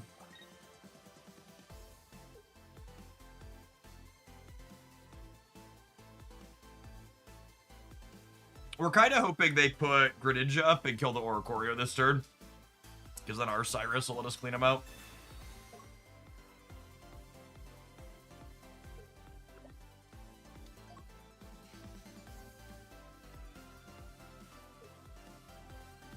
Alright, wish granted, Hogland.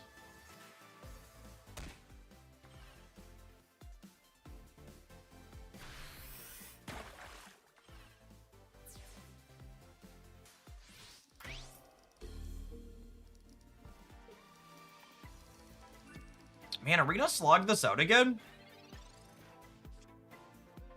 It's feeling dangerously close to cheesing this out.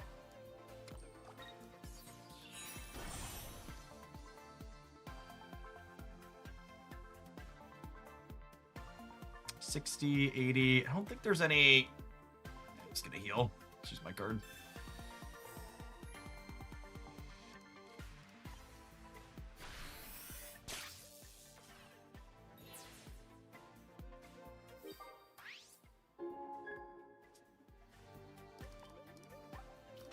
The opponent electing to be dead to Cyrus. Hope they silver me.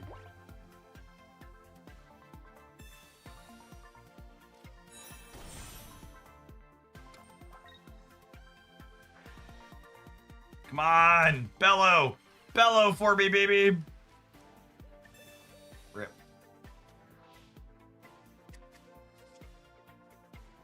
Thankfully, that card doesn't have text. Thankfully, that card doesn't have text.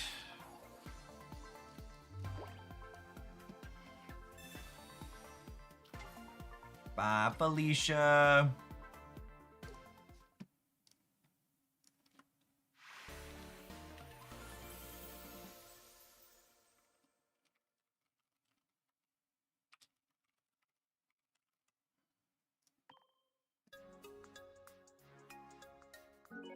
Draw was so bad that game. It was not good. It was not good.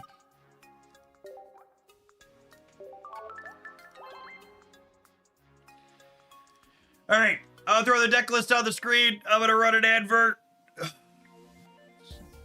Don't make this deck worse by adding hand disruption cards to it, chat. Just play it how it is and win games with it. If you're watching on YouTube, tap the like button, gamers. We're gonna hopefully grind our way to Master Ball here with this pile of cards momentarily. Thanks to Dilsky for the deck submission today, by the way. Appreciate the support and the sweet deck. Notably, the deck list Dilsky sent me had a copy of Marsnet. We cut that shit. Get it out of here.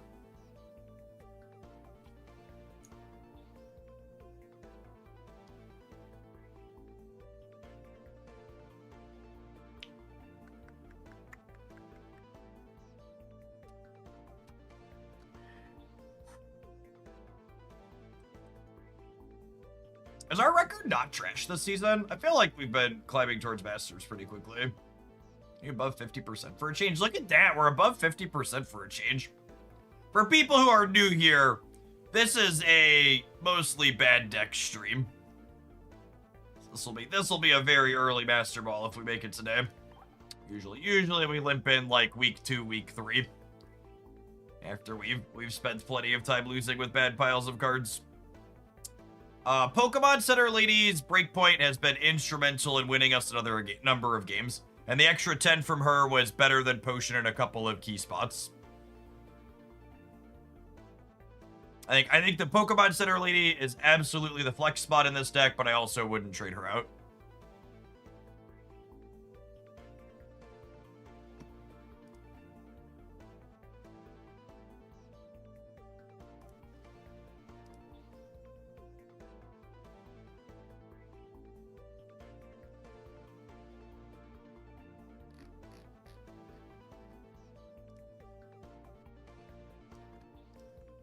What kind of sweaty stream is this? 52% win rate. From his bad decks, Hogland.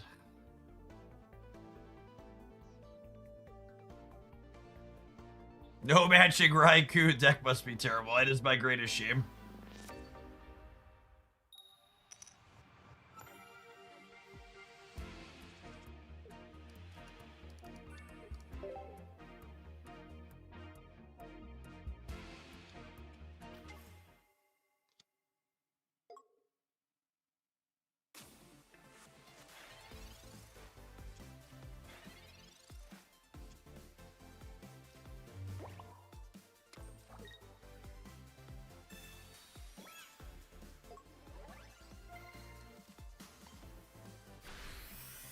The old lightning ball.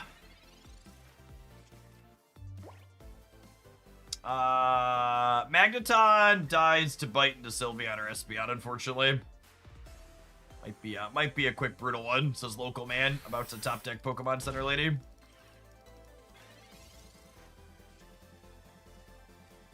Well, that means we're not dead on the spot at least. Smooth Bang, thanks for the 31 months. Appreciate that. Welcome back. I was like, why can't I retreat? I need to put this one up.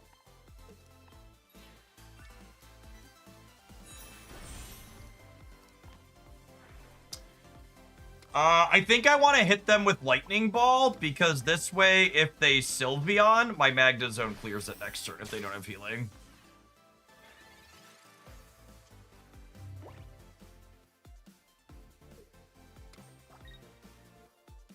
Espeon will heal itself, obviously, which would not be ideal, but... Rip. Also need to dodge Osiris here.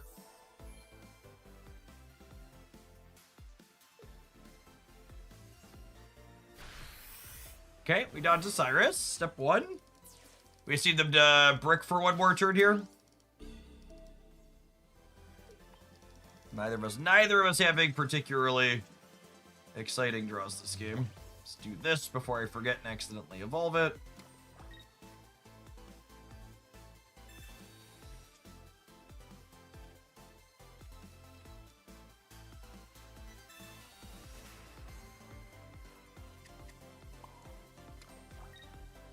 I'm going to hold this to play around Sabrina, because they're holding a bunch of non-Pokemon cards. There's a non-zero chance one's a Sabrina. Well, I guess they probably would have Sabrina'd my Magneton last turn, huh?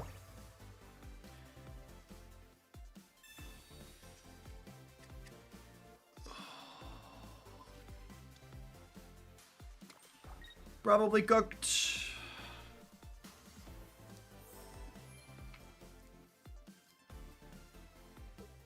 Guess Oricorio could clean it up potentially.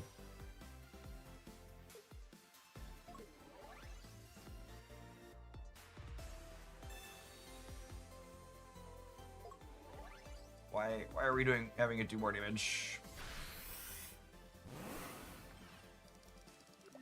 Very confused.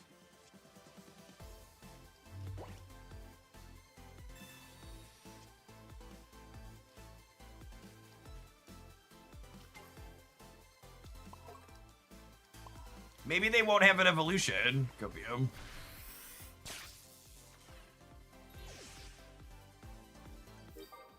Hopefully it's an EX evolution. Statistically it will be.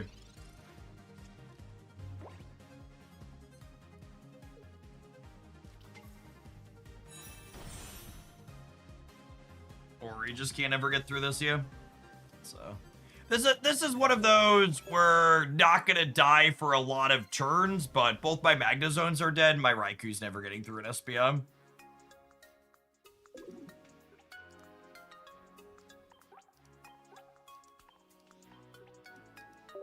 So we'll save all of ourselves some time. 2 awkward draws there, opponent drew out of it before we did. Them's the beats.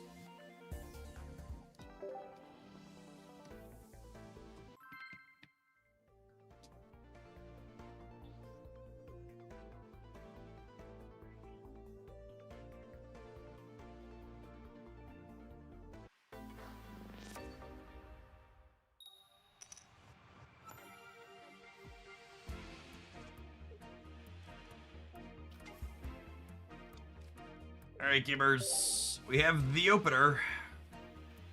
We have the opener. Suicune sleeves on the Suicune deck. Daring today, aren't we?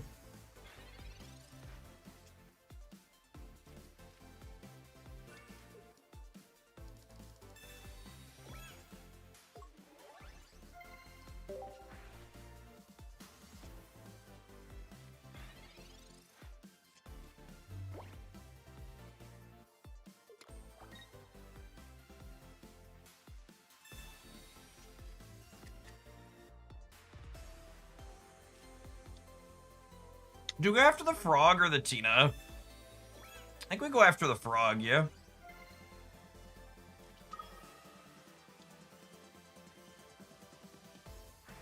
Because we'll probably clear the Suicune.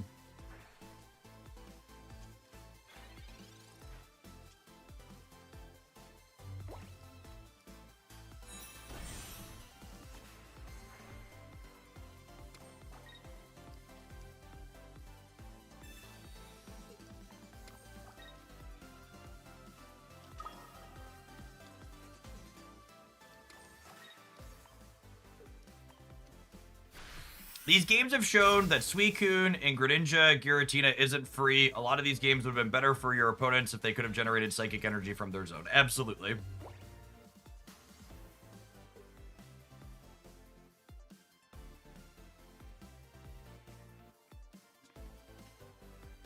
If there are 3 cards, are Rare Candy, Greninja, Cyrus, we could be in trouble. But if they're not exactly those 3 cards, I think our opponent's in a bad spot.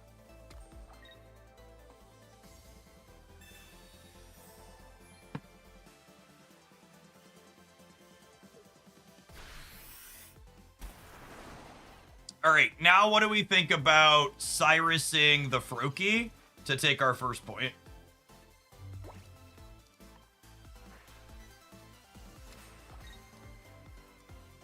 And then, honestly, I think we Cyrus the Froakie to take the first point, and we just like energy on here Magnazone so they can't take it away from us. Just like cut them off of all their outs here.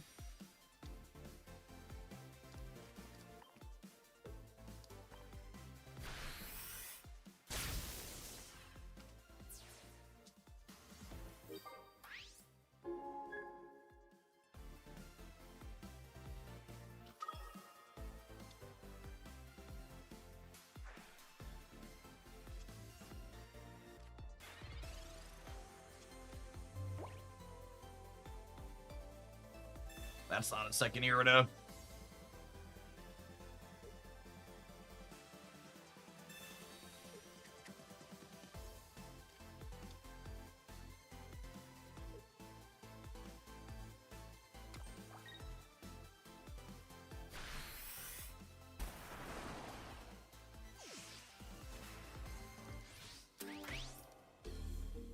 Opponent conceding without pressing the button.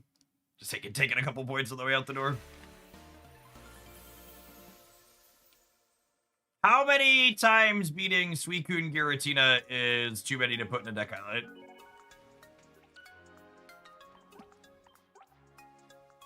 This set's just been a clinic.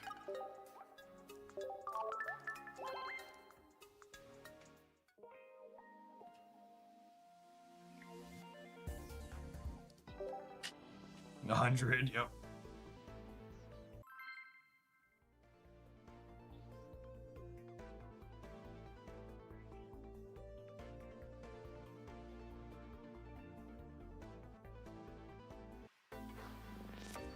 We started today in Ultra 3, just for reference, people are wondering. We climbed a little bit with Dragonite to start the day, but this deck's been most of Ultra 4 for us.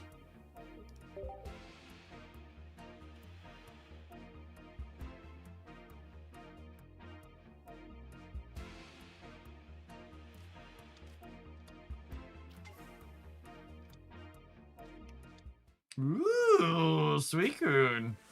Daring today, are we?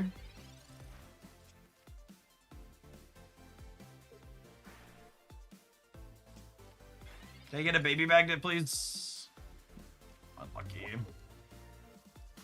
Well, I guess no bench Pokemon makes their Suicune awkward.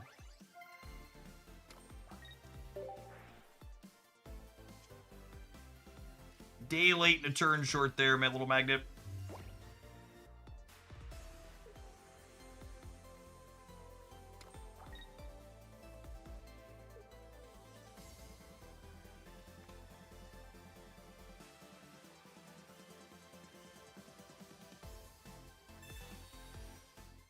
If this hits, all right, we queued into the one person playing Misty in their Suicune deck. Although I guess it's only hitting for 20, yeah? No, I take it back. I take it back, it's fine.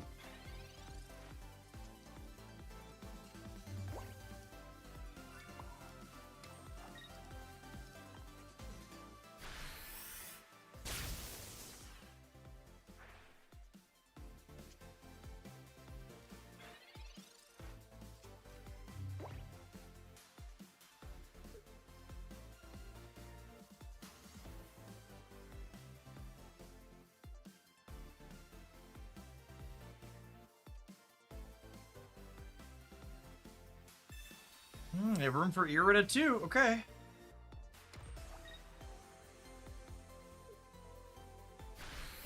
Oh, they hit for twice as much as last turn.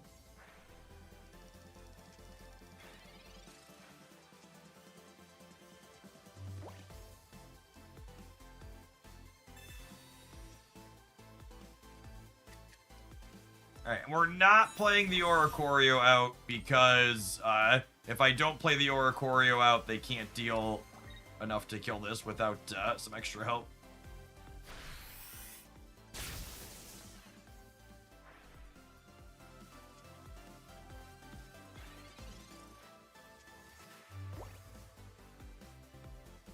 Still haven't found a Magnezone yet.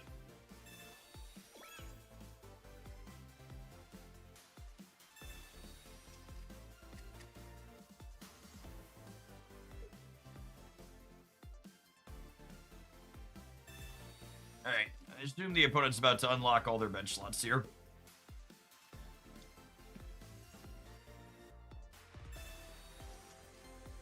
Hey, Jace. Thank you for the biddies as always.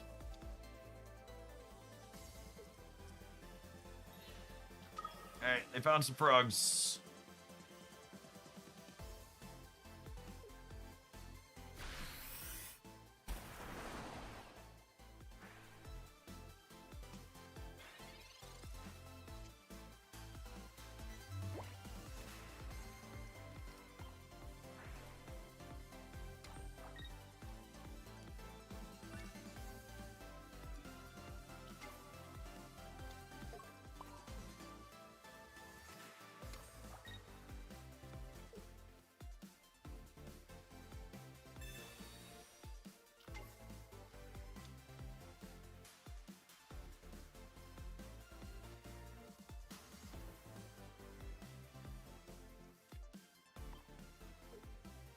Mark some damage on one of these frogs. Get 2 points.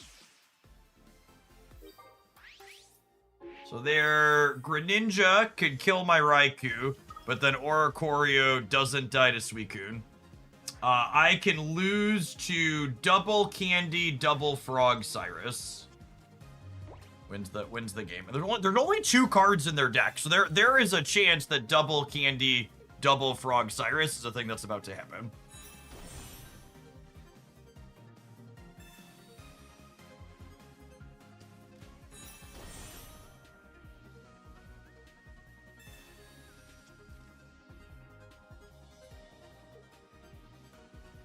Repel could get me. Think they have a copy of Repel?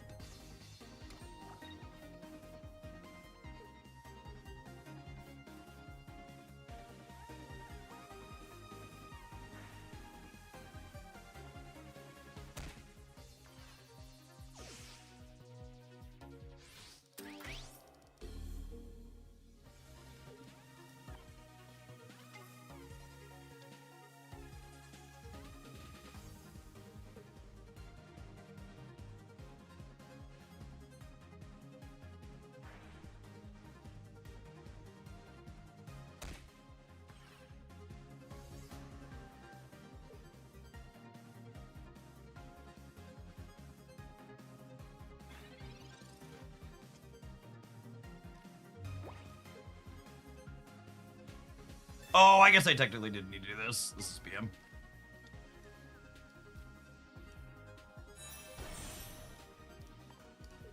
I forgot we had weakness.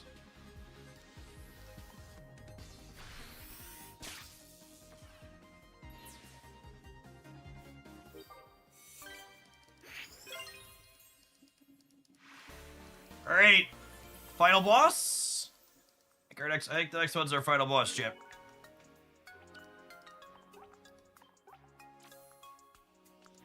Yep, we're streaking. We're streaking. We can win this one, or we have to win the two after it. Or we could lose a bunch in a row and start the descent into madness.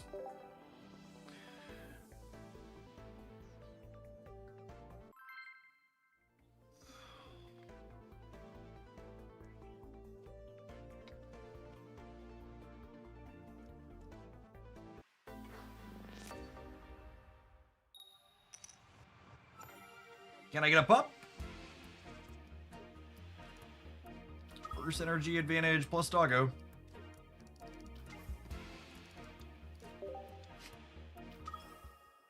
Suicune Tina with a Tina lead. Okay.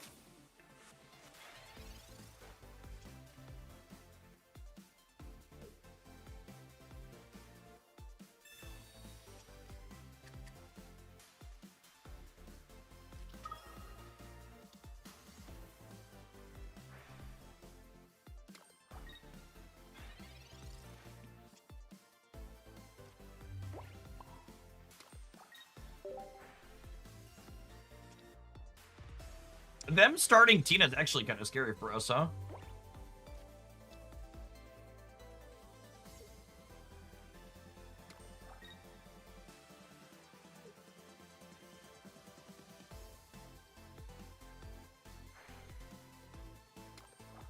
Chocolate Rain! Thanks for the 21 months of Prime. Welcome back. Need a baby magnet here. 66% to be a baby magnet. Oh, it's really unfortunate.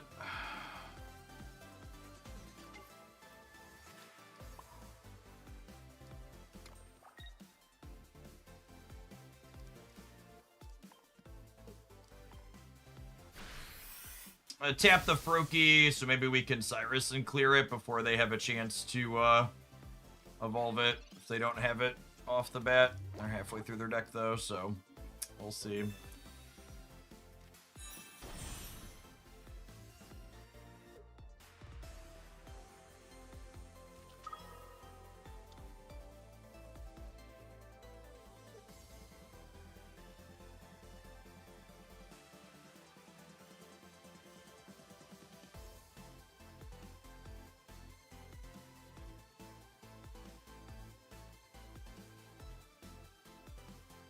I mean, did that distinction really matter, AK?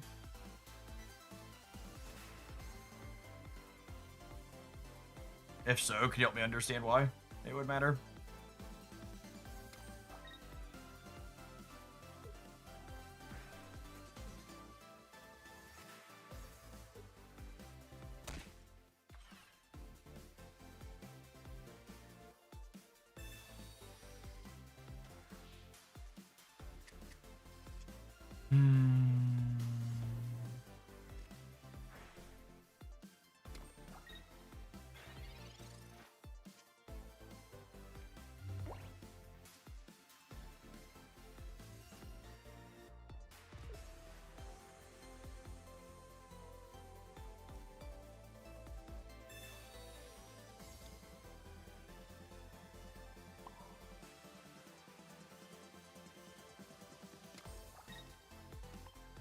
Alright, so if I do this,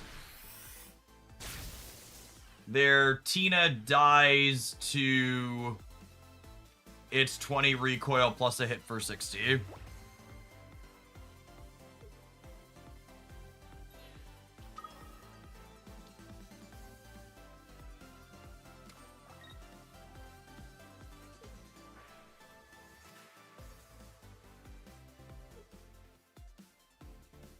So they need an Irida or a Kapir. Do they have that on top of everything else despite drawing no extra cards this game?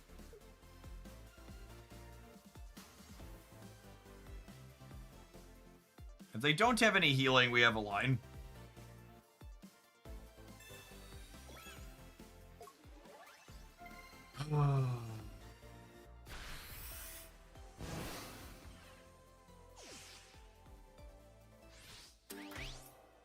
Gosh, this is such a frustrating end to this run. I think we're just dead now. Just had it all.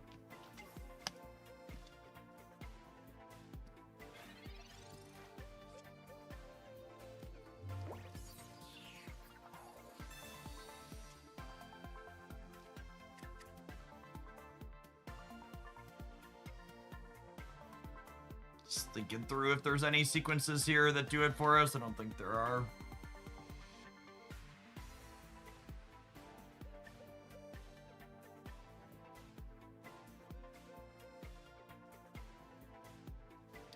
Yeah, we needed the baby magnet so I could kill the Tina in this spot. We just never had it. I needed the second Cyrus sooner. Just so many cards deep without it.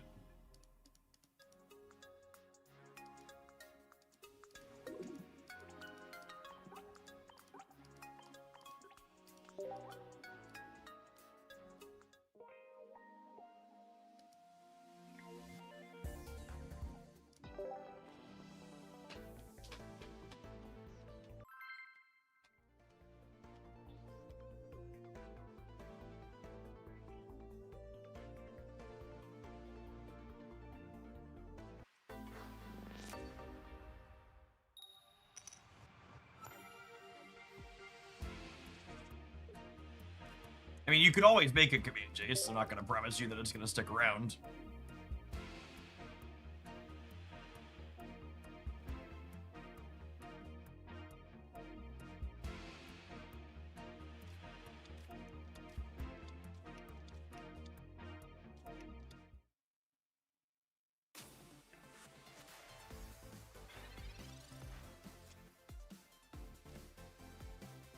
I think with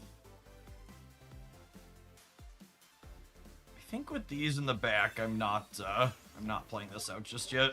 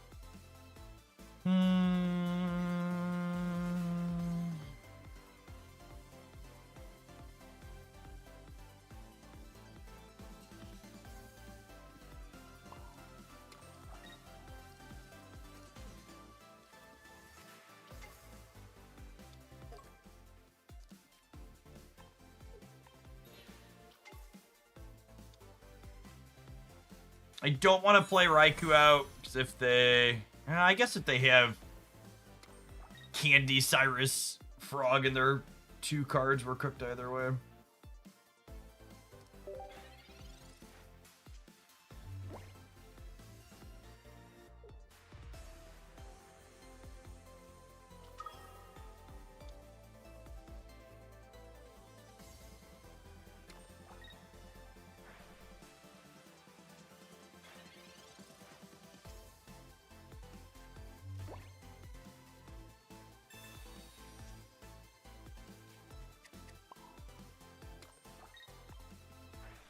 Elemental Switch, as always, just one of the best cards in our deck. I think we play the Raikou out now. Do I? So this dies either way. To, Frog Cyrus, whatever.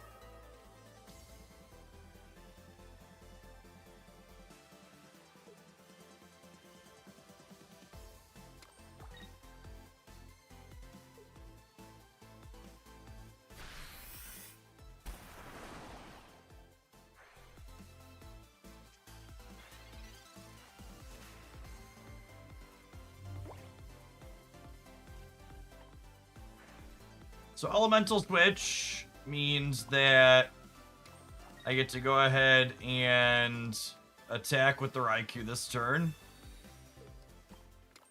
And then I think I actually Pokemon Center Lady here because I want to not have it die to just the Shuriken. I want to make them attack it.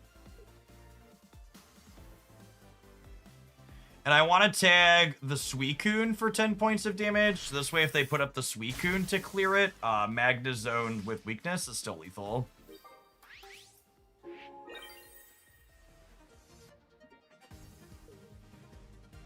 Magnezone with weakness does 130.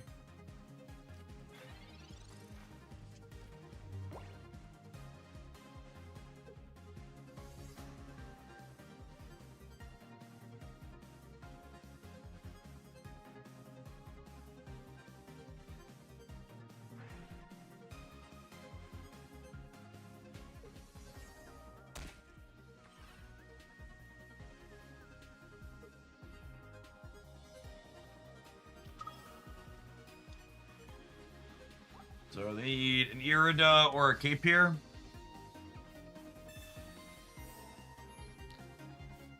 Oh, this deck is so good.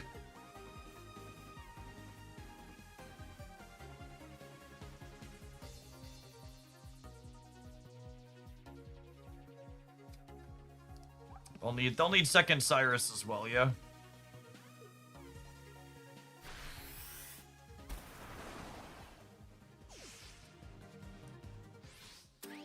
I guess that also presumes that we hit the Magnezone, which isn't a given. Only have 3 looks and 9 cards.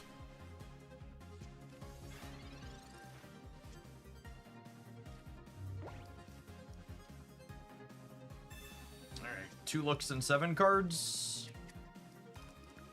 Never tell me the odds.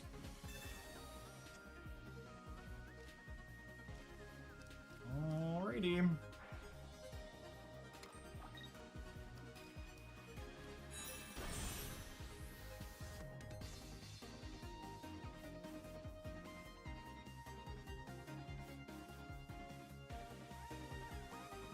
Is there any reason to play or not to play bench Pokemon out?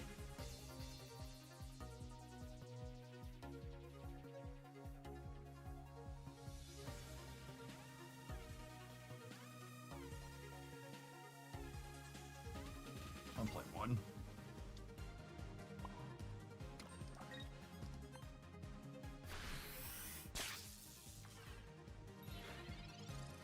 Sabrina. Yeah, playing the Raikou out means we don't lose to Sabrina, so we should play the Raikou. You're dead to Cyrus, though. Cyrus number 2, the Electric Boogaloo does get us here.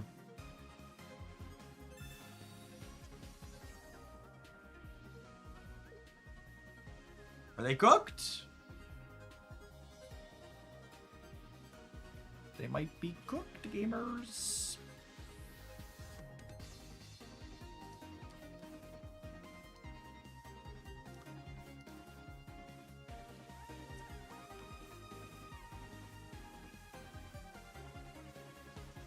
Their other Suicune is dead, right? I guess they can have a Tina. They have a Tina. They can put that up and retreat to it. And then our own Cyrus top deck is lethal. Oh wait, no, the Raikou chases them down. That's another reason to play the Raikou last turn.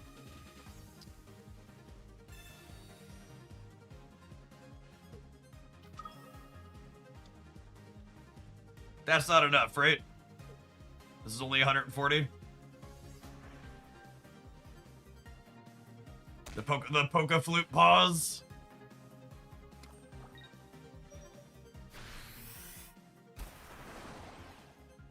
That's gotta be more cute than good.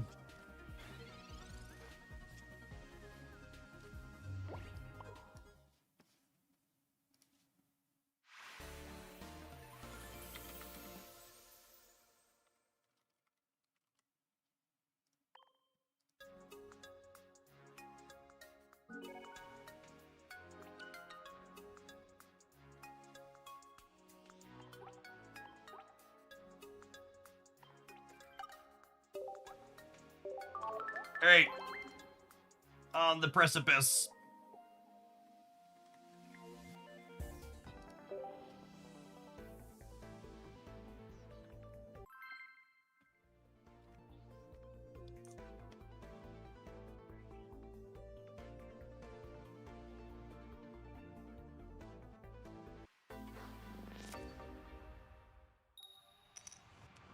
Bone.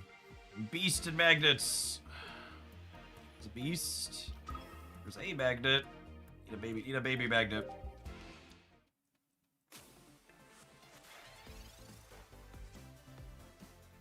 Could be anything. Wrong size magnet givers. Wrong size magnet. Sedge.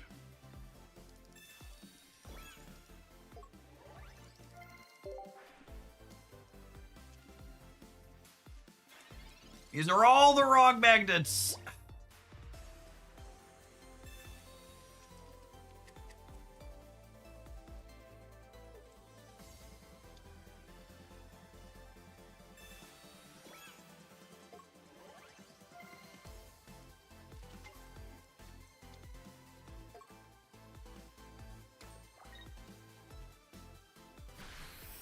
I said baby magnet. They're big kid. These are big kid magnets.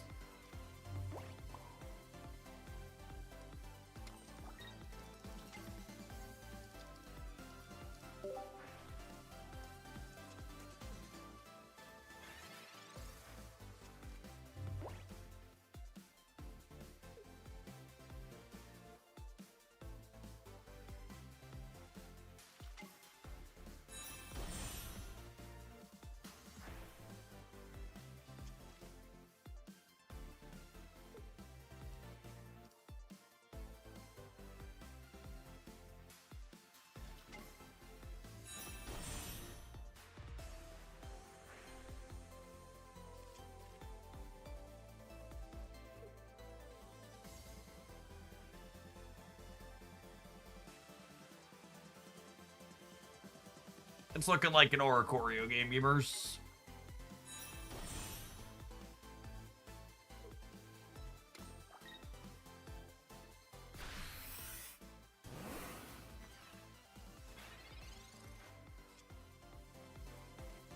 Well, Pokemon Center Lady lets me live an Eevee bag, so we can hang out for now. Our draw's not great, but they haven't found an Espeon yet, so we've got that going for us.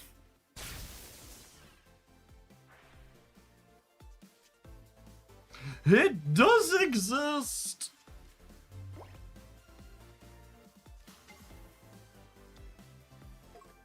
Alright, so that's their Espeon.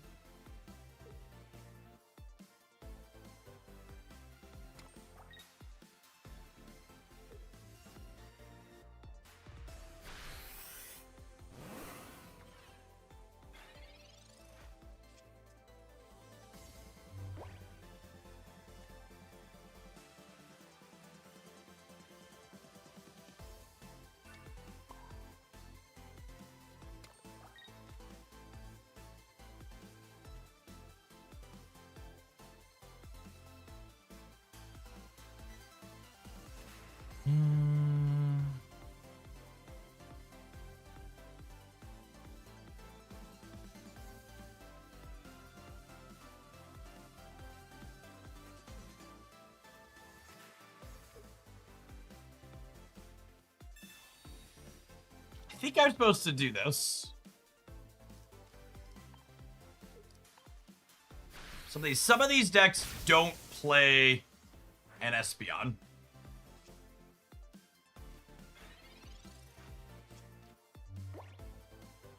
Which means if we kill this... God damn it. Well, shit.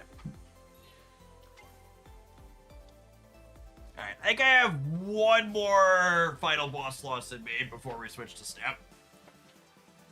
This game is looking pretty over.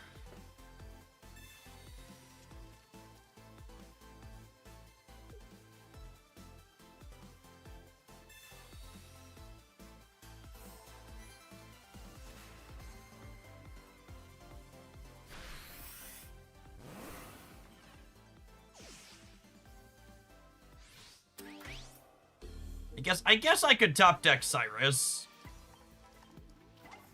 1 and 5 for that.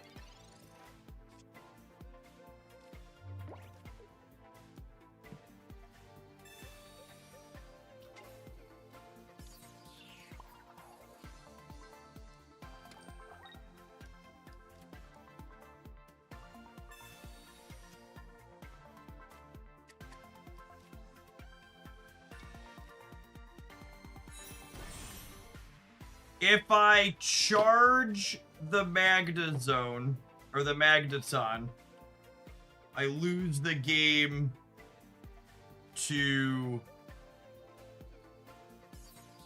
Eevee Bag. So I think I just hit them.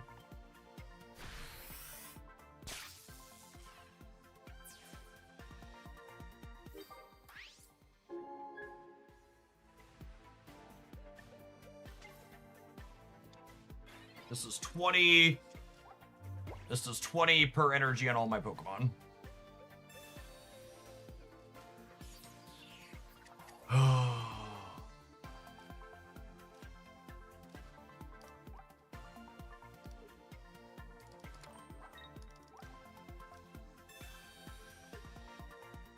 Wait, what?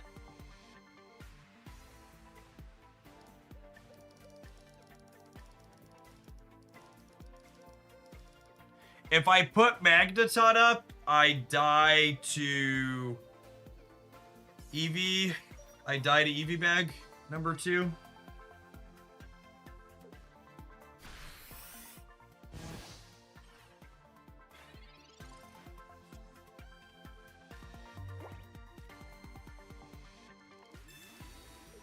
Two zones and 4 cards, gamers.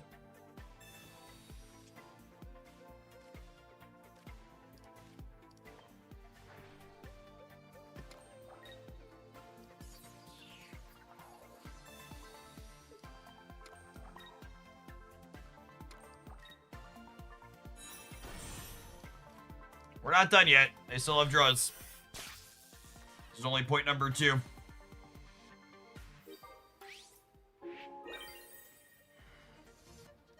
I'm through both my Cyrus.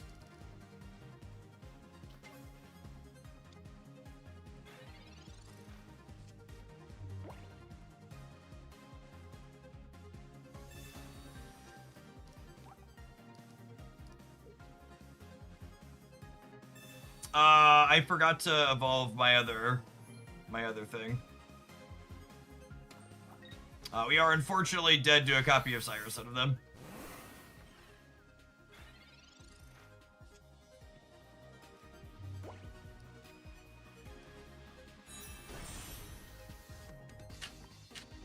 There's no way around it, yeah.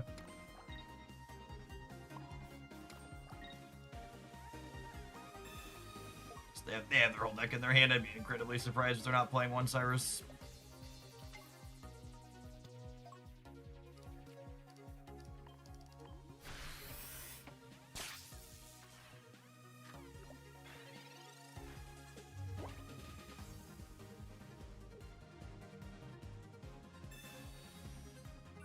Alright, have some adverts. I'm gonna continue playing Pocket until we hit Masters or until we lose one more when we get back. Thanks everybody for hanging out. Don't go anywhere.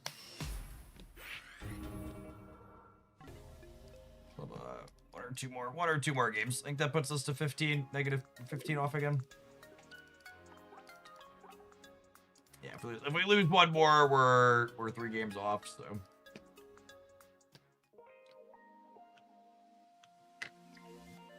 I'm gonna grab a caffeine while these ads go, BRB.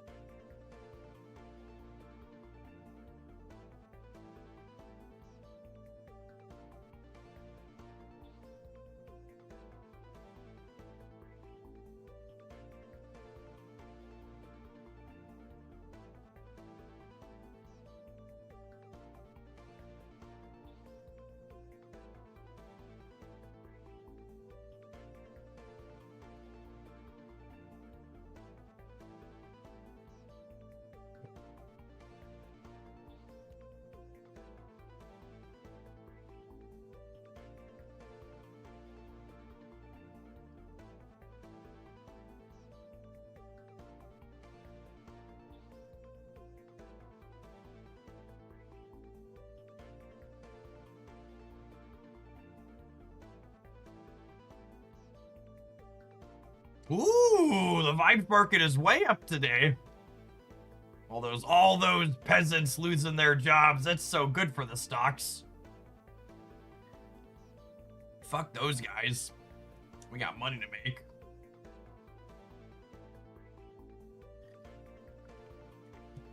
Something, eat the rich.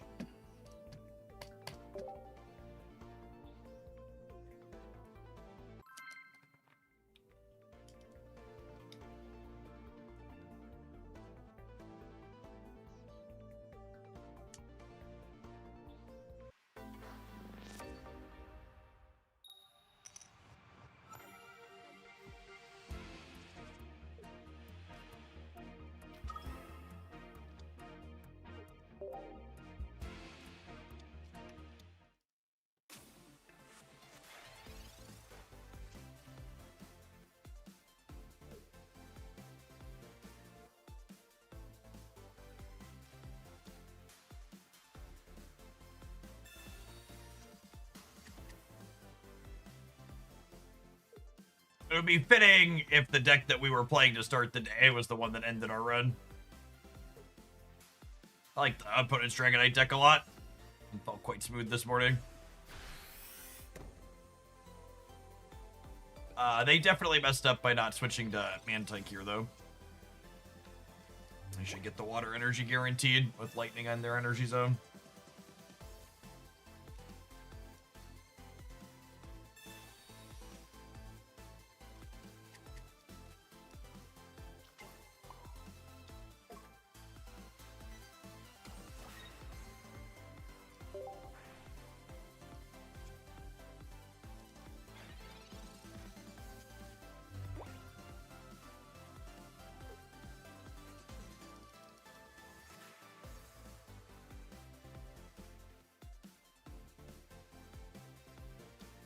Man, this is a wild stat. The data center Meta is building in Wyoming is predicted to use more energy than every house in the state combined. Every day it feels like we inch closer to that. You know that meme where the guy is sitting around the campfire with the children and he's like, but for a small moment, we made a lot of value for the shareholders.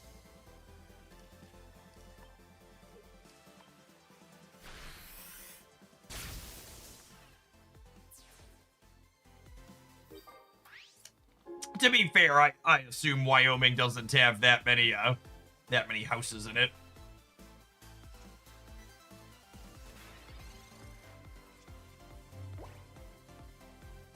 It's probably still a lot of power, but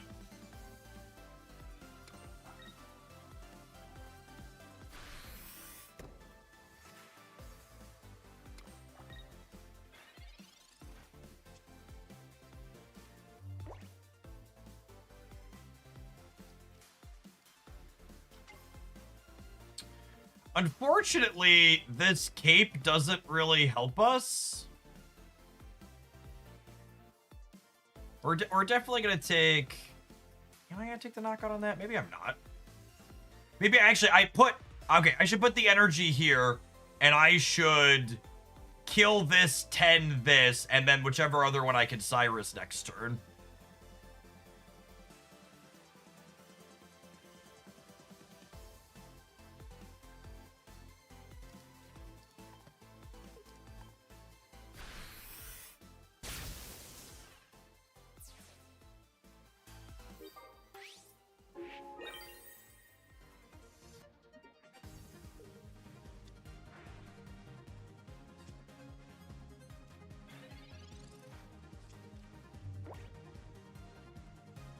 I'm not super familiar with my geography in the West. Does Wyoming have water supply issues? Or do they at least have copious amounts of water?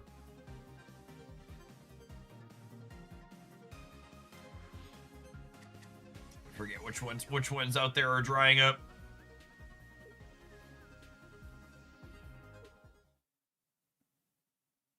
All right, after a couple of sweats in a row, we got a freebie, which puts us back on the precipice.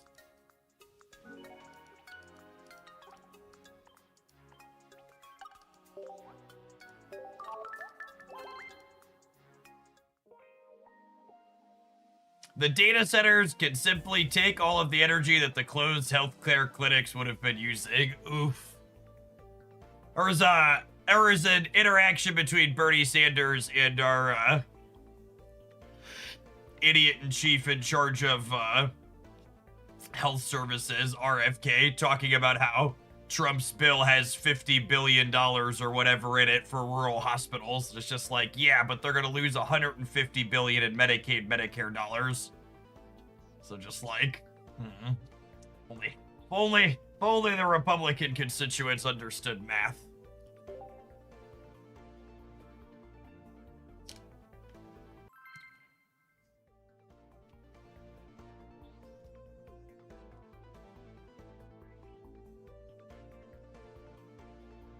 What's even better is Wyoming still has 2 senators. So, while the number of senators is obviously unfair, it was intentionally designed that way in the core of the system.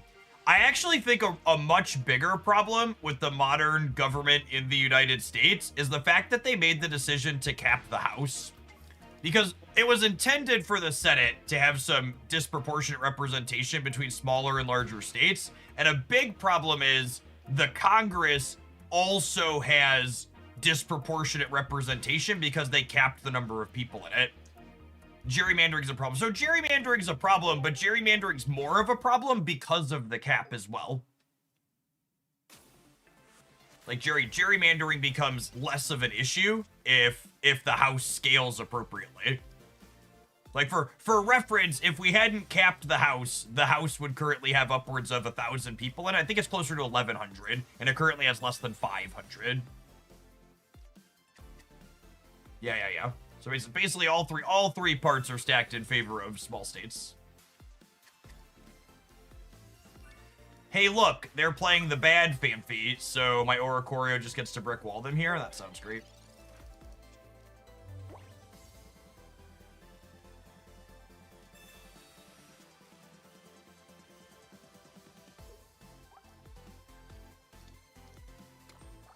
Oh, they have Rampardos, though. I suppose that's fair.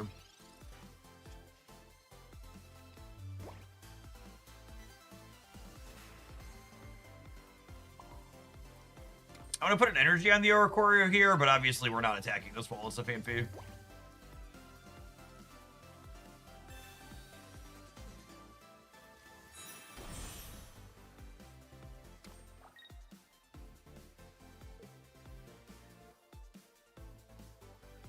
I like that Manphy with Memory Light. So, I think Memory Light with this Fanfi is one of the biggest possible pieces of bait you can play in this game right now.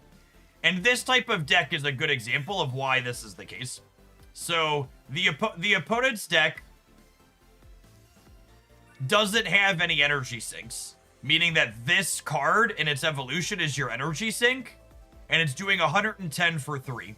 In order to do more than 110 for 3 with Flail and Memory Light, you have to have 120 damage on this card and have it not be dead on a stage 1. That's just so many things that have to line up right. Whereas, like, if they were just playing the stupid Flail Fanfi, they would, or the non-Flail Fanfi that deal 30, they'd have cooked me, right? I just been dead and it wouldn't be close. I'm probably dead here because we're type countered in our match playing for the top, but we wouldn't be playing a game at all if my opponent was playing the other one. And instead we're playing a game.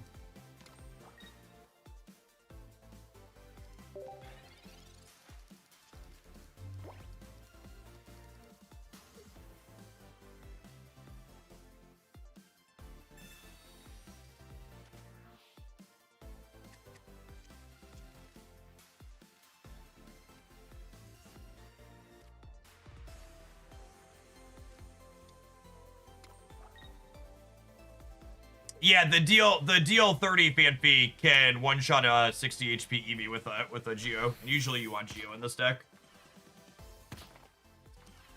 Alright. Alas, we are not destined for Master Ball today. I'm not gonna sit here and rubber band. I'm gonna rubber band. I'll take one more loss. I like. I'm gonna rubber band one more time. We're so fucking close. One more loss.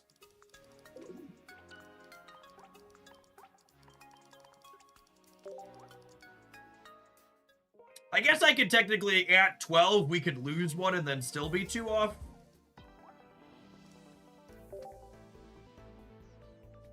I should probably just play all pockets a day at this point. It's already almost 2 o'clock.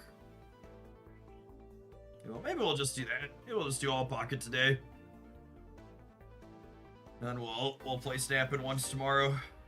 I was gonna do a split day today and tomorrow, but honestly, maybe the split days we just do all of one and one or the other on the other between the 2 days.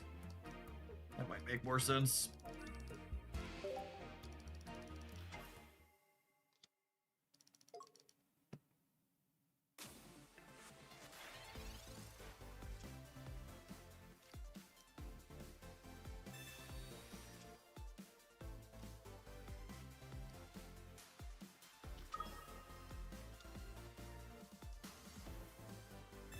X speed doing work here, showing why we're playing it over a copy of Leaf.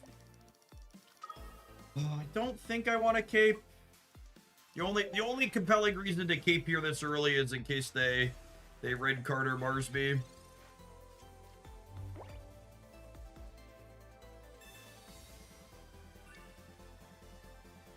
Okay.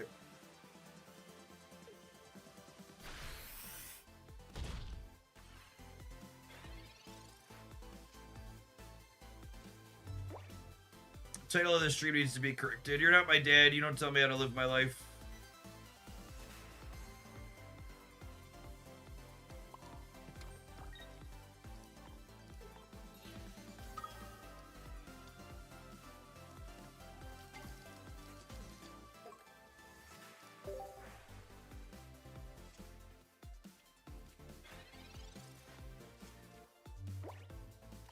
I need an angsty teenage magnet, chat.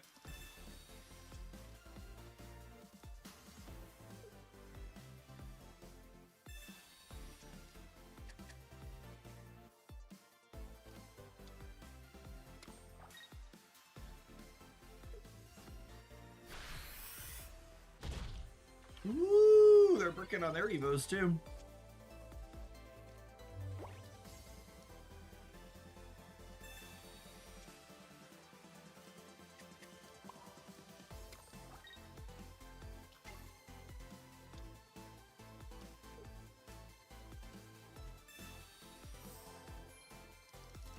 If it's ever Pokemon Center Lady here to insulate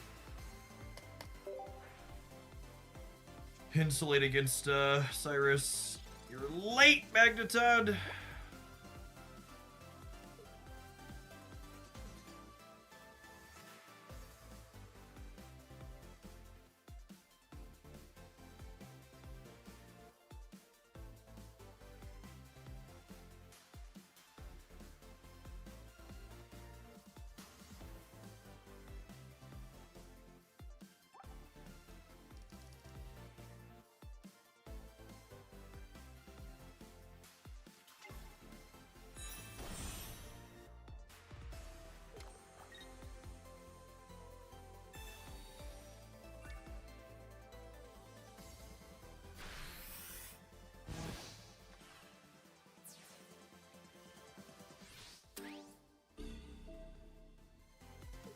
I would say unlucky, but we should have played around that.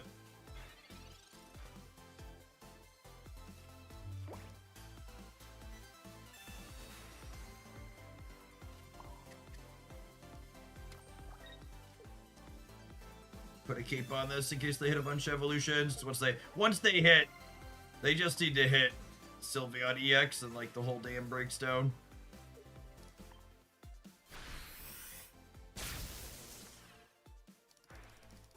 Now our saving grace here is the opponent's archetype often doesn't have room to play 2 Cyrus. So hopefully this Raikou could take a hit.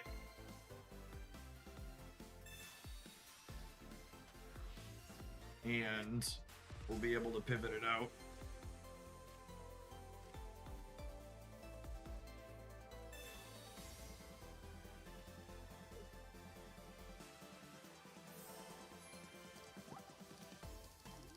One in 3 to redraw a Cyrus here, which would be nice. It would let us clear this and put 10 on this, which would put it in range of, what's it called?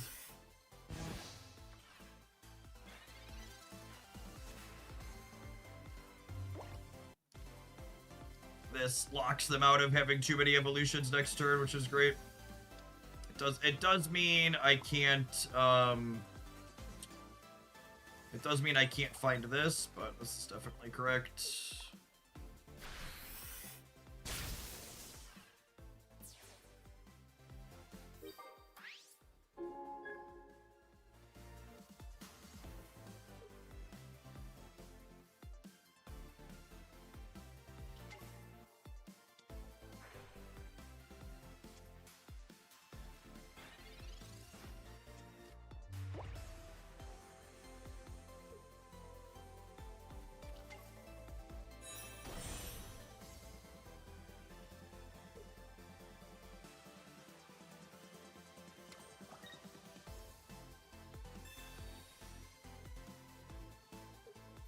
Alright, well, they're not drawing extra cards anytime soon.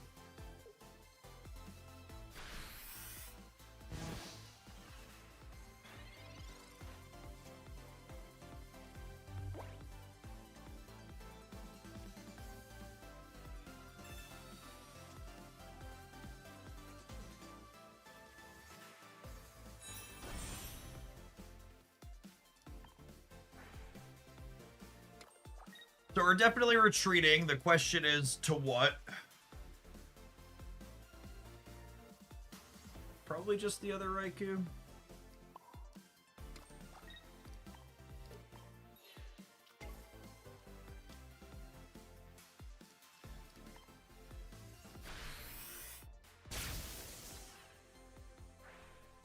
We've lost our Master's Bubble match a couple of times, Dilsky. Currently 2 off.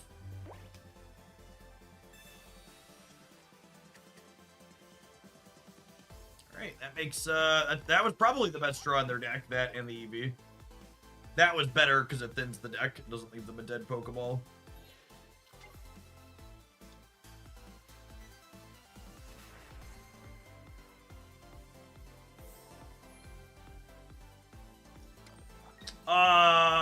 If I Cyrus and kill the Sylveon, they probably can't win the game, yeah?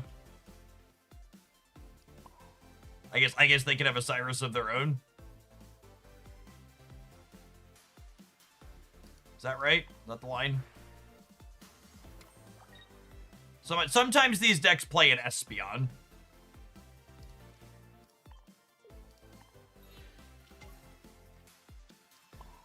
But they would need to draw that organically. So they need second Cyrus, which is unlikely, or baby Espeon, which is likely, but they have to draw it on the 1 in 5.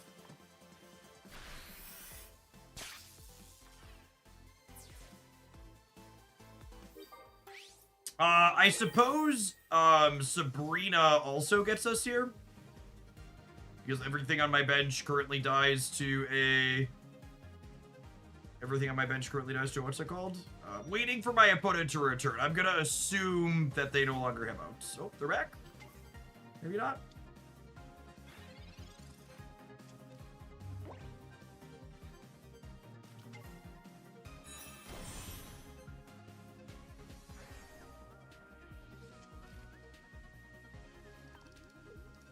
Did you get me?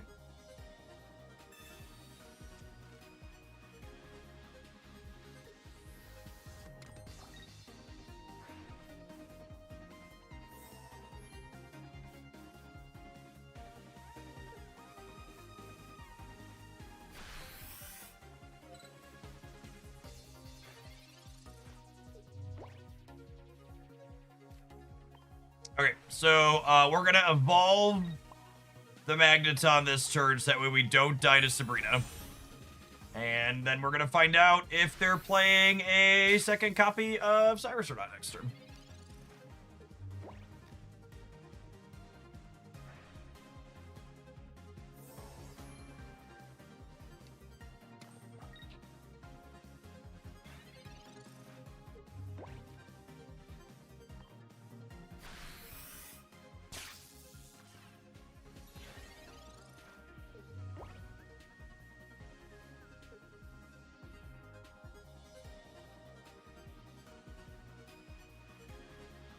I forgot to attach energy. I don't think it matters.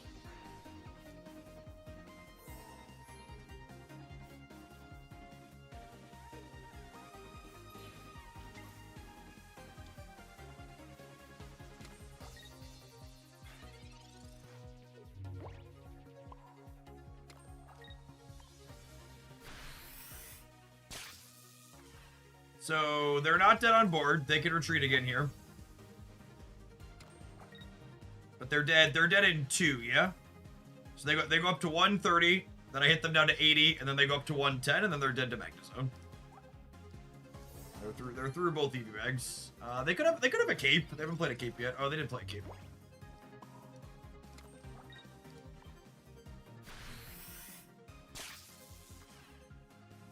They have a full deck in their hand. Yeah, but like if they had a second cape, they could be sitting up because they haven't needed to play it yet.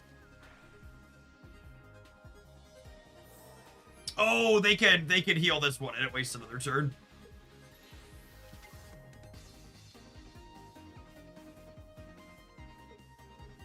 I don't think it's possible for them to...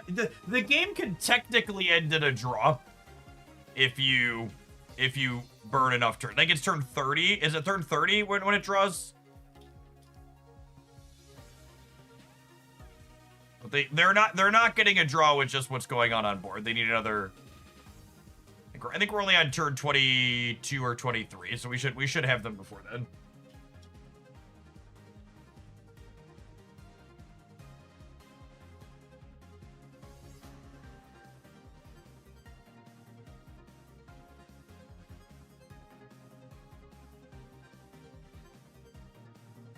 What are your thoughts on the Guzzlord Celesteela deck? I covered that in the best decks roundup, Rubik. You should check that out in there. Talk about its matchup tables and stuff like that. I think that's probably a deck I won't play unless someone sends it in as a deck submission. I think plenty of other people will highlight that one.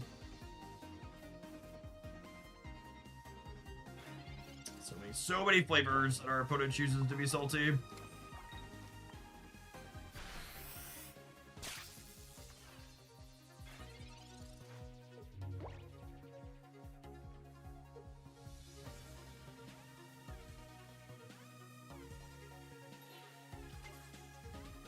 Right there. Thank you for the over 5 years. Appreciate you hanging out. If you haven't had a chance to yet, Eric, you haven't been rocking card games, you should give Once Upon a Galaxy a try. It's genuinely very good.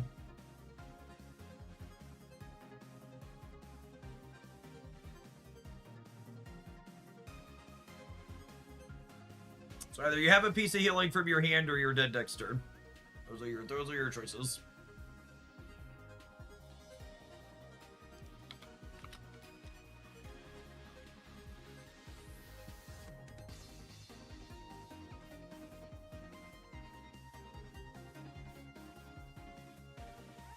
I will say, I think the number one thing I miss about Shadowverse's gameplay is how aggressive their timers are. The timers are way too long in pocket. Like, obviously this person should be less of a salty dickhead, but like, also, the timers are constructed in a way where this person is able to abuse my time doing this. Like, this is on Pokemon Pocket just as much as it's on my opponent, because Pokemon Pocket should design their systems better, so my opponent can't hold me hostage like this. Oh yeah. Oh yeah. We don't even let me get the final attack in. Now we concede.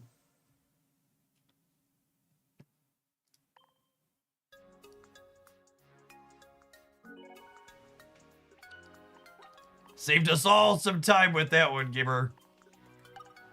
Alright, we gotta win one of the next two. Thanks. Thanks for the game. Hope you had fun. Alright, 2 shots.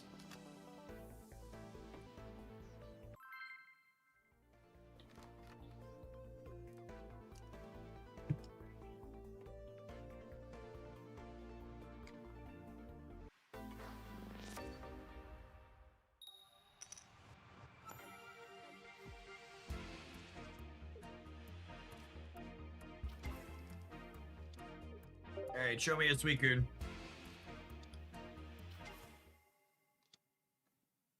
Alright, we got what we asked for. I would like a teenage magnet and a baby magnet. Unlucky.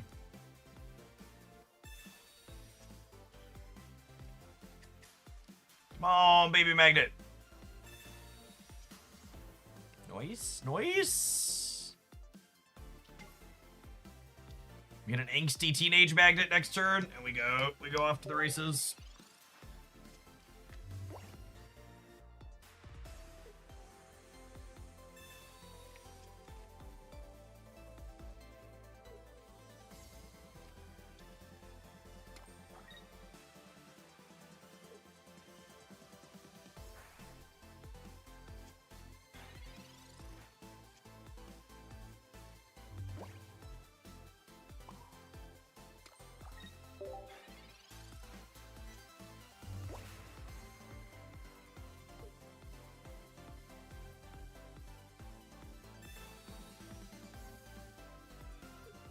I can't draw my stage 1. Opponent draws their rare candy in their stage 2.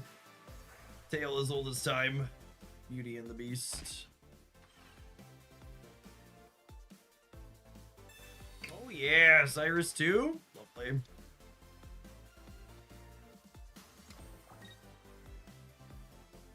Always, always, always.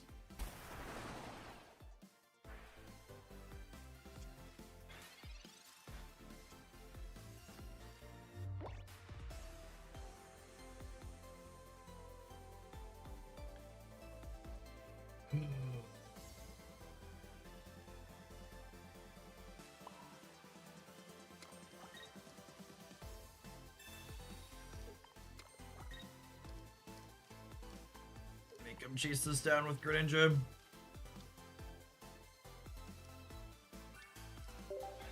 I guess if I leave it in the active, I draw a card.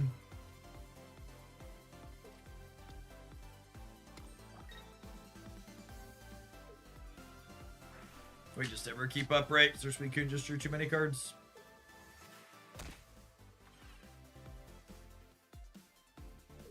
Second Cyrus? No.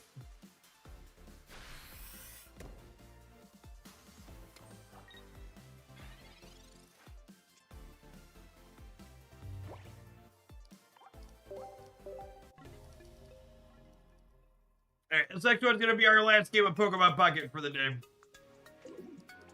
Either we're gonna win and make Masters, or we're gonna lose, and then we're gonna go play Marvel Snap. I've decided. Shout out to the person who told me to change my stream title when I said I was thinking about making a change.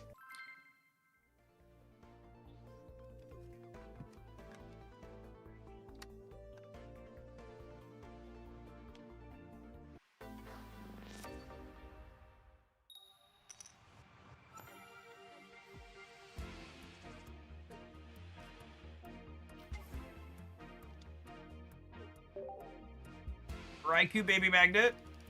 Need to draw Middle Magnet and an electric thing, but energy switch. Could have a good start here while going first. Darkrai with first energy advantage. Quite good. Quite good. Okay.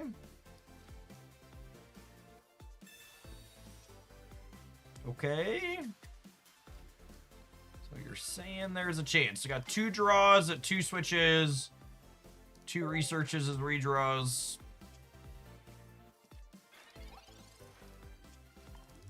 So 1 in 3. 1 in 6 to hit what we need. 1 in 6 to get redraws at the 1 in 6.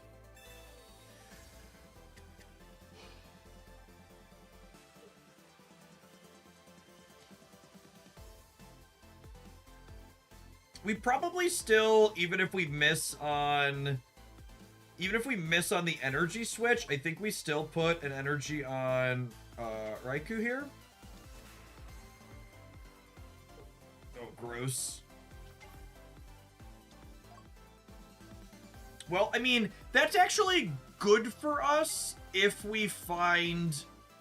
This is good for us if we find our switch. Is bad for us otherwise. If we find our switch, I get to clear the Magby in 1 and then mark damage on the Darkrai.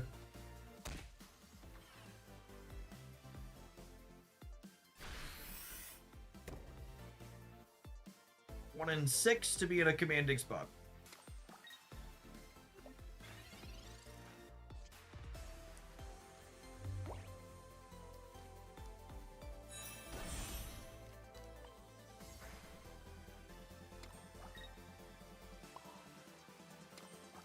I still put the energy here. It's close though.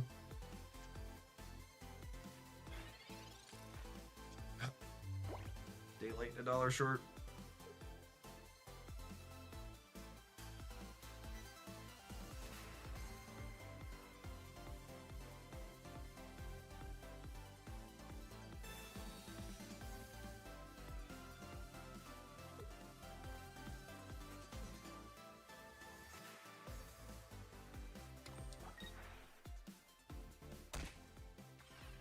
They didn't have a Giovanni, though, so Raikou lives. Would love to draw our Miser Cape, so that way we don't die to the chip shot next turn. Wait, they're giving us a point? That's gotta be wrong.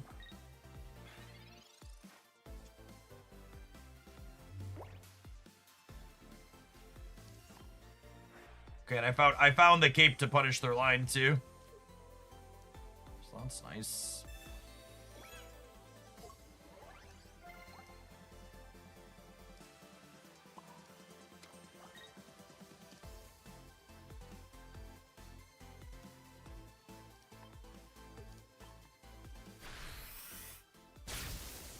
Damage marked on Dark Daddy here. Draw another card.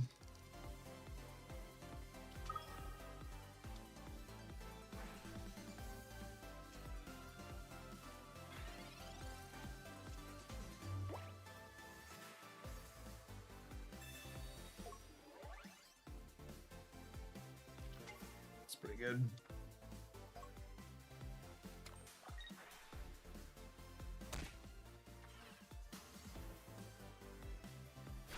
Can they beat Magnezone?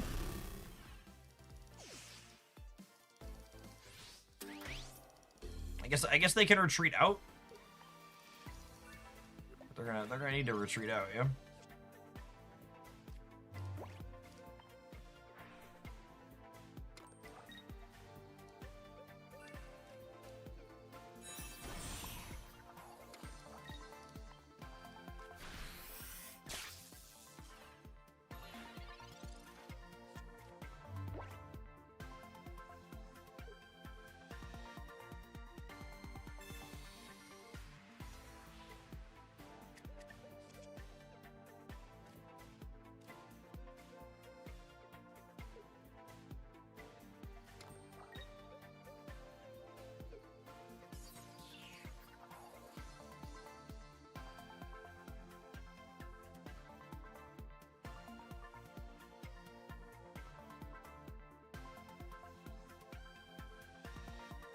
So we didn't redraw the Cyrus yet to win on the spot. 1 in 5. 1 in 5 for that next turn.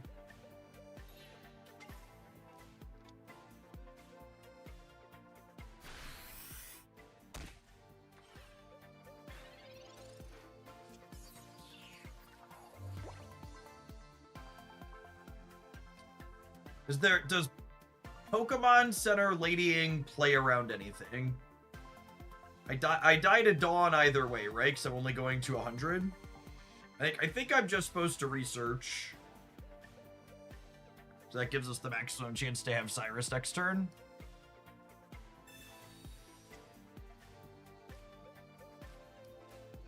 If playing Pokemon Center Lady played around anything, I would do it, I think, but it doesn't get rid of any of their outs. So we get cooked by a Dawn here, which they could be playing with the babies. I think Dawn's very reasonably in their output range.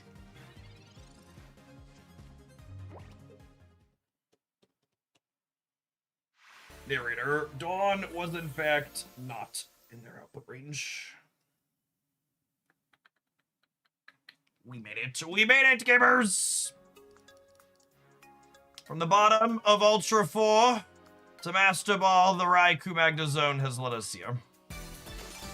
What a lovely, lovely deck.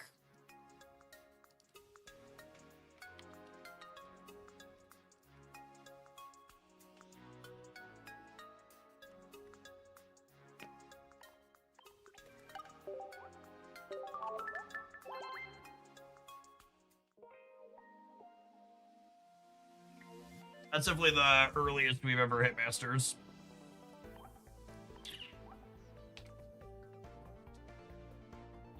Now for a one taker, yep.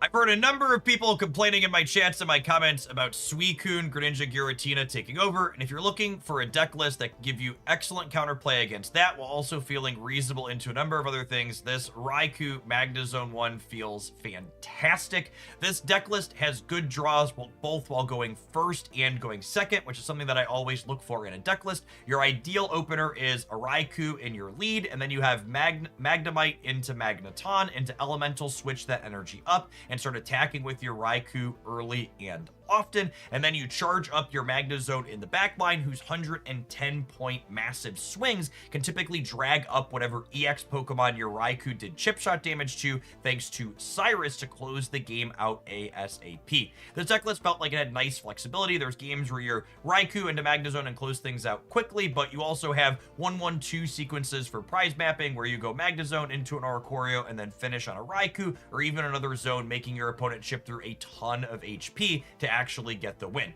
We add in a couple copies of Giant Cape and Pokemon Center Lady as a little bit of sustain, and then X Speed is our last flex slot here, giving us the ability to get Raikou into that active spot more frequently, so we can get that start of flow of cards going, so we can assemble our stage 2 more often. If you enjoy competitive off-meta decks like this one, make sure you subscribe to the channel to not miss anything else that we're going to be covering here. This one pulled me all the way through Ultra 4 up to Master Ball in a single sitting, and it felt quite good. If you enjoyed today's deck, make sure you smash the like button on the video. For the rest of the day, have fun with this one.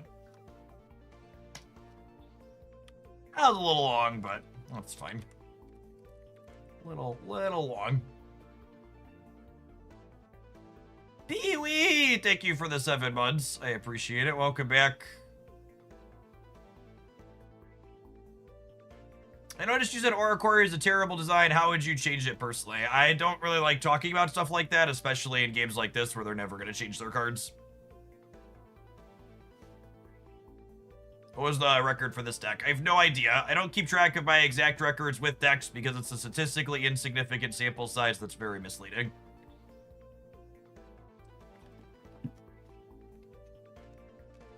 Alright, gamers, you're looking for some more Pokemon Pocket content for me? There's plenty of it up on the Hoaglandia Pocket YouTube channel. We had a highlight this morning with one of our decks we used to climb through Ultra 3, which is the Altaria Arceus deck. You can taste the rainbow with that. We used Primarnia, Suicune, and Altaria Arceus for most of Ultra 3. Those were the highlights the last 2 days.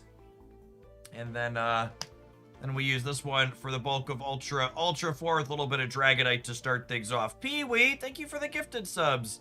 That's very generous of you. Appreciate the support. If you enjoy my Pocket content yet, I really can't emphasize enough that the best way to help me stay here making Pocket content as part of my regular schedule is make sure you ring the bell on that channel and you're watching those videos, you're tapping the like button and all that kind of jazz. the YouTube algorithm really doesn't do me any favors, so you kind of gotta seek them out to make sure that you're happening. If you don't see a video from me every single day on that channel, it probably means YouTube is hiding it from your feed, because I've been posting things up there consistently for, you know, the month or so that we've been back after my brief break. I'm gonna tap an ad roll on the Twitch side. We're gonna Marvel Snap for the afternoon. Their day rollover is about to start. We've got some viewer decks left over from yesterday.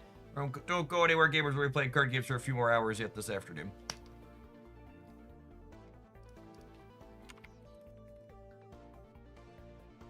One for every Ultra Ball you conquered. Thanks, Pee-wee.